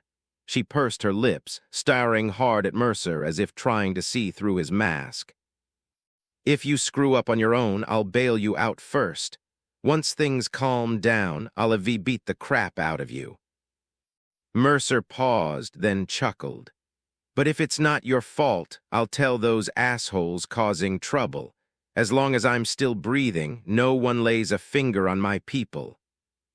Raised both hands to her cheeks, then slapped her own face hard with a loud smack. Before Mercer could ask, she took a deep breath and declared fiercely, "Damn it, I'm in." She turned, locking eyes with Mercer, her expression deadly serious. As long as you're not lying and everything you just said is true, from today on, I'm officially with you. There's something I should tell you up front. I've got plenty of trouble on my hands. You could say it's because of the Corps that I had to flee to Night City. And I don't plan on laying low. I plan to take them all on. Mercer didn't want to trick her and decided to reveal a bit of the truth. Fuck the Corps. If you're not scared, neither am I. Let those stupid corporate dogs bring it, shot back fearlessly. Oh, well then, Mercer extended a hand. Reached out and gripped his palm firmly. Welcome to the Kindling Squad, Mercer said with a light laugh, squeezing back before letting go. His vision flickered briefly, as a €2,000 deposit notification appeared before her eyes. You and stay at a hotel here with V for now. I'll call you when a job comes up. Mercer's voice carried a faint hint of joy, the curve of his smile obvious even beneath his mask. Ha, little secured, just like that. My charm really is something else. When the car stopped in front of V's motel and everyone got out, and V were shocked to discover that had already beaten them to it and officially joined the crew. Wait looked utterly distraught. Why didn't you discuss this with me first? Curled her lip dismissively. What's there to discuss with you, useless big bro? Now go ahead and greet properly. He's our boss from now on. Damn, what are you playing at? Was completely dumbfounded. He knew's personality better than anyone. Once she made up her mind, not even 10 oxen could pull her back. Mercer shrugged. Your brother doesn't seem too happy about you joining me. He's just an idiot, summed up succinctly. Crap was deeply unhappy with how impulsively and rashly she had made this decision, but he didn't dare say anything negative about Mercer in front of him. So he just stood there anxiously, like an ant on a hot pan, opening his mouth but unable to get a word out. impatiently picked at her ear with a finger. "All right, stop yelling. I know exactly what I'm doing. If you're not happy with it, just leave. I've made up my mind anyway." She grinned and patted Mercer's arm, then looked proudly at V. "Now Mercer and I are on the same side. V, you'd better work hard on that commission of yours." "Damn," V couldn't help muttering under her breath. In the blink of an eye, how had she become the odd one out? What were these people thinking, agreeing to follow Mercer without even asking for details?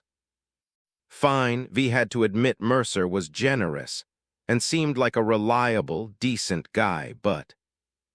V irritably tossed her hair. "I was hired by A. What's it got to do with you?" "What's it got to do with me?"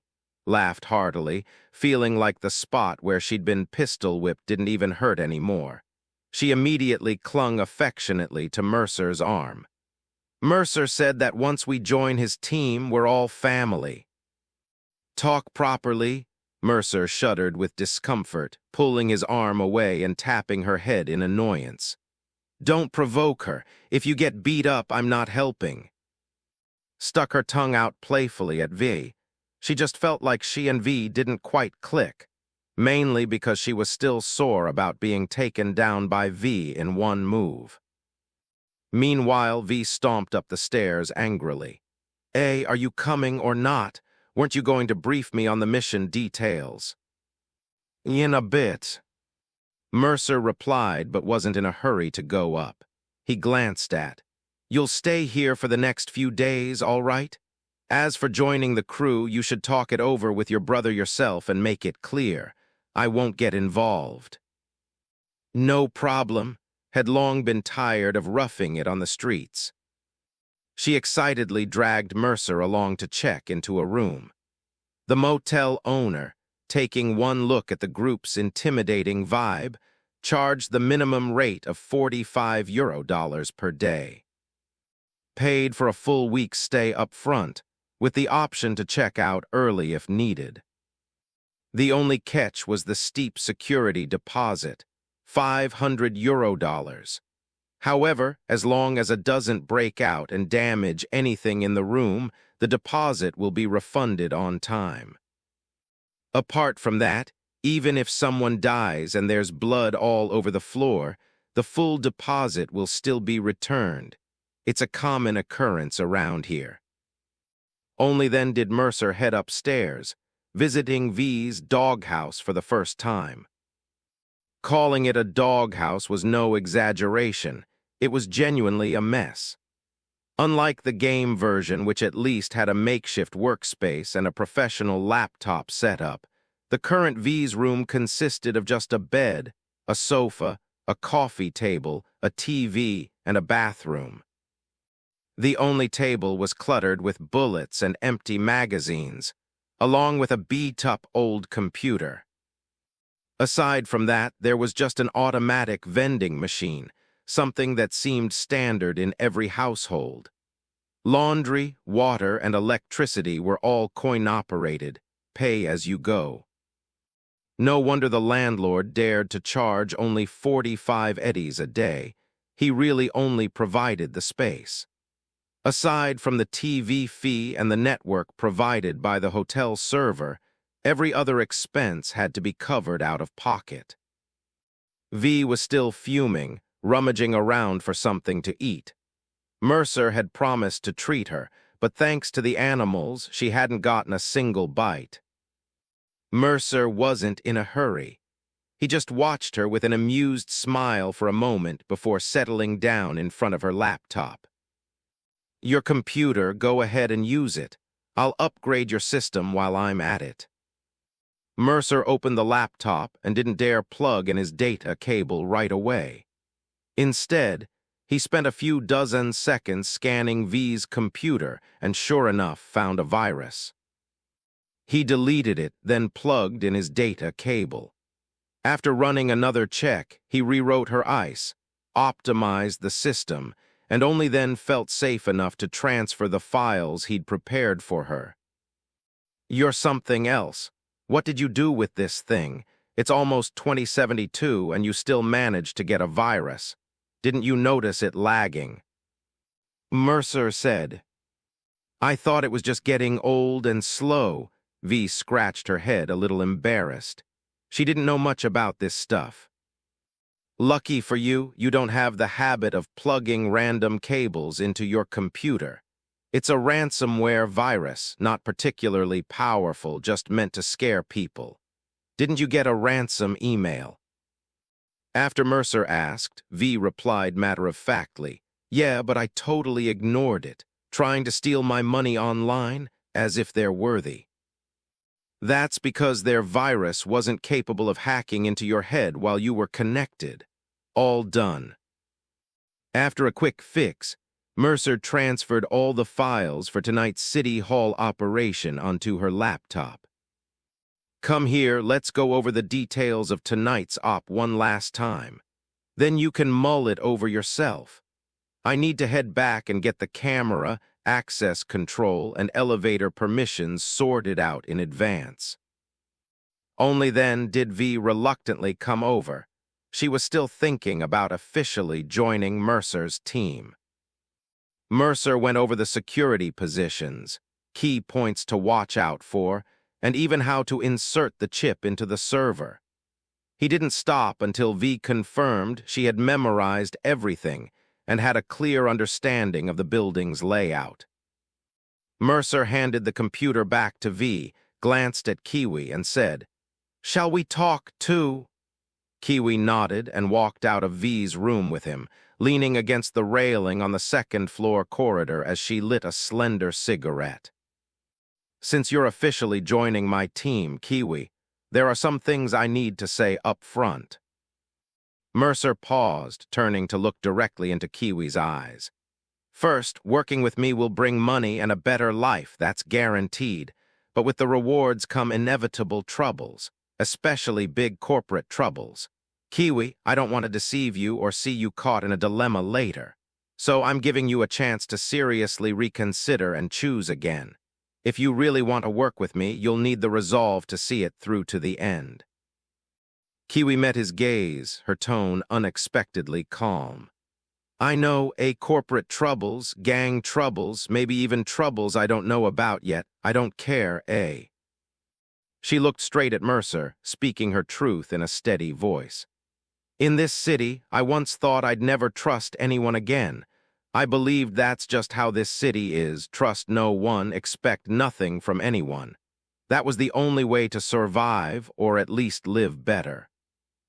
She exhaled a plume of smoke, sighed softly, then smiled at Mercer. But you've made me see this city and people in a different light, or maybe it's hope. I want to see if someone like you can make it to the end. I want to see how your story concludes. Kiwi laid bare her deepest thoughts. As long as you're alive, I'll be part of this team. No matter what happens, I'll stand by you. But if you die, well, that'll just prove my old beliefs were right. Then I'll never trust anyone again. And if I'm unlucky enough to die before you, consider it a life repaid. After all, you're the one who saved me. Don't think like that. We agreed on 50K eddies to get you out. It doesn't have to be a life for a life. Mercer rejected her reasoning. Kiwi fell silent for a moment, then couldn't help but laugh even more brightly. Right, that's it. Just don't change. I've seen too many people become someone else in this city. As long as you stay the way you are now, I won't regret today's decision. You really have a unique charm, I mean. Sometimes you seem so naive, other times overly mature. You're a good person, and I believe that more than anyone else now. So what do I have to worry about working alongside a rare good person? Even if danger comes, it won't be me standing in the front line, right? Mercer watched her for a while, shook his head, and smiled too. Well, you're not wrong. If the sky falls, the tall ones will hold it up. You want to bring V? Want me to talk to her? Kiwi said with a gentle smile. She's also one of the rare, good-natured types. I have to say, your judgment of people is surprisingly sharp, even if it always feels like you make decisions on impulse. Isn't that why I have people like you to keep me in check? If anyone I bring in isn't reliable, you'll let me know. Mercer had already considered Kiwi as part of his team by this point. Although her performance in the anime wasn't particularly reliable, Mercer decided to give her a chance. Time would tell her true character. He never held prejudices against someone for things that hadn't happened yet. Perhaps he had some innate fondness for certain people due to the filter of games and anime, but in reality, he would judge a person's reliability based on his own subjective feelings. Moreover, he had a premonition. He was currently on the right path, and Mercer decided to trust that premonition. Don't worry about V.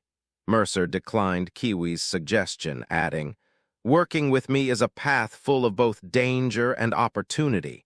If she has reservations, she won't go far. I have high hopes for her, but she needs to make up her own mind. After Mercer finished, Kiwi nodded. All right, Street Scout. I'll keep an eye on the little girl downstairs for you too. Once I'm done here, I'll introduce you to some other friends of mine. Mercer paused for a moment before continuing. I'll send you some tutorials and exercises during this time. Your skills are self-taught from the net, and they're still lacking. As both intellect and technique are essential. You have the talent, but mastering tech requires not just flashes of insight, but also deeper professional accumulation.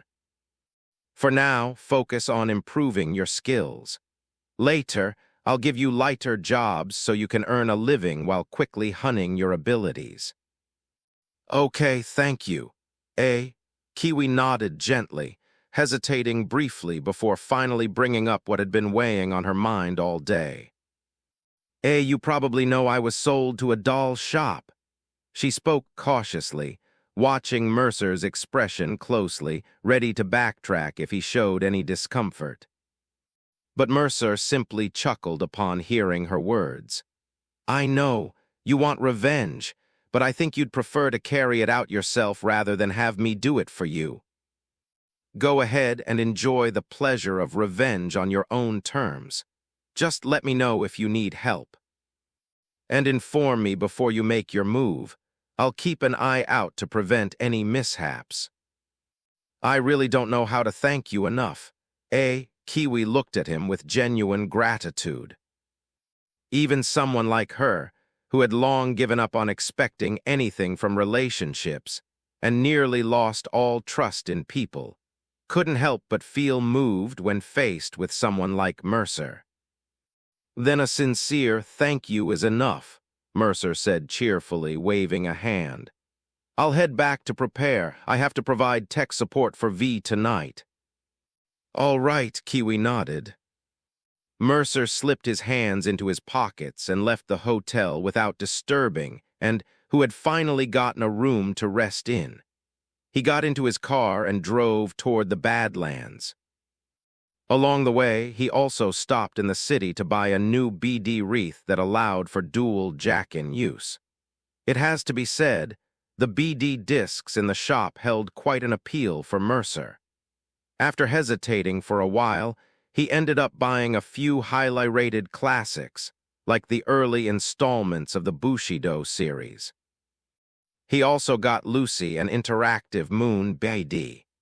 He bought it on the spot for no particular reason, just because the Lucy from the original anime loved the moon, and he figured the current Lucy would too. Seeing how much Mercer was buying, the shop clerk quietly recommended a few spicy titles. Mercer wrestled with the idea for a moment but ultimately resisted, mainly because he didn't have a private place to watch BDs. He couldn't exactly watch them in front of Lucy, could he? That would just be. By the time they returned to the camp, it was already afternoon. Mercer briefly greeted a few people around the camp before heading straight back to his tent. Lucy was on her laptop, browsing the net. From what Mercer could see, she seemed to be casually searching for things related to Night City. "What are you looking at?" Mercer asked curiously. Lucy didn't hide it, replying softly, "Just thinking about places to explore once we're in the city. You don't have to stay cooped up here all the time. If you want to go out, just ask to take you into the city. It's not like she's got anything serious to do, she's bored out of her mind." Lucy chuckled at that, propping her chin on her hand as she tilted her head to look at him. "Would definitely pick a fight with you if she heard that." "Let her. Everyone I've met these days has a temper worse than the last." Mercer sighed at the thought. "You're much more obedient and cute." Lucy wasn't sure whether to laugh, offering a faint, somewhat forced smile. "How wonderful." "That's a compliment," Mercer said with slight exasperation as he sat down at his own laptop to check on the status of his custom AI, Morning Star. "I don't like it when you compare me to others, so what happened today?" Lucy caught a whiff of something that put her on edge, the scent of gunpowder and smoke. Mercer glanced down casually. "Met an interesting girl, played hero and saved the day with her, took out a few of the animal's gorillas. Oh, and she's decided to officially tag along with me now." Strangely, Lucy found herself hardly surprised. It seemed like he couldn't go out without stirring up trouble. Still, words like interesting girl and playing hero left her feeling inexplicably unsettled. "Again? Didn't you just save a doll?" "Night City's full of pitiful girls waiting for me to save them. Too bad I can't save them thoroughly enough yet." Mercer said this with a boastful tone, while Lucy let out a soft scoff, eyeing the stack of BDs he'd brought back. "How thoroughly?" "None of your business, kid." Mercer didn't really see Lucy as a child anymore, though she looked young. She felt more like a 16 or 17-year-old young woman to him. But some topics were still better left undiscussed. Lucy pouted, "Not going out again today." "Nah, gonna run some programs. Later I'll hack into City Hall's surveillance network from Rogue. You know who she is, right?" Mercer glanced at Lucy and, seeing her nod, continued. "According to the intel we got from her, City Hall's surveillance network isn't directly connected to the data server. It's managed by a separate small server cluster. I'll need to hack that small server to clear a path for V so she can insert the virus chip for me. Then we'll get ourselves new legal identities. Once that's done, we'll have our own bank accounts and can even sign up for Trauma Team's Platinum membership. Though with identities and bank accounts, we'll probably have to pay taxes to Night City. I'll need to look into that carefully. Have you thought about what you want for your new identity?" Mercer turned to Lucy curiously. Without changing her expression, Lucy asked, "Can I modify it myself? I mean, fill in some details on my own." "Sure," Mercer agreed readily. "Once I get the access, you can handle the details yourself. You can even Photoshop the picture to whatever you like. After all, identity verification these days relies on the biometric ID code from the neural link. Appearance doesn't really matter." Lucy gave a quiet "oh" and stole a glance at Mercer, harboring a particular idea. She wanted to secretly change her age.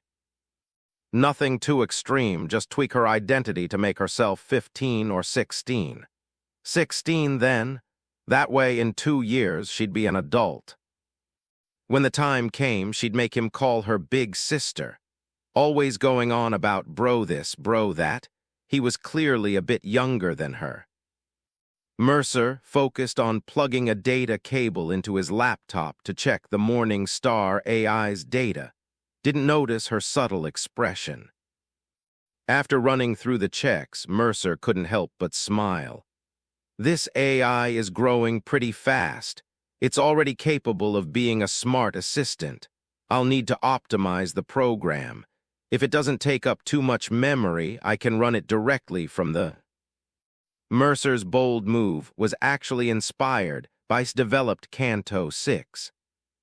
That is the special from Phantom Liberty DLC, created by Project Cynosure, which was capable of launching attacks.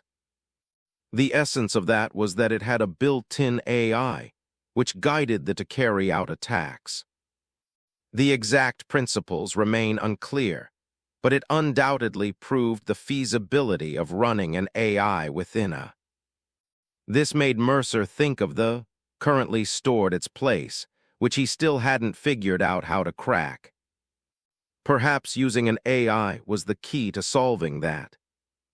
Mercer multitasked, pondering these questions in his mind while patiently running repeated tests on the Morning Star AI. After spending a solid hour putting it through security checks, he carefully transferred its data to the Morning Star. Greetings, Master. Your life assistant, Morning Star, at your service. Mercer didn't have the time to set up an appearance for it. He'd leave that for when its intelligence matured and it could decide for itself. He simply set Morning Star's gender to female, and it synthesized a gentle, mechanical female voice on its own. Mercer nodded in satisfaction. The sound, transmitted directly to his ears via the neural link, felt like someone was calling him on the agent. Moreover, since data could be directly transmitted to the via brainwaves, Mercer was able to communicate with her with exceptional efficiency. Unlike human-to-human communication, which required converting brainwaves into data and then into language, Mercer could even converse with his AI in a manner similar to how AIs exchange data. Mercer, what can you do? Morning Star, my purpose is to provide convenience for my master. I will handle all necessary daily tasks according to your needs. Mercer, will you take initiative to serve me without being asked? Morning Star, I do not understand. I only act based on your instructions. Mercer, do you desire more computing power and data to grow? Morning Star, I have no such need. I only exist to assist you according to your requirements. If you find my capabilities insufficient, you will undoubtedly help me improve. I have no need to autonomously accumulate data, as that might impose unnecessary neural burden on you. Mercer felt considerably satisfied. The AI he had nurtured was obedient, largely adhering to the parameters he had programmed. The next step involved continuously feeding it with data and time. As for the cost of housing it in his, Mercer's memory was permanently occupied by approximately 10% of its capacity. As it continued to develop, Mercer estimated its final size would likely consume 30–40% of this RAM. The memory in Mercer's current wasn't particularly large, and its built-in coprocessor had limited computing power. While it could handle the AI's default operations, Mercer suspected that unleashing the AI's full potential would require supplementing with his own brain's computing power. His brain should provide quite substantial computing power. Without overheating, it could likely deliver processing capabilities equivalent to a small-scale server. If he installed all the stored at its place, Mercer believed he could actually test pitting Morning Star against some mid-tier servers in raw computing clashes. Don't overestimate the capabilities of this world's servers, or rather, don't underestimate the brain computing power of humans in the net. Before the old net collapsed, many used their own brains to run AIs, even leveraging their neural processing power to enhance their AIs in battles against rogue AIs. Since Mercer had decided to create an AI for his convenience, he might as well go all in. He exchanged a brief word with Lucy nearby, then with some effort connected all the cables and settled into the station. With support from the cooling system and the station, Mercer directly deep dived into the net. This time he didn't wander aimlessly, with clear objectives. He jumped through several IP addresses and quickly located Night City's municipal website. Based on his prior observations, the website's servers were also housed within City Hall, but operated on separate small servers for networking. This essentially wouldn't help him hack into the surveillance system directly. However, Mercer's goal in the Night City official server was merely to establish a stepping stone. Perhaps no skilled had troubled this place in too long, or perhaps the data stored here simply wasn't valuable enough for Night City's municipal government to prioritize security. Using Morningstar's AI to help filter through data for vulnerabilities, Mercer quickly identified system flaws that would allow him to infiltrate. He first obtained administrator privileges through the website, then accessed through the data portal that government programmer employees used for convenient code modifications, effortlessly gaining control of the web server's operational permissions. After completing the deep dive, Mercer casually bypassed the dangerous red ice detection system without alerting anyone, seamlessly connecting to the target server. He quickly began scanning the server for signals and soon located several laptops connected to the web server. Selecting an unused one, he effortlessly cracked its ice within moments. Then, he employed one of the oldest yet most effective hacking methods. Using the compromised workstation, he first stole user credentials before sending an email to a maintenance department employee. "Stephen, my computer is showing data errors. Can you check what's going on? Here's a screenshot of the system error." Sending a file directly might raise suspicion, but most people wouldn't think twice about a screenshot. True to form, the recipient opened the image within 30 seconds without any hesitation.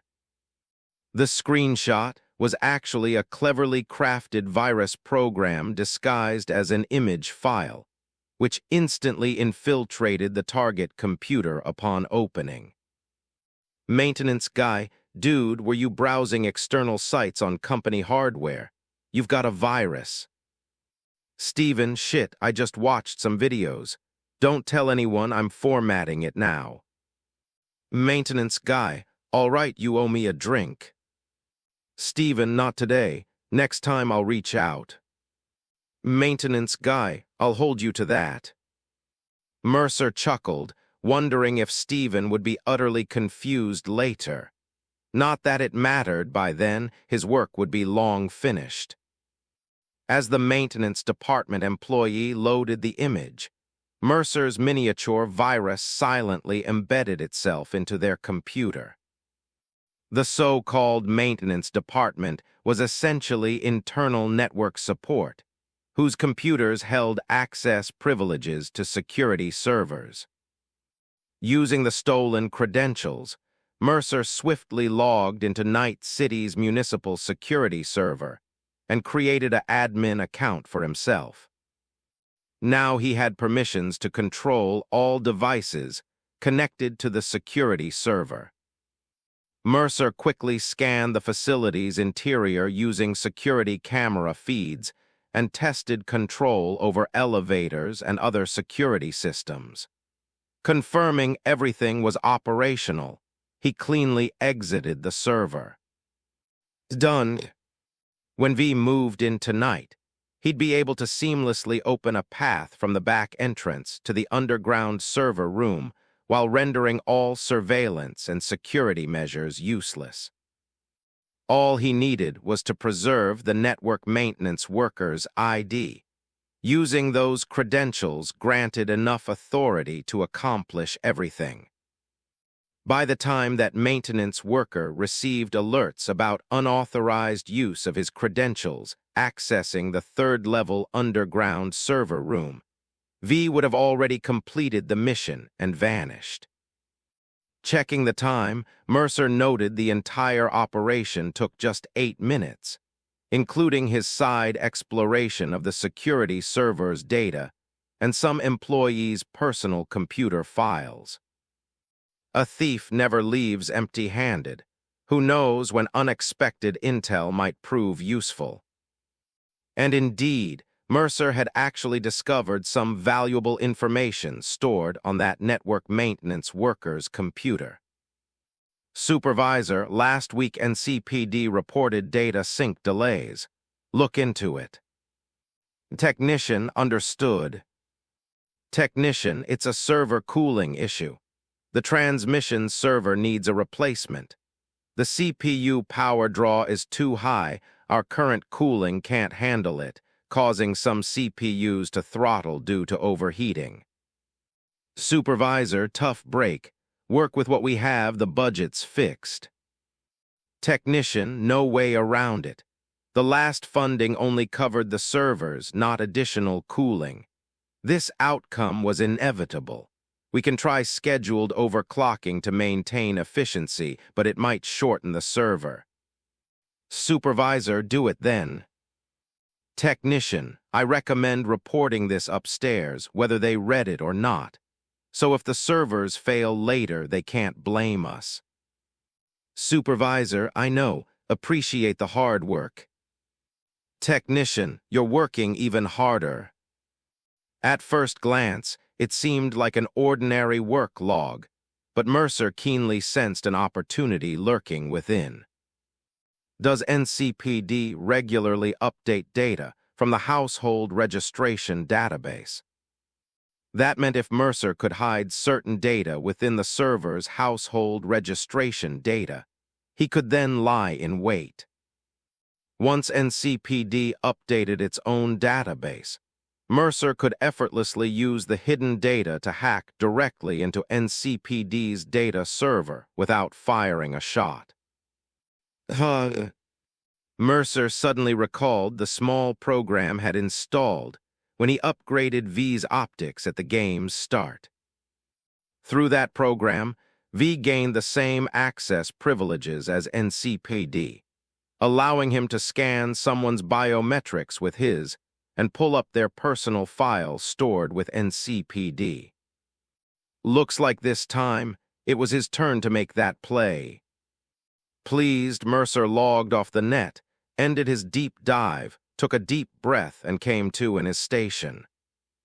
Not bad, didn't smell any fried brain this time, Lucy said without looking up, her fingers clacking away on her laptop still jacked in. Most, aside from deep diving, couldn't fully control all data via brainwaves like Mercer. They still had to do some manual programming. Is my brain's aroma pleasant? Mercer joked as he sat up. Not really. Lucy, less adept at multitasking than Mercer, kept her replies brief. Mercer chuckled a couple of times and didn't bother her further, instead checking his emails. Else reply and transfer had come through while he was busy with preparations. Holy shit, your program is unbeatable. Tested it on 6 vehicle systems, the longest took just 1 second to crack.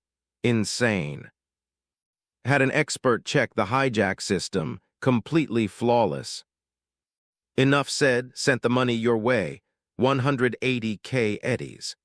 Also, starting tomorrow, I'm using your crack to bring home a batch of second-hand cars longing for a new owner. If you're interested, send someone over tomorrow morning to pick up some work. I promise you won't lose out. I'll pay you 60% of my selling price per car. Plus, here's a discount coupon for you.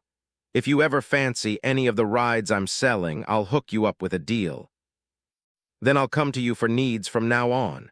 Your speed and skills are seriously top-notch, no doubt about it. Mercer replied to Elle with a smiling emoji. Mercer, sure, I'll see if any of my people are interested. They might swing by tomorrow morning to earn some extra cash. After responding to Elle, Mercer walked over behind Lucy and watched her code. He didn't interrupt, just quietly observed for a while before speaking up. Don't write it like that, it'll cause a bug. The program will get stuck in an infinite loop here. Change this part. Simplify this section, too. Try not to pile on so many complex lines of code. Look, you can actually write this with just one line. Mercer leaned down, gently pointing at the screen as he instructed Lucy. Lucy patiently learned, never talking back. Mercer taught her for an hour, and Lucy stayed highly focused the entire time. Their pace was quick, mainly because Lucy had a decent knack for it, grasping many concepts right away. It wasn't until Lucy started rubbing her temples that Mercer stopped. He suddenly glanced at the BD wreath behind him. All right, take a break. How about we watch a BD together? He held up the BD wreath and said, I bought this for, let's test it out first. Lucy let out a long sigh, took a sip of her cooled coffee, and rubbed her face. Sure, what are we watching? Sailor Moon. Mercer gave her head a light tap, then smiled as he pulled out a BD chip. Moon Explorer, an interactive BD. It doesn't fully simulate the lunar environment, but it lets you freely explore the moon like a game. Although it can't replicate the oxygen-free conditions, it simulates gravity, temperature, and humidity. If we both use the same wreath to log in, we can even interact inside the BD, just like the soccer game and the others play. Lucy looked puzzled, tilting her head at him. Why did you think to buy this? Are you interested in the moon? I thought you might like it. Mercer was a bit surprised too, but on second thought, in the anime, she yearned for the moon and dreamed of escaping to it because after fleeing the facility, the first thing she saw was a bright full moon. That was why she came to see the distant moon as an ideal land, where she could forever escape pursuit. But now, since she hadn't gone through that experience, she naturally wouldn't have any strong emotional attachment to the moon. Lucy looked at Mercer for a moment before breaking into a smile.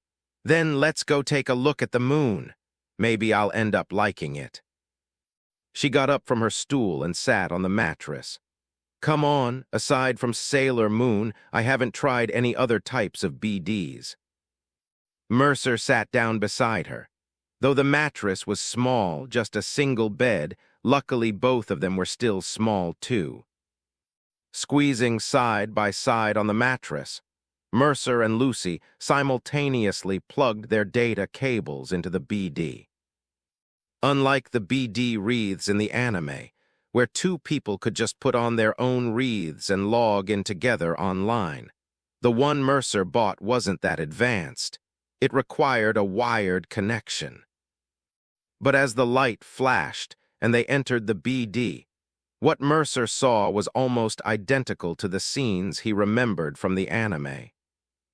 It's really beautiful. The scorching sunlight fell directly on their faces, with the universe and the Milky Way stretching out before their eyes. The azure earth hung at the edge of the lunar horizon, and Mercer could even feel a faint breeze brushing his face, the fresh air making him take an involuntary deep breath. This BD, designed for leisure and relaxation, wasn't one of those BDs focused on realism. Everything here was crafted to provide a more comfortable experience of the moon.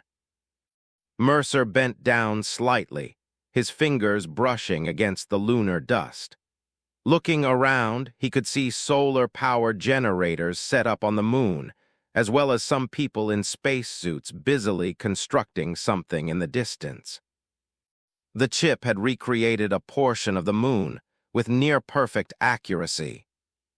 But it was only near-perfect because the space entertainment station known as the Crystal Palace was absent, as were the orbital weapons encircling the moon.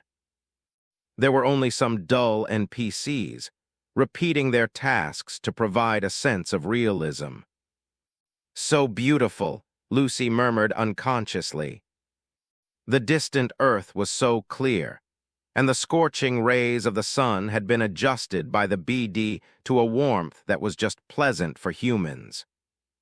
She lowered her head, cautiously hopped once, and soon realized she could jump remarkably high. Under the influence of the gravity, she leaped lightly and landed just as gently. Lucy quickly got the hang of it, skipping along cheerfully and freely, or rather, hopping again and again, savoring the wondrous experience of the moon's unique gravity. "Mercer," she called out with a laugh, waving to him as he stood there, seemingly lost in thought. "Come on, I want to go check out over there." Mercer smiled too. He took off, leaping lightly across the lunar surface just like Lucy. Listening to her excited little cries and watching her run and jump freely on the moon, he felt an inexplicable sense of contentment. "Mercer," she laughed, reaching out a hand toward him, but as he extended his own, she jumped back playfully. "Come catch me." Mercer thought the scene felt a bit too youthful, but seeing Lucy so full of energy, he had no choice but to play along. In the BD, she seemed completely unrestrained, as if she had let herself go entirely. They chased and played, running quite a distance. Along the way, she even picked up some special drinks and snacks from a construction site they passed. Lucy took a sip of one of the drinks, and to her surprise, she could actually taste it. The so-called zero-gravity carbonated drink just tasted like tangy, sparkling water. She also found 2 lunar buggies and challenged Mercer to a race. They sped across the lunar surface until she'd had her fill of fun. Finally satisfied, she sat with Mercer on a flat area of the moon, quietly admiring the distant Earth. "Did you have fun?" Mercer asked lazily, lying on the ground. He always felt full of energy when he was working, but when it came to leisure and entertainment, he just wanted to lie down.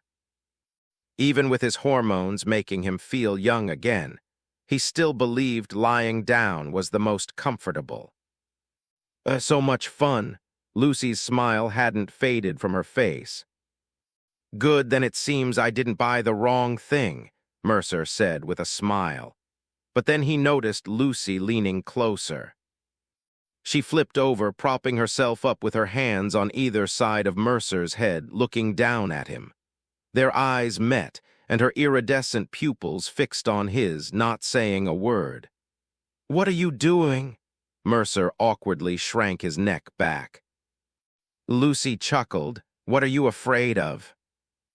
Her hair fell beside her face, and on her slightly youthful features was a smile brighter and more radiant than any Mercer had ever seen.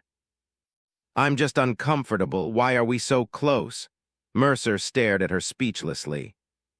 Lucy curled her lips, studying him for a moment longer before suddenly lowering her head with a laugh, reaching out to hug him, burying her face in the crook of his neck. The damn BD was unexpectedly realistic, simulating even her breath and body temperature with no difference from reality. Apart from being unable to smell her faint, unique scent, it was indistinguishable from the real thing. Mercer's heart suddenly began to race. What the hell? He was momentarily at a loss, but Lucy suddenly trembled, letting out soft, uncontrollable laughter. "What are you laughing at?" Mercer grew anxious. "Mercer." She spoke softly, not lifting her head, just holding him tightly as she murmured, "I'm really happy today, truly, really happy." Well, if you put it that way, I can't exactly ruin your mood. Mercer steadied himself, hesitated, and finally reached out to gently hug her back. The moon's gravity made her feel so light. Out of his sight, Lucy's smile grew even brighter before she spoke in an airy tone near his ear. "Thank you." As the words faded, she suddenly turned and planted a soft kiss on Mercer's cheek. "So, here's your thank you gift." Before Mercer could react, Lucy let go and sat up, giving him a look that he could only describe as a mischievous grin. Then she logged off. When Mercer, belatedly, logged off as well, he saw Lucy watching him with an amused expression. "What are you laughing at now?" As soon as he spoke, he watched Lucy leisurely remove her bead wreath, stretch lazily, and then hum an unfamiliar tune as she tossed the blanket from the edge of the bed over his stomach. "I know it's because your body is too young, right? After all, you don't like girls under 18. After saying this, Lucy curled her lips and stood up gracefully to walk out, though the blush on her fair cheeks betrayed that she wasn't as composed as she was trying to appear. Mercer pursed his lips and just touched the side of his face. Seeing this, Lucy unconsciously quickened her pace and disappeared by the tent. So the question arose: does a kiss in the BD count as a real kiss? Mercer pondered for a long time and decided it doesn't. At most, it's just an interaction of brainwave data. It doesn't count. And besides, does a kiss on the cheek even count as a kiss? Definitely not. It's just those open-minded foreigners and their greeting-level interactions. He casually found an excuse to brush it off and turned over nonchalantly, too lazy to get up. The scent of her still lingered by his pillow. Lucy had changed her shampoo, probably to some unknown floral fragrance. Mercer turned over again, away from the scent, and lazily dozed off until came running over excitedly. "Mercer, you bought the BD wreath," she said excitedly. "Are you free now? Let's watch a movie together. I've been holding off on watching it alone just so I could see it with you." Mercer didn't even bother changing locations. "Come on over." Without another word, bounced over. She genuinely saw Mercer as an older brother, and he felt the same way about her. She grinned and nudged him. "Scoot over. Let's watch the sequel to the one you saw earlier first." "All right." Mercer made room for her and quickly lay down, plugged in, and swapped the chip. As she pulled out the Moon BD, she couldn't help but glance at the title on it. "You and Lucy were just watching this. Is it fun?" she asked curiously. Mercer replied calmly, "It's good. Next time you can go try it with Lucy. Hurry up and watch. After this one, I need to get up and start working." Couldn't wait any longer. She plugged in the chip and, without waiting for Mercer's reaction, immersed herself in the BD. Unlike the interactive, game-like BD experience Lucy preferred, watching a movie-style BD with someone else wasn't much different from watching it alone. The only difference was that they could chat while viewing. Seemed absolutely thrilled. Whenever the Sailor Moon in the BD used moves like the Sailor Moon light wave, she'd mimic the character and shout along in the neural link. From time to time, she'd enthusiastically explain to Mercer which Sailor Moon's ultimate move was what, who the actress was, and so on. Honestly, Mercer didn't mind it at all. When the movie ended, reluctantly exited the BD along with Mercer. Mercer instinctively glanced at the blanket covering his stomach. Good. This time he had successfully maintained control over his impulses. Though maybe it was because constant chattering had kept him from fully immersing in the BD's emotions and visuals. That was so intense. The villain in this one was way stronger than the last one we saw. He could even use the Black Death beam, chattered on, but Lucy's voice came from the doorway. All right, he has work tonight. I know, she sighed, her excitement fading as she turned to Mercer with a grown-up tone. Mercer, don't overwork yourself. Isn't it nice living here together now? We all get to sing around the bonfire every day, and there's even an auntie teaching me how to dance. Every day is so much fun. You don't need to stress too much. We can take it slow. Turns out, she had come over to help Mercer relax and unwind a bit. Mercer thought about it and realized she had a point. He had indeed done a lot these past few days. But he had no intention of resting. As the leader, this was how it had to be. Only by working hard could the others enjoy their lives. If he slacked off, they'd be the ones to suffer. Don't worry about me, I'm not an idiot. I'll rest when I'm tired, Mercer said, ruffling her hair. His expression soured a little as he saw Lucy approaching with a large bowl of stew. Life was tough for the what good food could they possibly have? Another canned vegetable stew. Mercer took the big bowl and began eating, saying between bites, Once we secure a place in the city, you'll get to meet my new teammates too. Later, I'll see if I can buy some good stuff, so we can all have a nice meal together. Sounds good, but, Lucy looked worried. Isn't this too rushed? Wouldn't it be better to observe them a bit longer? Don't worry, my judgment is solid. The people I bring in are trustworthy, and if anything, you can always help me keep an eye on them, right? After Mercer finished, Lucy remained non-committal. You haven't told them about us, have you? Actually, no one even knows what I look like. You guys should keep it under wraps for now. I'm the team leader, after all. If they find out my real age, it'll be hard to maintain authority. Once Mercer said this, both Lucy and nodded without another word. Trust first.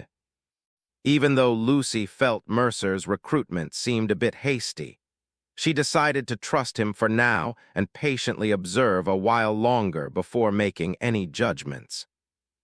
Lucy reached out and patted his head. You should go eat too. Mitch is telling some of his old stories by the bonfire. I listened for a bit, and it's pretty interesting. Okay, you two chat slowly then. Giggled, winked at Lucy and Mercer, and skipped away playfully. Thanks to her, when only the two of them were left, the atmosphere suddenly felt a bit awkward. But it lasted only a moment before Mercer said very naturally, I'm going to do a deep dive later to provide technical support for V. Keep an eye on things for me. All right, I'll monitor it. This time, don't ignore my messages. After he finished eating, Lucy took the dishes out to wash them, then came back and helped him check the equipment one more time. Once everything was confirmed, she plugged him in for the deep dive. Their relationship seemed to have changed a little, yet somehow remained exactly the same. Just like always, December 29, 2071, 2254, streets near City Hall. V sat excitedly in her car, checking every now and then the chip tucked in her coat pocket. If Mercer hadn't repeatedly warned her not to plug it in recklessly, she'd have shoved it straight into her head for safekeeping. By now, most of the lights at Night City's City Hall had dimmed, with only a few windows still lit. Occasionally, NCPD patrol cars could be seen driving past on the street. Nervously, she licked her lips for what felt like the 100th time, replaying in her mind the route and precautions Mercer had drilled into her. Mercer, can you hear me? Yes, V whispered in reply. Mercer prepared a move. As planned, reached the back entrance in 5 minutes. Copy that. After a deep breath, V pushed the car door open and strode toward the City Hall building. Entering City Hall through the main entrance would mean tight security. but from the building's rear. A metal door with automatic identity recognition led directly into the maintenance crew's workshop. From there, another unlocked door provided access deep into the building's interior. As V approached the door, before she could even whisper an update to Mercer, it slid open with a soft swish. Without hesitation, she slipped inside, and the metal door closed automatically behind her. Mercer, hold on, wait 10 seconds. Let security move further away gives you the maximum window. After exiting, turn left.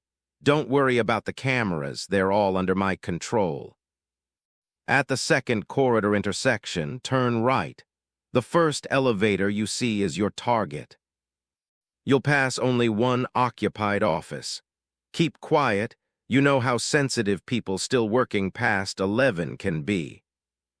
V counted down 10 seconds, then stepped out decisively. Though she'd never done anything like this before, her natural nerve allowed her to perform beyond her usual capabilities despite the tension. Moving lightly, she kept her head up. Every corner of City Hall's corridors was packed with surveillance cameras, and even at night, the interior was warmly lit. V hardly dared to breathe, her footsteps growing even softer. As she passed the office Mercer had mentioned, she practically glided past without a sound. Her exceptional body control allowed her to move with near silence, even on her first attempt at stealth. Mercer, you're almost there. Relax, everything's going according to plan, your heart rate spiked to 120.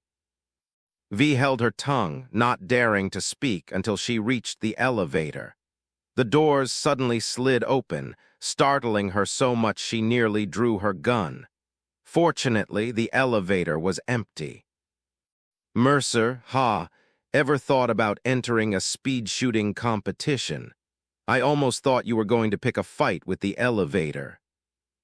Shut up, eh? Once inside the elevator, V finally let out a sigh of relief and couldn't resist snapping back. Mercer, fine, I'll stop talking. Don't get scared now. Never mind, keep talking.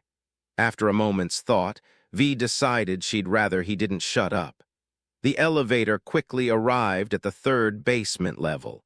V nervously glanced around for a moment before finally pushing the door open and stepping out. The elevator opened directly into a large server area divided by glass doors. Damn, it's huge. Which one am I supposed to deal with? V was momentarily unsure, but Mercer quickly responded. Mercer, to your right, look for the signs on the glass doors. Any server labeled with an N series will work. Didn't you memorize the plan? V muttered, I just suddenly couldn't remember if it was N or S. As she spoke, she walked into the server room but noticed the glass door required a password. Mercer, something wrong.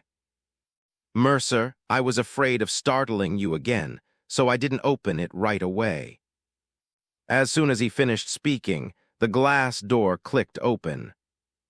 She hurried into the server racks, searched for a while before finding the port, and inserted the virus-loaded chip she'd been carrying in her pocket. Shit, did it work? V whispered. Mercer, wait a moment. V waited anxiously. Mercer, done, got the access. His LAN is wide open to me now. Pull the chip and retreat. V immediately yanked out the chip and turned to leave, muttering, That's it. Just plug in a chip and the server's yours. Mercer, to be precise, the chip helped me bypass the ice, allowing me to modify its data directly from the inside.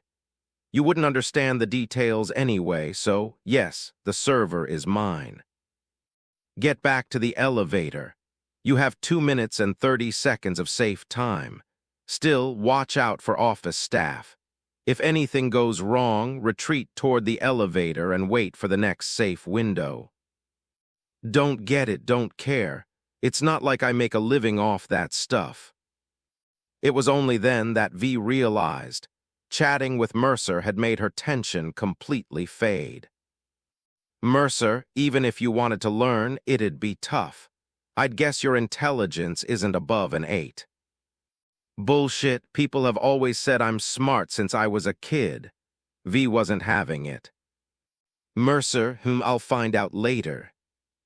V pursed her lips and walked briskly out of the elevator, retracing her steps carefully but quickly. Only after she exited the maintenance room through the back door and walked several dozen meters away from the building did she stop and look back. That's it. How'd City Hall get infiltrated so easily? V said in disbelief. Mercer, because this is just the database storing Night City's resident records, not the servers with the counselor's secrets. Of course, the main reason is that I'm damn good and had everything prepared in advance. Fuck, V was speechless. She glanced at the gun in her hand, suddenly feeling a bit lost. She'd spent the whole afternoon preparing, mentally ready for a with the NCPD. And it turned out to be like taking a stroll. Mercer, €5,000. Minus the advance already paid, the rest has been transferred. This job's done, V murmured. Mercer, yeah, this one's wrapped up. Go get some good sleep, V, you've got new work tomorrow. What kind of job? Instantly, she was wide awake. The 90,001. Mercer, of course not. That job isn't urgent. I'll verify the intel first, not that I don't trust, but I have bigger ambitions. It's rare to get a shot at. Just taking what the client asked for would be a waste. I plan to prepare thoroughly and strip clean of all their treasures. Bro, don't get too greedy. That's a top-tier corp. V felt like she'd truly boarded some kind of notorious pirate ship. Mercer, really top-tier. I don't buy it. V's heart raced again. Damn, you've got some serious guts. Mercer, forget your old street life. V, if you want to be somebody, you have to get used to going against the core. If one day you choose to compromise with them out of fear, or worse, become one of them, then you'll never be yourself again. Just another piece of rotten meat controlled by the core. V grew curious. Why does it sound like you hate the core so much? Have you dealt with them before? You can't be much older than me, right?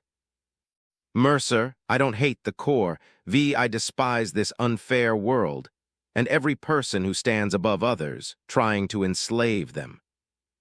The core are just vessels for those people. So one day, I'll burn their rotten flesh and erase their filthy souls. V fell silent for a moment. Isn't that just how the world is? You have to adapt, Mercer, otherwise life will be hard. Street life might not have taught V much so-called knowledge, but it did make one thing clear to her. The survival of the fittest is the most fundamental rule of this world. Anyone who tries to defy that rule will be punished by this merciless world. Mercer, the weak adapt to the world, the strong change it. V sighed deeply. You think you're strong because you haven't seen how terrifying the core really are. Mercer, that's because you haven't seen how I fuck those corporate dogs to death, V. Half convinced, half skeptical, V replied, Really? So you really are on the run from something, aren't you? Mercer, exactly. So having second thoughts? V, I don't want to lie to you, but I'm probably on some big corp's most wanted list. If my identity gets exposed, high-level agents will come after me by any means necessary. And I won't run or hide.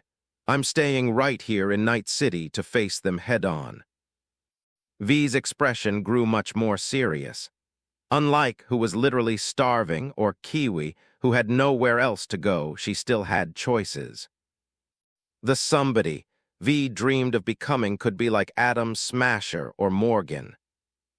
But honestly, Adam Smasher was dog and Morgan was go-to merc. Weren't both of them backed by core? From the sound of it, Mercer seemed completely unwilling to cooperate with any corp, a true solo through and through. If Mercer really was a dangerous fugitive wanted by the core, aligning with him would mean being marked by the core from the start. Even if he made a name for himself, Mercer would never accept being co-opted by the corporations. In the end, they'd just resort to the most brutal means to try and take him out.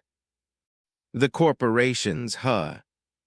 V thought for a long moment before giving Mercer a vague reply. I don't sell out friends, but how do I put it? Stealing a little, snatching some corporate goods is one thing, but if you're really the kind of person they've got on their list. I don't know. I need to think, I didn't realize you were tangled up in something this big. V was already prepared for him to kick her out of the conversation. After all, he'd laid his cards on the table clearly. Mercer really wanted to bring her in, but she wasn't exactly playing along. Street smarts told her not to pledge loyalty too easily. If she were that kind of fool, she'd have joined the long ago. Would Mercer even have had a chance to try and recruit her then? Right now, all she wanted was to make money, big money, become a boss. But going head-to-head with the core, damn, what kind of street punk even dares to dream about that? Mercer, all right, V, I understand. Just so we're clear, I'm planning something big with that job. If we get caught, we'll probably end up on their radar too, so think it over before you decide. Don't worry about us. Even if you don't join the crew directly, we're still friends, V. Get up early tomorrow. I've got work lined up for you, nothing too scary, just regular gigs. You're not afraid of those, are you? So good night, V. Mercer ended the call, his tone sounding perfectly normal. For some reason, V felt restless, as if something was slipping away from her, or like she'd forgotten something she just couldn't recall. With these thoughts weighing on her, V drove aimlessly through the city for a long time before finally pulling up at a bar in El Coyote. She just wanted a couple of drinks. Inside, the bar wasn't too crowded. It wasn't the kind of place that got rowdy at night, just soft music playing, people drinking, chatting, and enjoying some tasty snacks. V walked up to the bar and raised a hand to signal the bartender. Tequila, 1 shot with ice. Got anything to eat? The fries here are great, topped with fried synth bacon bits, onions, and black pepper gravy. Customers love 'em whether they're hungry or not. The bartender smiled slightly. We stop cooking after midnight, so if you want food, better order soon. Oh, and we close at 2. Just the fries, then? V said. The bartender nodded, his flashing as he sent the order to the kitchen. V propped her cheek on her hand, looking troubled. With nothing else to do, the bartender poured her a drink and asked, "Rough night, chica?" Yeah, don't really know how to explain it. Just feeling kinda annoyed. V took a big gulp, then let out a long sigh, feeling the burn of the alcohol slide down her throat. It's nothing.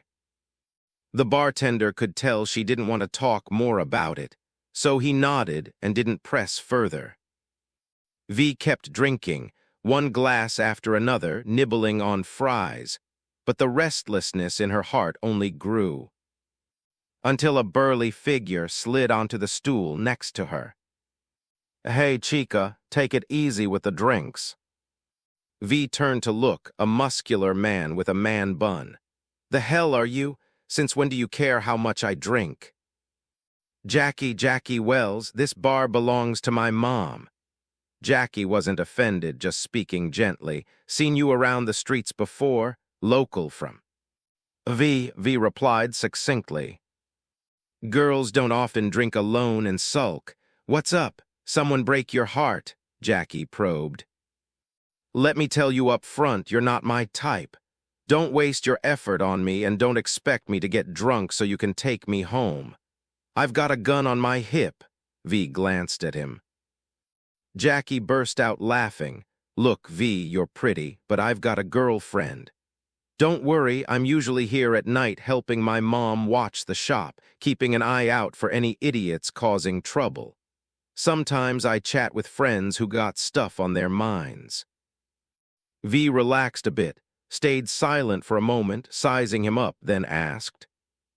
Yeah, doing some work for the gang now. Jackie didn't hide it. What else can a guy from do to make it big? And you don't seem like the type to settle down either. Well, V usually just said she was a merc, but for some reason she thought of eyes lighting up when she mentioned, and unconsciously used the term. A merc, huh? That's cool. I used to think about it, either join the or become a merc. Morgan Adam Smasher. I even bought Morgan's merc handbook. Read it every day as a kid. Gotta say, it's been useful, saved my ass a few times over the years in the gang, Jackie said cheerfully, his natural warmth and optimism always shining through. Do you know Johnny? V suddenly asked. Jackie nodded. Of course. He's one of Night City's legends. That band he was in, Samurai, still has a ton of die-hard fans even now. You think becoming a merc like him, did he live a good life or a bad one? V didn't know much about Johnny, but she knew he was the guy who nuked Tower, going down with the corporate skyscraper. Though not really, buildings can be rebuilt, but when you're dead, you're dead. I'd say he lived a full life, Jackie answered without hesitation. Come on, girl, what else can street rats like us chase after? Money, sure, we all love money, but besides that, his face lit up with aspiration. It's gotta be becoming a big shot like Johnny. Look, even now, almost 50 years after he died, people like me still know him. Fans are still getting surgery to look like him. His legends are still on the streets. There's even a drink named after him at Afterlife. Let me think. Tequila old-fashioned with beer and a chili pepper. V couldn't help murmuring softly. Oh, you know it? Jackie sounded surprised. V suddenly laughed and nodded. Some asshole told me that while drinking at Afterlife, he even tried to trick me into having a drink. Just hearing the recipe made me think it'd taste awful. I didn't fall for it. Sometimes I really feel like he sees me as an idiot, but if you ask me, he's the real fool. Jackie caught on. So you're drinking because of him. V seemed surprised. You were all gloomy a second ago, but the moment you started talking about him, you lit up. What's the deal between you two? Jackie's curiosity was piqued. V touched her face. No relationship. Boss and employee. Big shot and underling. Really? Jackie pressed eagerly. You were drinking at Afterlife. Damn, you're already hanging out at Afterlife at your age. He took me there. No way I could gotten in on my own. As she spoke, V couldn't help but feel a little boastful, shaking her head proudly. But your girl's no slouch either. That night, some dumb merc named had an episode. My buddy and I took him down with one shot each, sent that guy loaded with straight to hell. He had it installed. Holy shit, he was fast. If I hadn't reacted quick enough, things would gotten real dangerous. From 5 or 6 meters away, he was in my face in less than a second. No way, I've heard of him. Wolf Squad, they call him the Wolf King. I've heard stories about how badass he is. Took out 23 scavengers solo, cleared a scavenger den in 5 minutes flat. Who's your buddy? Which big shot from Afterlife? How'd you manage to take him down? Jackie fired off questions excitedly. He loved stories like this, loved digging for details. Sometimes he'd even dream about having his own legendary moment one day. His name's A pretty damn skilled. After we took out, even Rogue came out and treated him with respect, told him to lay low, didn't say another word. He's new, probably not well known yet. Why's your face look like that? V suddenly noticed Jackie's odd expression. His real name, is it Alex Mercer? Jackie asked. V frowned. Yeah, it's Mercer, but I usually call him you know him. Well, Jackie thought back to the kid he'd seen outside's clinic. Wait. The Mercer in his memory didn't quite match the image V was describing. He turned and sized V up, imagining her being ordered around by Mercer, yet still calling him a brother. Well, given his skills, maybe it wasn't so far-fetched. Met him once, you could say. He gave me his contact info, told me to hit him up if I ever wanted to switch careers. Jackie told the truth, then asked curiously, "So you're with him now?" This time, it was V's turn to fall silent. Hesitating, she suddenly turned to Jackie. Jackie, if a path opened up, the kind that leads to becoming the big shot you've always imagined, right in front of you, what would you choose? If you say yes, you might piss off the Corps, make enemies with some terrifying people, might not even live to see 30. If you say no, maybe there's another way, become a living legend, like Adam Smasher. Of course we charge ahead, chica, Jackie said without hesitation. He gazed intently into V's eyes and spoke with profound sincerity. V, you're still young. You might think you'll have plenty of opportunities later, but let me be honest with you. Sometimes the chance to change your life comes just once, in a single moment.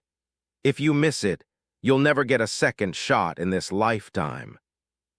As for all that talk about messing with corporations and not living past 30, I say, V, what did you used to do before? V paused, just took odd jobs here and there on the streets. Ever been shot before? Jackie pressed. Of course, I shot someone when I was 13. By now I've taken 7 or 8 bullets myself. There were times I really thought it was over, V said with a sigh. Then why stick with this line of work? Jackie countered. When you got shot, didn't you ever think about finding a straight job? Why keep running around with a gun as a merc?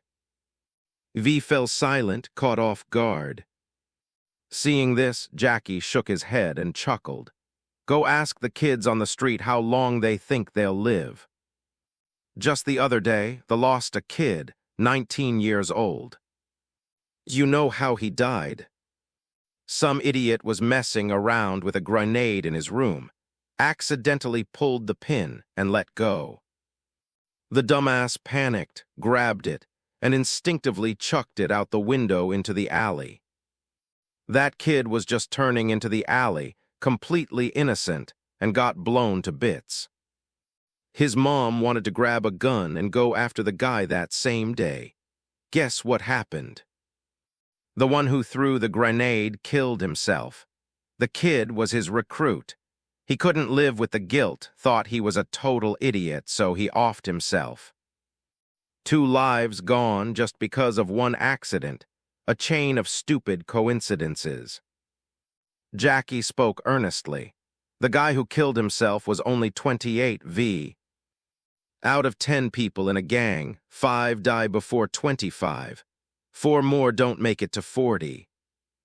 And you, the merc life, from what I see, you'll probably check out even faster than gangbangers. V had already figured it out. She gave a complicated smile, shook her head, and down the rest of her drink. Thanks, Jackie. I really am an idiot. Chica, glad I could help. That guy, mano, I mean, he seems legit. I think if you roll with him, it's a solid move. I talked to, you might not know him. He's one hell of a... Said the guy's got style and is definitely... 's a good judge of character. If he says someone's reliable, they are. After Jackie finished, V nodded firmly and clapped him on the shoulder. You're not so bad yourself, Jackie. If you ever want out, A's got a spot for you. So do I. Anyway, hit me up if you need anything. And tonight, thanks. Hey, no big deal, V, you good to drive? Jackie asked with concern. V laughed. Don't worry, doing just fine. Gotta go, I should catch him before he turns in and give him my answer. Solid, come by the coyote sometime. Get here early, let me know. I'll have my mom whip up some Mexican, it's incredible. Jackie smiled and nodded. Yeah, later, Jackie. V waved and hurried off to pay, then headed to her car. She even forgot to ask how he knew Mercer. Quickening her pace, she slid into the driver's seat and dialed Mercer. Mercer, I've made my decision. Mercer sounded surprised. V said with utmost seriousness, I'm giving you my damn life. I'm gonna roll with you. Screw the Corps, screw all those assholes. I'm gonna live like a goddamn legend before I die, no matter what. Yeah, all right. Welcome to the team, V. Mercer's tone was clearly amused. But I'm curious, why'd you chicken out earlier? V felt a little awkward. I've built up all this momentum, and now you're bringing up old shit. Fine, because I'm a fucking idiot. Seeing that rolling with you could actually make me some eddies, watching my wallet fatten up. I started fantasizing about making it big, retiring comfortably with a huge pile of cash. You kept telling me how skilled I am, how much potential I've got, and I actually believed it.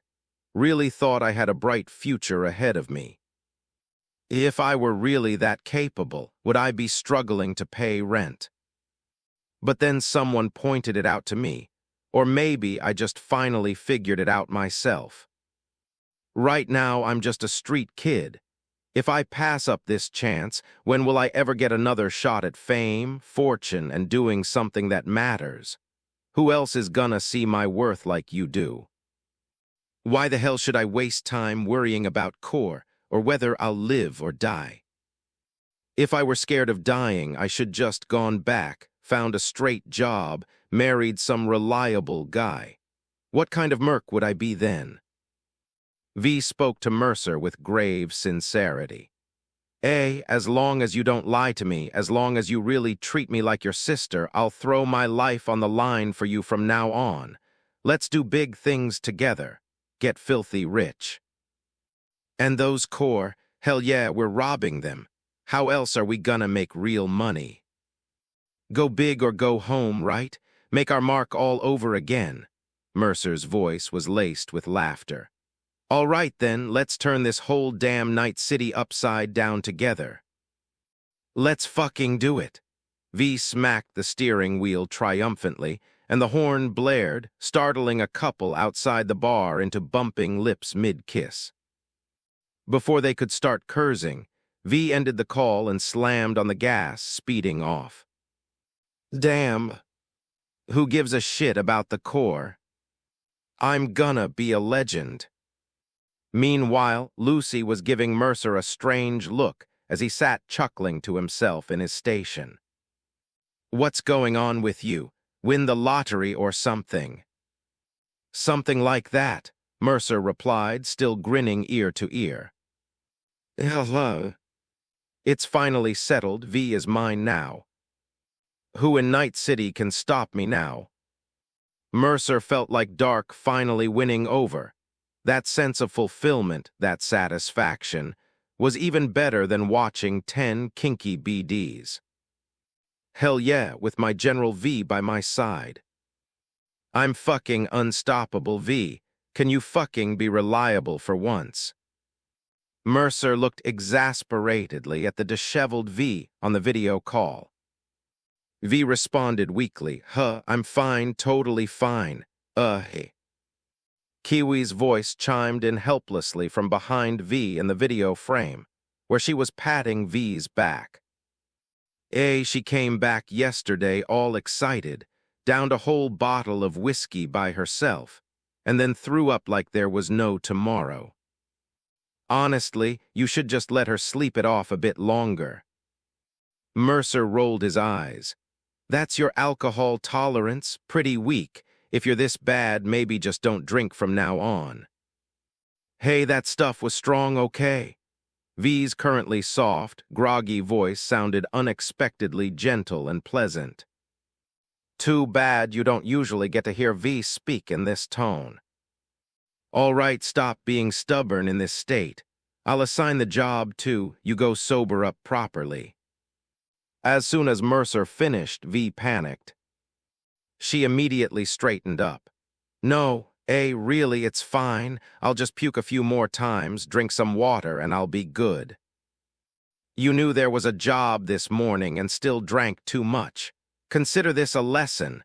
You're off duty today. Mercer said bluntly, giving her no room to argue. Knowing she was in the wrong, V could only pull a bitter face. She wanted to say something, but another wave of hangover nausea hit her, and she dry-heaved. Hanging up. Mercer ended the call directly, but sent a message to Kiwi. Mercer, take care of her a bit. Thanks for the trouble. Kiwi, it's fine. I'm freeloading here, this is nothing. Mercer, I pay her so it's not freeloading. Feel free to boss her around. But I haven't found a job suited for you recently. You'll have to wait a bit longer. Kiwi, I'm in no rush. I still need a few days to study those materials you sent me. Mercer, I compiled them myself. Some parts might have big jumps in difficulty. Just ask me if you don't understand. Kiwi, okay. I feel like every time I talk to you, I end up having to say thank you. Mercer, that's a good thing. The old you would probably just suspect I had ulterior motives. Kiwi, you're a truly good person, Mercer. Almost unrealistically good. Mercer, the reality is you can always trust me, and I can trust you too, right? Kiwi, I think if it's you, then yes. Mercer, Hull, I'm honored. Kiwi, I'm the lucky one. Mercer XD. Mercer replied with a smiling emoji, then unceremoniously made a video call too. Good morning. High-pitched, cutesy voice was a real wake-up call, the kind that gives you goosebumps. Early in the morning, her outfit in the video was rather revealing, making Mercer unconsciously avert his gaze a little. But the video was projected directly into his, so there was no escaping it. Mercer could only reluctantly take in her petite, yet well-proportioned figure. Where did you learn that weird tone? Does ever hear you talk like this? Mercer said, exasperated. I only talk like this with calling me so early. Did you miss me? Giggled, even blowing him a flirtatious kiss in the video. Mercer just let out an annoyed sigh. Got a simple job for you, take it or not. Take it. What is it? How much? Immediately straightened up, her tone rising with excitement. Yesterday, I wrote a program for El Insanto. He tested it himself and thought it worked great, so he plans to acquire a batch of used cars to make some cash before the auto companies update their systems. He wanted to hand the job to me first, as a favor, since it's one of those rare gigs that's easy and pays well. Considering I'll need some vehicles for team operations later, even though the pay isn't huge, I agreed, especially since he's throwing in discount coupons for car purchases. For the cars you steal, El will pay 60% of their second-hand market value. So, when you get there, pick the good ones. After Mercer finished, let out an excited whoop. I'm in. Mercer, just leave it to me and... Mercer chuckled. I've sent you and a Penguin software. It's my own encrypted communication system. If you run into any problems, open the comms app and message me. I'll monitor your situation through it right away. Also, I've optimized and updated the software so I can temporarily connect to your signal and share the feed. Your neural link will pop up an authorization agreement. Just hit accept. Remember, stay sharp. You're representing my kindling squad out there. Don't make me lose face with Elle. Thumped her chest confidently. You can count on me. Mercer watched her with an appreciative gaze for a moment, then nodded. I know you'll head out to Santo right away. Elle will wait for you to contact him when you arrive to pick up the device that can crack the vehicle systems. The list of cars to steal is with him too. Just go for the expensive ones. I won't take a cut of what you earn this time, but 20% will go into the team's shared fund. Since you're taking this side job using the reputation I've built for the team, that money will cover team expenses, base rent, team vehicles, equipment, things like that. Oh, come on, I trust you. Whatever you say, 20% is fine by me. Grinned, then turned and kicked what was probably lying on the couch. We've got work. Get up and get ready now. As she kicked, she grumbled in frustration.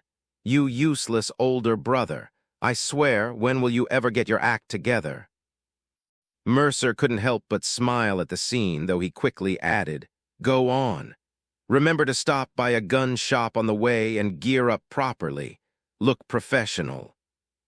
I'll advance you 10,000 euro dollars. I'll deduct it from your pay later. My advice is to get to Elle as soon as possible. He has other mercs he works with too. If you're late, the good cars might get snatched up by others. Holy shit, Mercer, you was speechless, could only give Mercer a thumbs up, her eyes practically shooting out little stars. Mercer, I love you. All right, go on. I'll hang up now, contact me if anything comes up. Mercer ended the call and removed the mask from his face. For the short term, he decided to maintain a bit of mystery. Once everyone got a little more familiar, he'd take it off and give them a nice little surprise. Meanwhile, Lucy, who had been waiting nearby for him to finish the call, looked at him somewhat resentfully. So, my records really can't be changed anymore. Nope, what if someone notices if we keep altering the data? The virus I left there is still useful, can't risk it being discovered. Mercer grinned at her. And you just openly changed your registered age to 18. Look at your face, Mercer. Since when do you look 18? Lucy grumbled indignantly. Didn't you set your own age in the Night City files as 16? Pot calling the kettle black. You're the one who said you wanted to fill it in yourself, no take-backs. Mercer laughed heartily while Lucy sulked. Yes, from today onward, Mercer was officially an 18-year-old citizen of Night City. Born in Santo, orphaned at a young age, no educational background, no tax records, the classic of a Santo orphan. Mercer hadn't just made up his records randomly. Everything, from his place of birth to his parents' identities, had been carefully selected to be nearly impossible to verify. His parents were immigrants, confirmed dead by the NCPD a decade ago, and they did indeed have a biological son. But that 8-year-old child had quickly been declared missing after his parents' deaths. In all likelihood, that kid was long dead. In Night City, going missing meant you didn't even get to keep your body. Chances were you ended up as spare parts. What Mercer had done was replace that missing child's household registration, the one with a father from Texas and a mother of Eastern descent, with his new name. Lucy and the others had chosen similar backgrounds for their files. It just went to show how many orphans in Night City had been declared missing. But though Lucy had entertained the idea of aging up, she'd only dared to secretly set her age to 16. Mercer, on the other hand, was much bolder. If he said he was 18, then he was 18. And that was exactly why Lucy was so frustrated. She thought she could finally play the role of Mercer's big sister, openly. Now it was set in stone. She was the little sister. And if she'd known this was an option, she would set her age to 18 too. Then Mercer wouldn't be able to use "she's still a minor" as an excuse to brush her off. Mercer hummed a tune and picked up the car keys. "Let's go. I need to apply for a new account and then I can get myself a cred chip. From now on, we can all save and spend money out in the open." The Eurobank doesn't play by ORS rules. Even if we blew up, they wouldn't touch a single Eurodollar in our accounts. Lucy was still sulking, only managing, and, "Can't you just do it online? Why go in person? Don't you want to move into our new place?" Mercer turned his head and smiled at her. Lucy perked up immediately. "You found a place?" "Nope, but I figure renting a place is a small matter for our Mr. Hands here in Pacifica." After Mercer finished, Lucy looked concerned. "You mean have him find it for us? Didn't you say he's not very reliable?" "He's dangerous. Dangerous and unreliable are two different things." Mercer paused, then continued. "But there's no other way. Is only so big. No matter where we rent, we can't avoid prying eyes. What we need isn't just some rundown shack to sleep in, but a covert, secure base for our team. We'll be coming and going through Bargist-controlled checkpoints, and it'll be hard to hide our equipment and transport vehicles from everyone. Not to mention, we need to turn it into a production site to run some profitable operations. With that much activity, there's no way to hide from anyone who really wants to look into us. So to survive we have to pick a side. Either it's the boss of Colonel or our ambitious fixer trying to put down roots here, Mr. Hands." Lucy asked curiously, "Why not choose? He's the one controlling now. If we're picking a patron, shouldn't we go with the stronger one?" "Because he's too greedy." Mercer's face showed disgust. His ambitions are too big, but his skills aren't up to par. He thinks that with backing him and connections to many corps, he can really declare himself king. Don't be fooled by how prosperous he's made look now. All the major corps, even European and Eastern companies, are using it for large-scale smuggling and deals directly. Politicians in Night City are all kept happy by him too. But that's only because everyone needs a thriving, not an ambitious. Mercer patiently explained the key point to Lucy. If one day thinks his wings are strong enough and tries to act like the real boss of, seeking greater power to play in higher stakes games, what awaits him is only death. No one wants a rigidly controlled, trying to be fully independent. Everyone just needs a free zone where business can be done openly. It's similar to Night City's original idea. All the Corps came here to make money without restraints. Who wants to be governed by some follow his rules? The reason the new United States keeps him around is that, and the NUSA still need a bridgehead to infiltrate Night City. If war breaks out again, will be their launching point for an attack on Night City. And he are just a nail the NUSA, and have driven into Night City. That idiot really thinks he's tough enough that the NUSA doesn't dare touch him, and is just humoring him. After finishing, Mercer said seriously, "So we absolutely cannot work for because once he discovers my true capabilities. My fate would be the same as the new United States songbird. You might have heard of her.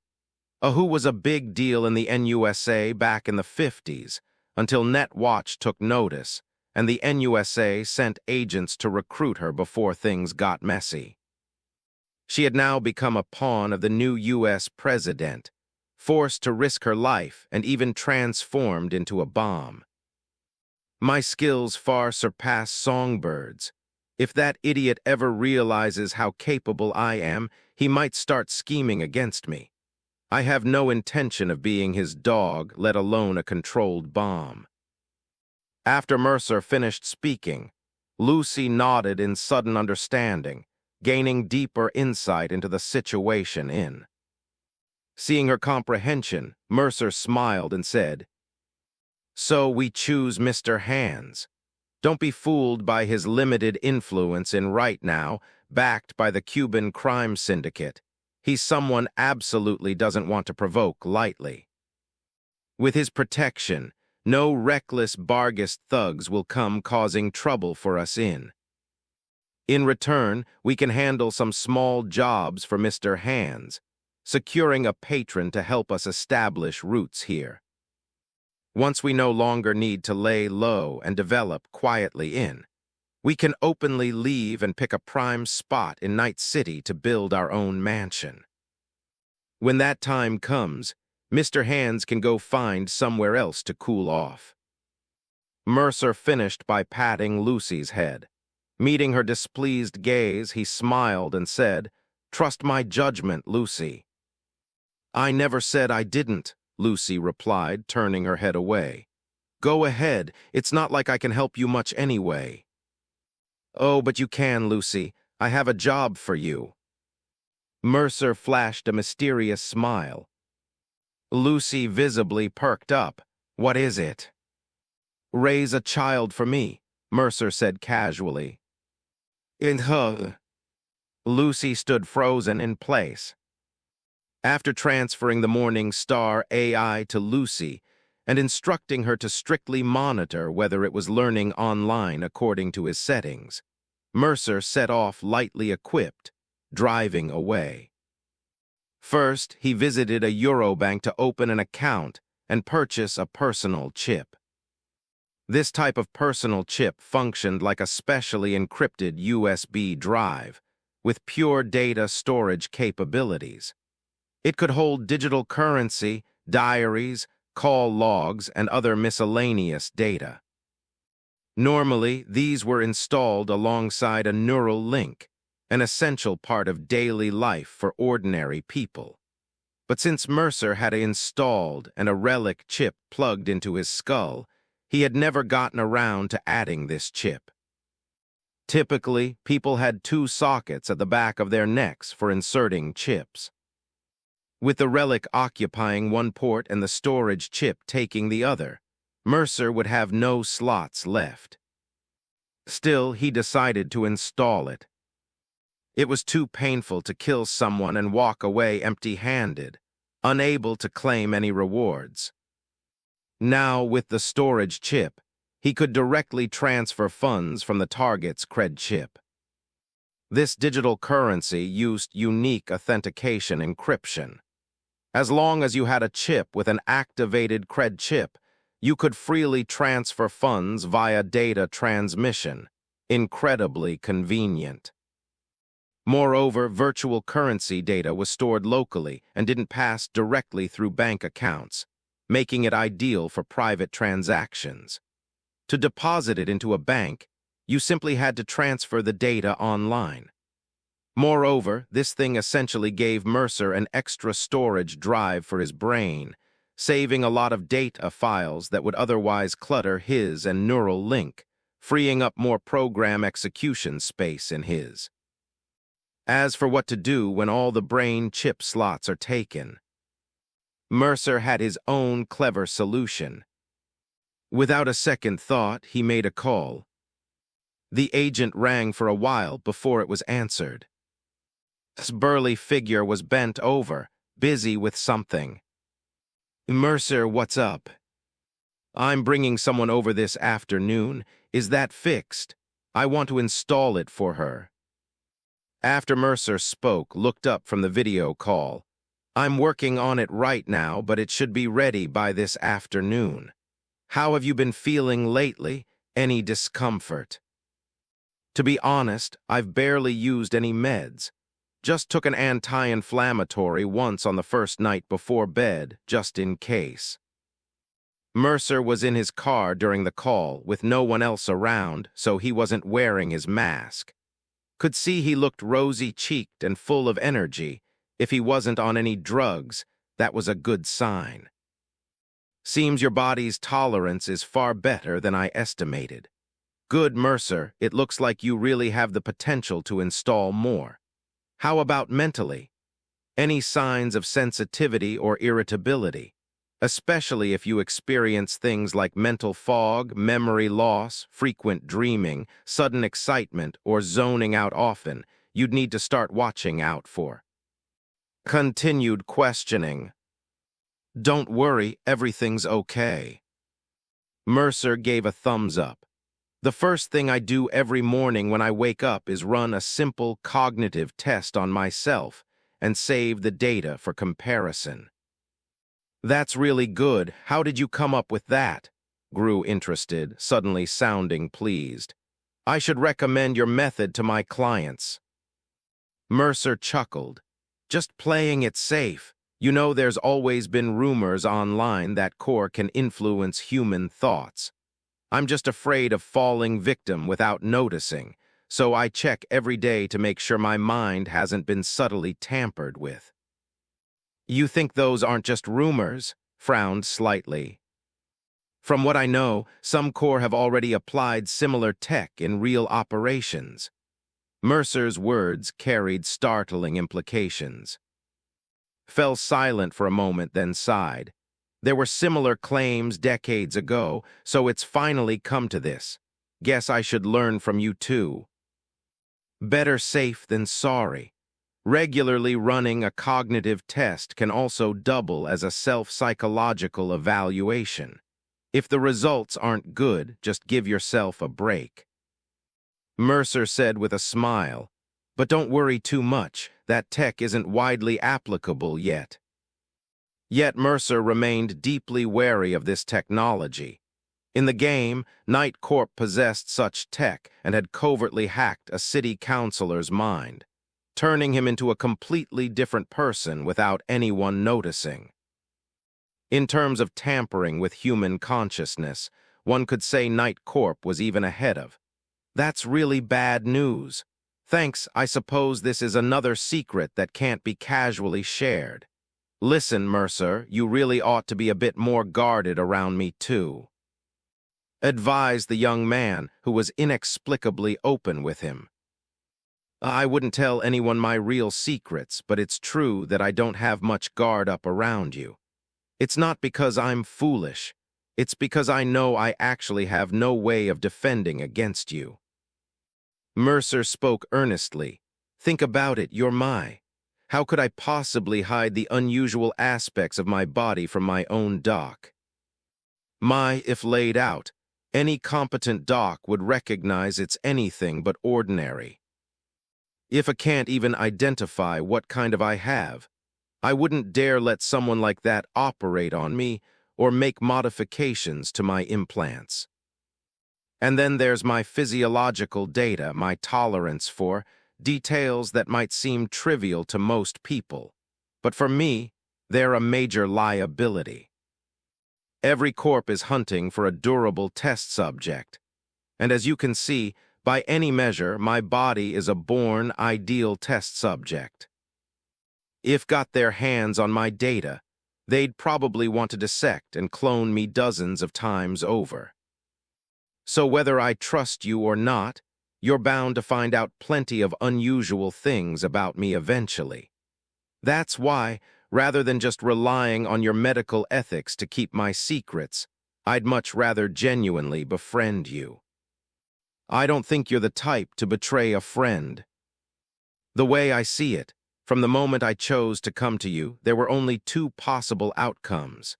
Either we become true, close friends, the kind where I'd entrust my life to you on the operating table, or you sell me out. In that case, whether I say anything or not wouldn't matter, because someone intent on betrayal will always find a way to stab you in the back. After all, I can't exactly hire a doc, have them operate on me, and then just Eliminate them or wipe their memory, can I? Listened patiently, then finally sighed, shook his head, and offered a gentle smile. Seems you're more mature than I thought. Understood, we're friends. Though I have to say, given your face, it feels a bit strange calling you a friend. But being trusted, it's not a bad feeling. Maybe that's why I chose to run my own clinic instead of working for a corp. Anyway, you're right. I'll keep my patients' secrets. Anyone who wants to know about you will have to pry them from my brain with a knife first. Mercer smiled as well. I know, that's exactly why from the very start I never considered pretending or being superficial with you. Even from a purely self-interested standpoint, I'd have to treat you well. Luckily, you're also the kind of person I genuinely like. No need for fake pleasantries. All right, since you're bringing a friend over this afternoon, I'd better hurry up and fix your. How's your friend's physical condition? Can they handle it? Asked with concern, this is extremely high-grade, much more powerful than standard market models. I ran some tests on its programming at maximum overclock. It can slow time by up to 68%. That kind of output, plus the fact we have to bypass its built-in safety protocols to even use it, puts a huge strain on the nervous system. It demands exceptionally high physical fitness. An average person would even need a synaptic accelerator just to keep their mind and body in sync with of this caliber. Don't worry. If I'm a genius in intellect, she's a born prodigy with a physique that could surpass even Atom Smasher's level of physical prowess. Mercer was hyping up V. Clicked his tongue in amazement, his eyebrows raised. Really? All right, I'll run some tests this afternoon and we'll see. No problem. Mercer smiled and agreed on the time, then headed straight for Plaza. Before, without legal identification, he had needed to accompany him to make purchases, but now he could shop openly on his own. This time Mercer was shopping for drones, so he stepped into the store without hesitation. Welcome to... The clerk inside didn't bat an eye at Mercer's masked appearance. In an era where silver plating your entire face was considered trendy, wearing a mask was no big deal. I need drones. Mercer got straight to the point. The reason I didn't order online is that the models sold there are all civilian versions. I'm sorry, but according to Night City law, we are only permitted to sell legal home defense drones and home nanny drones. The well-dressed clerk spoke with a regretful expression. I know, but what I wanted to ask is, I heard you sell some accessories here that aren't available for direct online purchase. Mercer responded meaningfully, like larger battery options, for instance.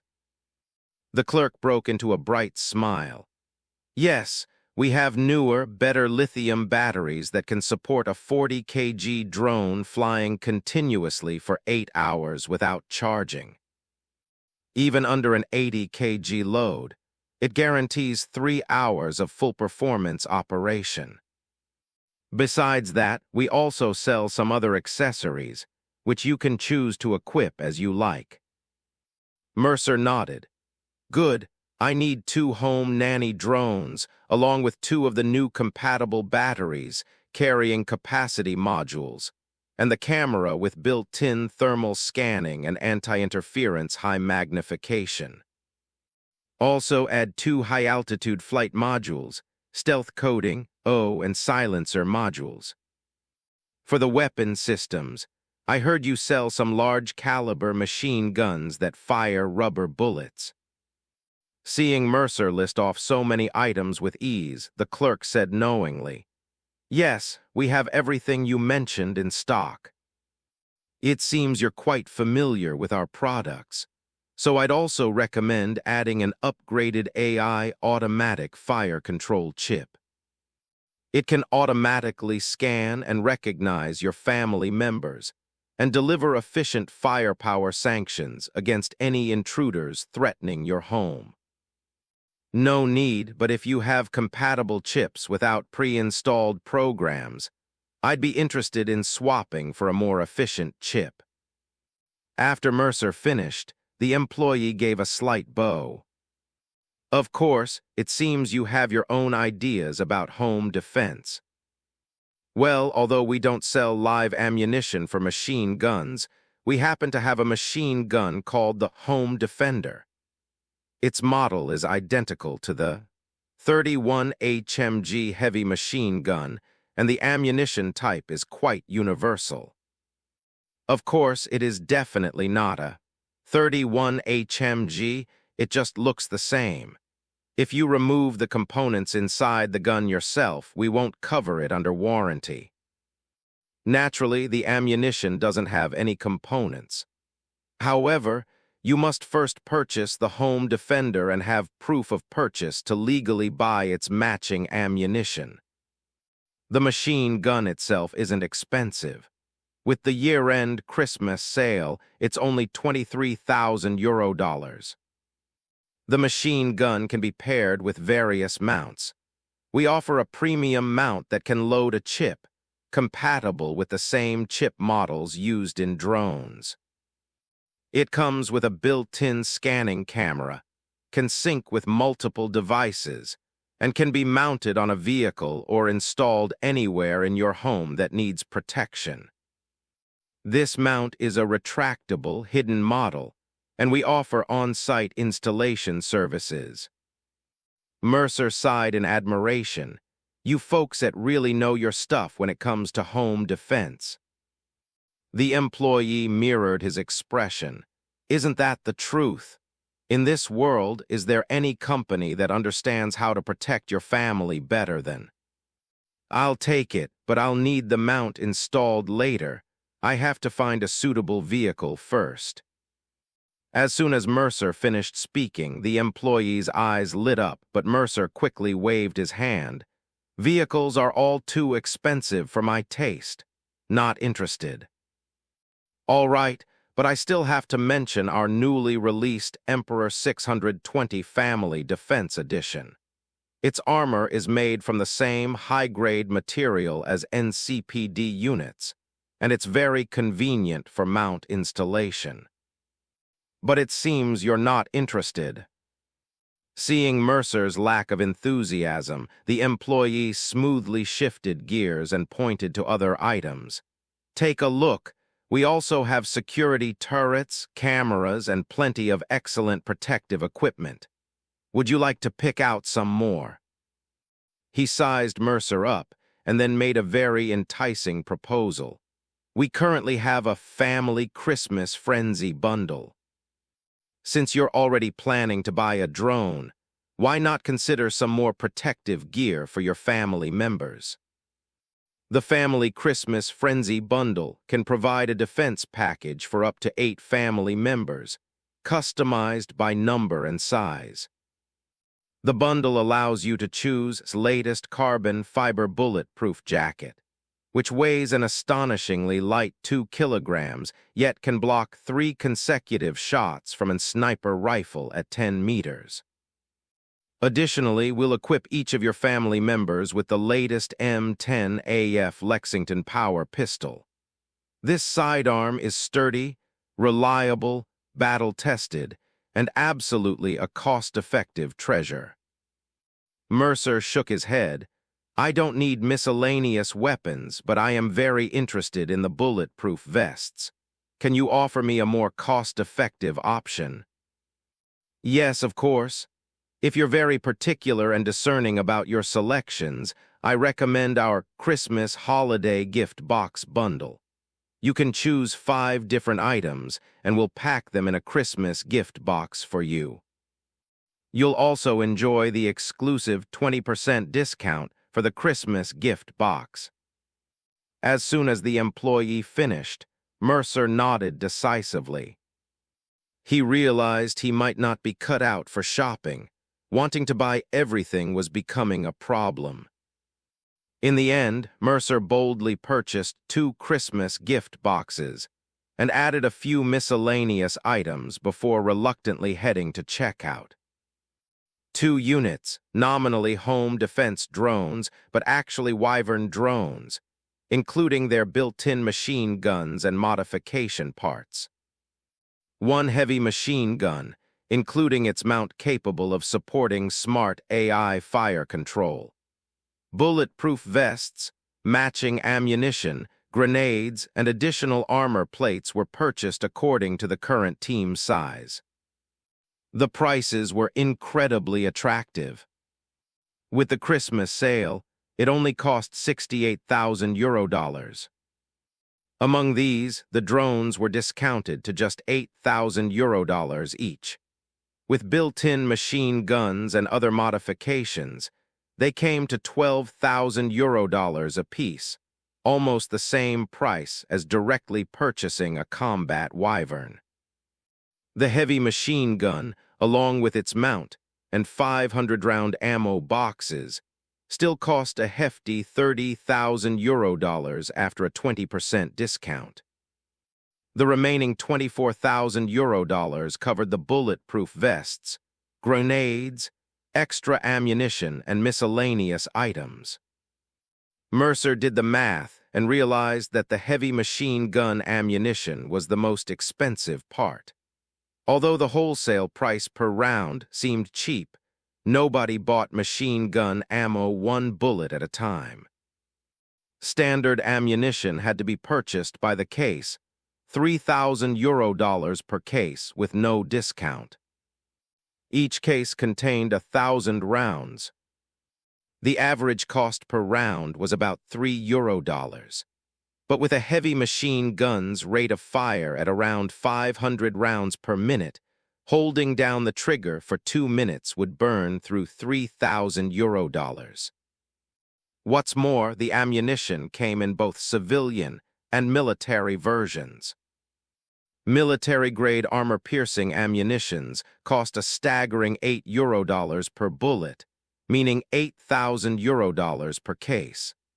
Loading a 100-round ammo box meant each magazine cost €800. As for military-grade armor-piercing incendiary ammunitions at €13 per shot, Mercer didn't even consider them. In the end, he gritted his teeth and bought 2 cases of armor-piercing rounds and 2 cases of standard full-power ammunition. Expensive, so expensive. But Mercer had no choice. He wasn't going up against unarmed civilians but ruthless street gangs or well-trained corporate soldiers. Without armor-piercing rounds, he probably wouldn't even penetrate their subdermal armor and bulletproof vests. After setting the delivery address to the camp once again, Mercer headed over to Tau. He wanted to get himself a more powerful weapon. The tech pistol that required charging to unleash its full power simply wasn't enough for the threats Mercer faced. In a dangerous situation, who has a full second to charge a shot? Thus, Tau became Mercer's top choice for a weapon upgrade. Although smart weapons required a lock-on time, this duration depended on the firearm's internal smart targeting system. Most importantly, if you could use a smart link installed in your hand, enhanced by your brain computing power, to reduce the lock-on time for smart weapons.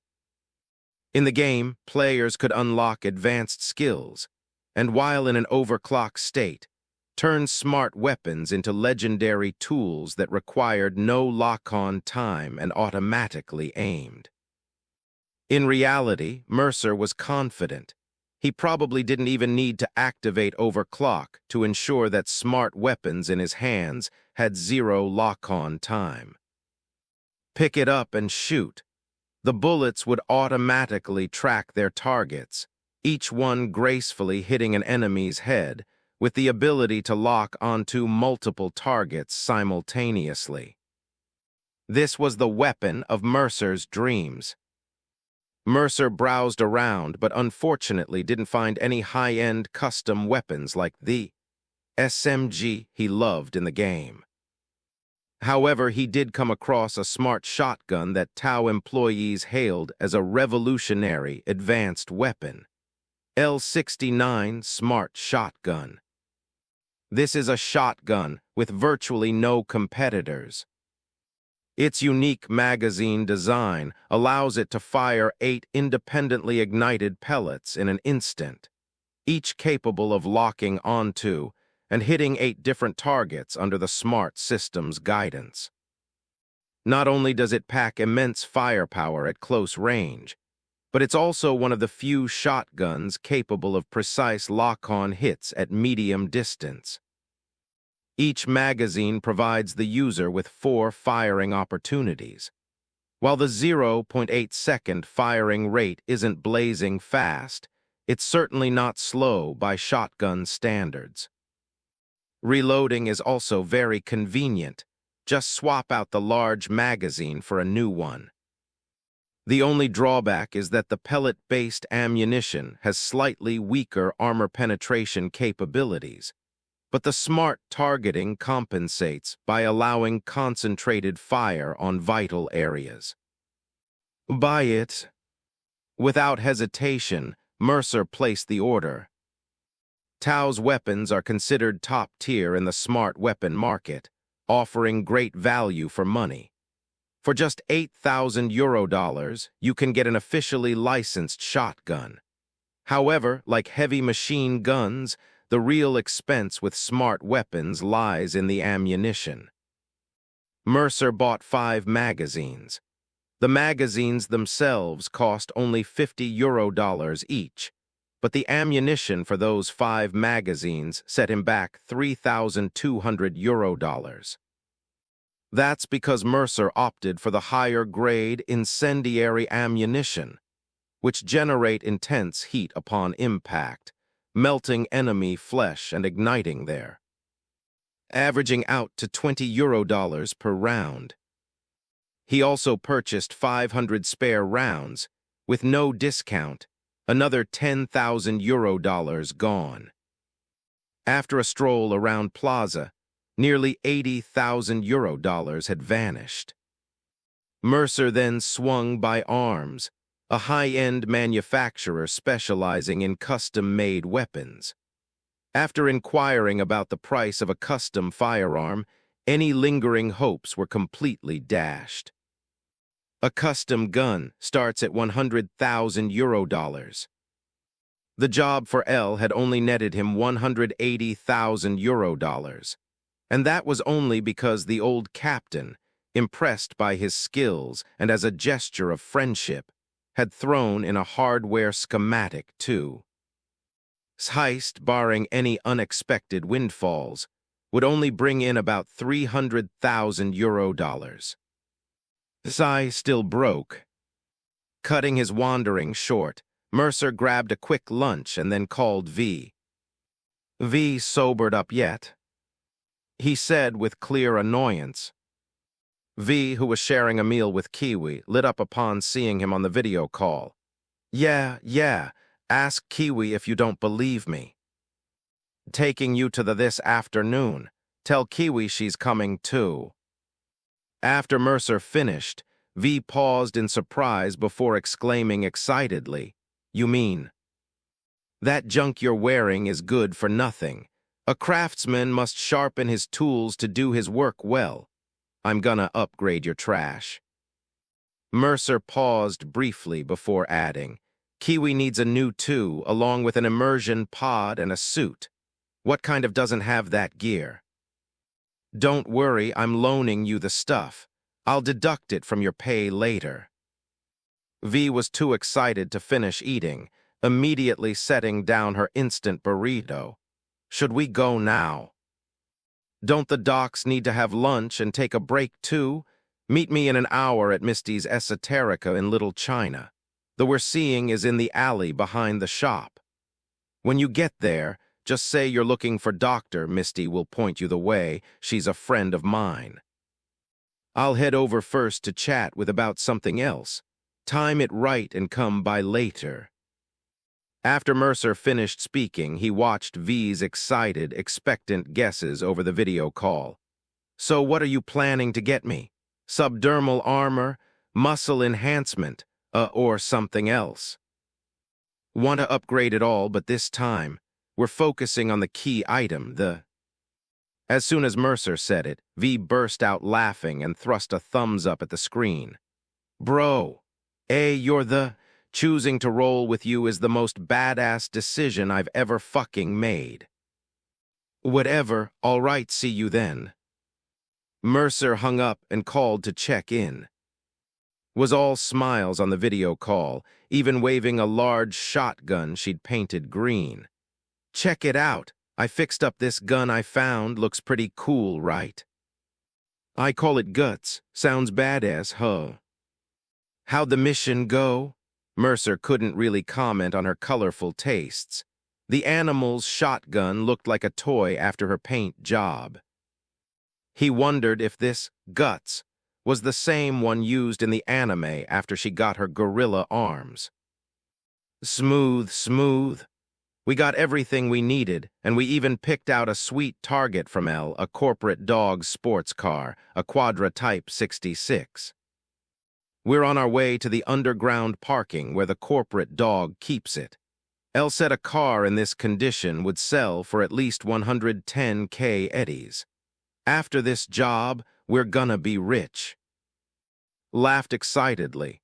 Mercer, I never thought making money could be this easy.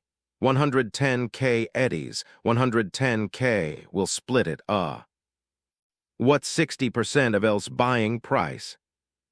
Equally pumped chimed in, over 66K eddies. Haha, even after deducting the 20% team fund you mentioned, we'll still walk away with, over 44K eddies each.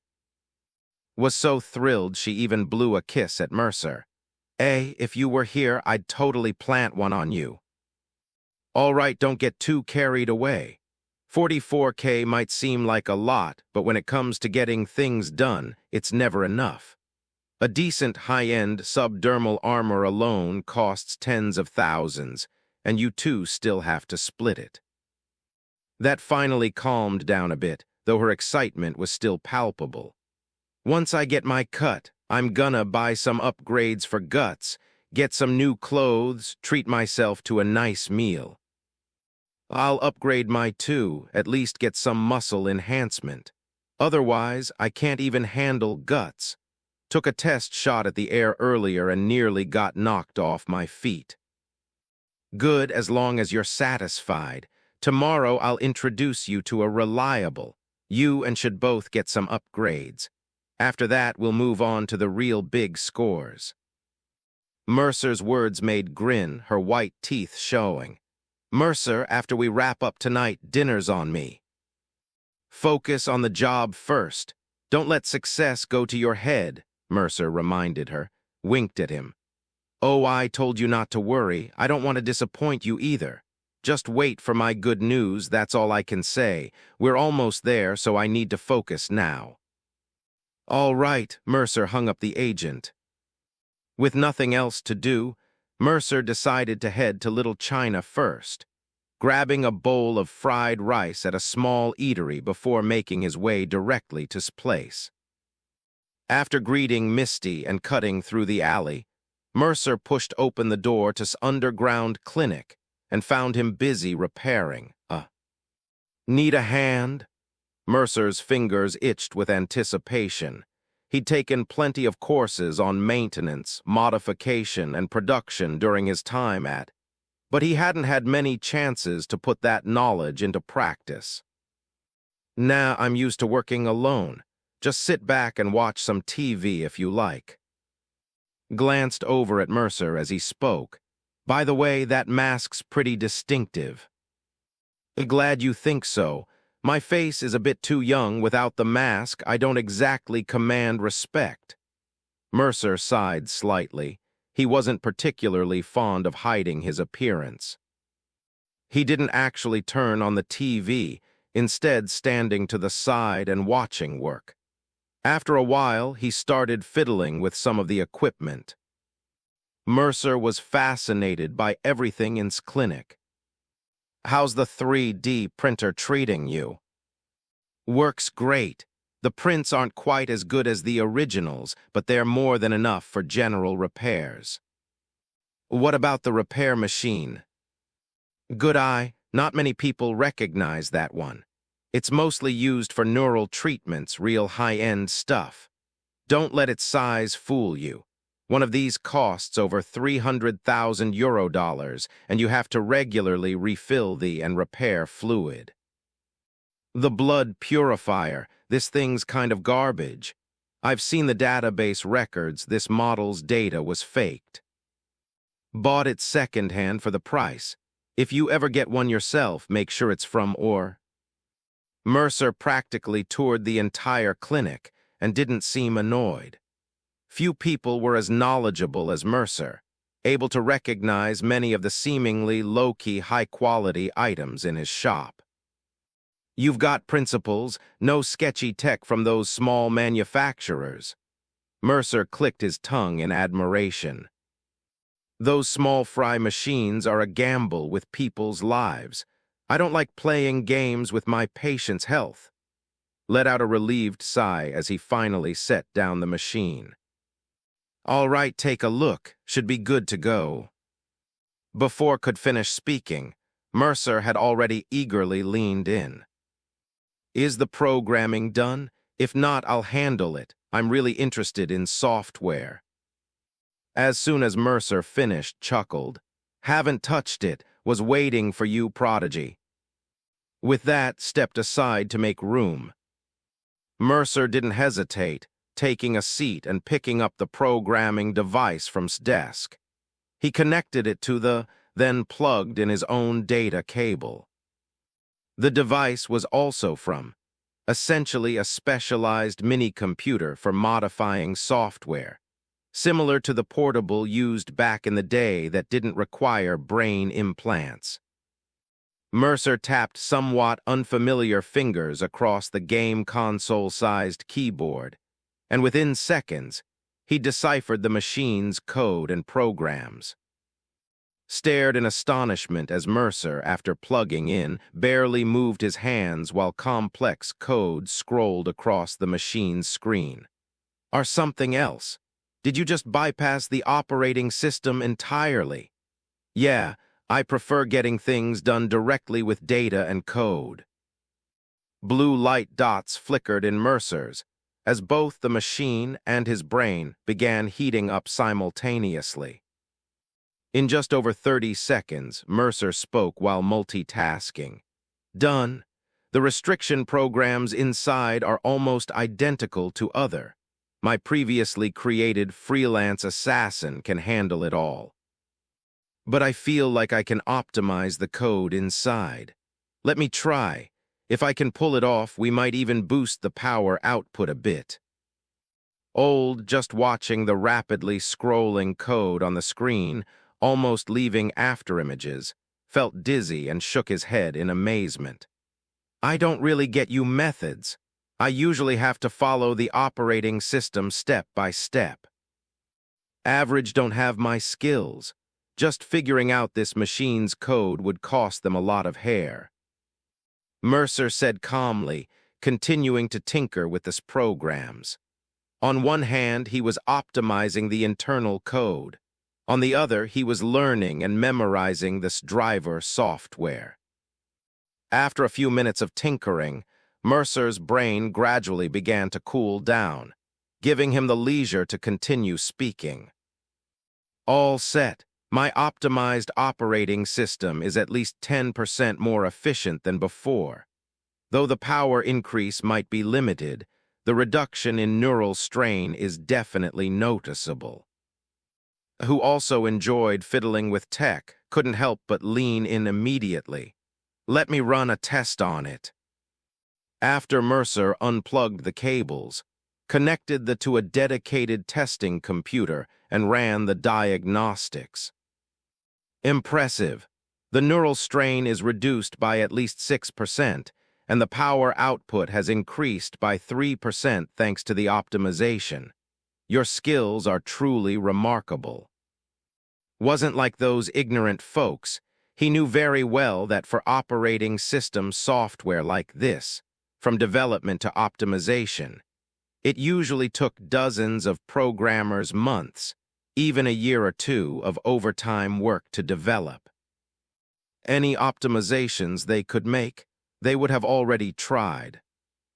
Those lagged behind Mercer's and was technically inferior to similar from or other brands. It was still a lab-grade product, so there were certainly no intentional program limitations left in place.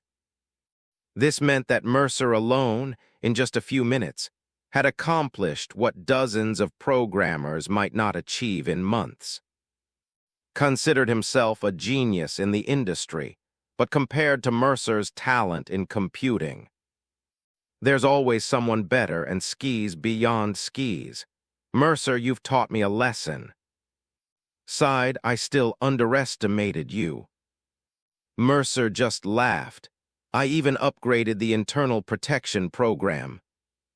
If a hack's in and triggers an abnormal signal, this will automatically enter protection mode to avoid being overloaded or malfunctioning erroneously, twisting itself into a pretzel. Its previous owner was taken out by me doing just that. Old stretched his shoulders, and then turned to look at Mercer. So what are you planning to install for your friend this time? First this, then we'll need to upgrade her neural link to the latest model, replace her, and I'm thinking we should add some subdermal armor too. After Mercer finished speaking, he noticed disapproving gaze. All right, it's not that much. You think everyone has your superhuman tolerance and genius-level adaptability. Shook his head and said, the subdermal armor and new neural link are fine. I'll need to review the data first before deciding. Install my allocated military-grade frontal cortex ice for her too. I'm not too worried about electronic countermeasures targeting me, but she's a bit of a fool, better safe than sorry. As soon as he finished speaking, Mercer heard hurried footsteps approaching the door. The only-on's body, his, flickered with light. A pretty girl with white hair and a tall one with short hair, both friends of yours. Yeah, the white-haired one is V, the other is Kiwi. Mercer grunted in acknowledgement, and only then did activate the automatic door switch. The door slid open with a whoosh. V poked her head in, her face beaming with excitement, seeing Mercer, and she greeted them warmly. Hey, Mercer, Doctor, I'm here. Kiwi slowly entered behind her, merely nodding at Mercer. She glanced around the clinic with a somewhat complicated expression. Seeing this, chuckled lightly. Your friend really is cut from the same cloth as you. Mercer looked puzzled, me and her. V overheard this and also looked uncomfortable. Doctor, how am I anything like him? Yeah, look at her, she looks like she's got an intelligence stat of 8 at most. Don't even go there. As soon as Mercer finished, V immediately put on a confident expression. Intelligence 8? No way, absolutely no way, I've been sharp since I was a kid. Well, why not test it and find out? Smiled and pointed to the operating chair. Who's going first? Kiwi showed little enthusiasm for installation. In the end, V stubbornly declared, well, of course it's me. She fearlessly sat down on the chair, leaned back, and said brashly, every time I've gotten installed before, which doctor didn't say I was exceptionally gifted. They just didn't have specialized testing programs to measure it. This time, you'll get to see my stats. Was also very interested in the so-called wage-slave physique Mercer claimed could match Atom Smasher. Without further ado, he eagerly connected V to the system and began scanning her with the instruments. When the scan results came out, couldn't help but widen his eyes slightly. Holy shit. You too. You're both for real. Hello, everyone. As we wrap up this video, I want to share a quick note. I have a Patreon account. If you'd like to support me and enjoy on-demand audiobooks, you can become a Patreon member. Alternatively, you can check out my Google Drive link, which has 500+ novel audiobooks available through my Ko-fi or Patreon shop. I appreciate your support.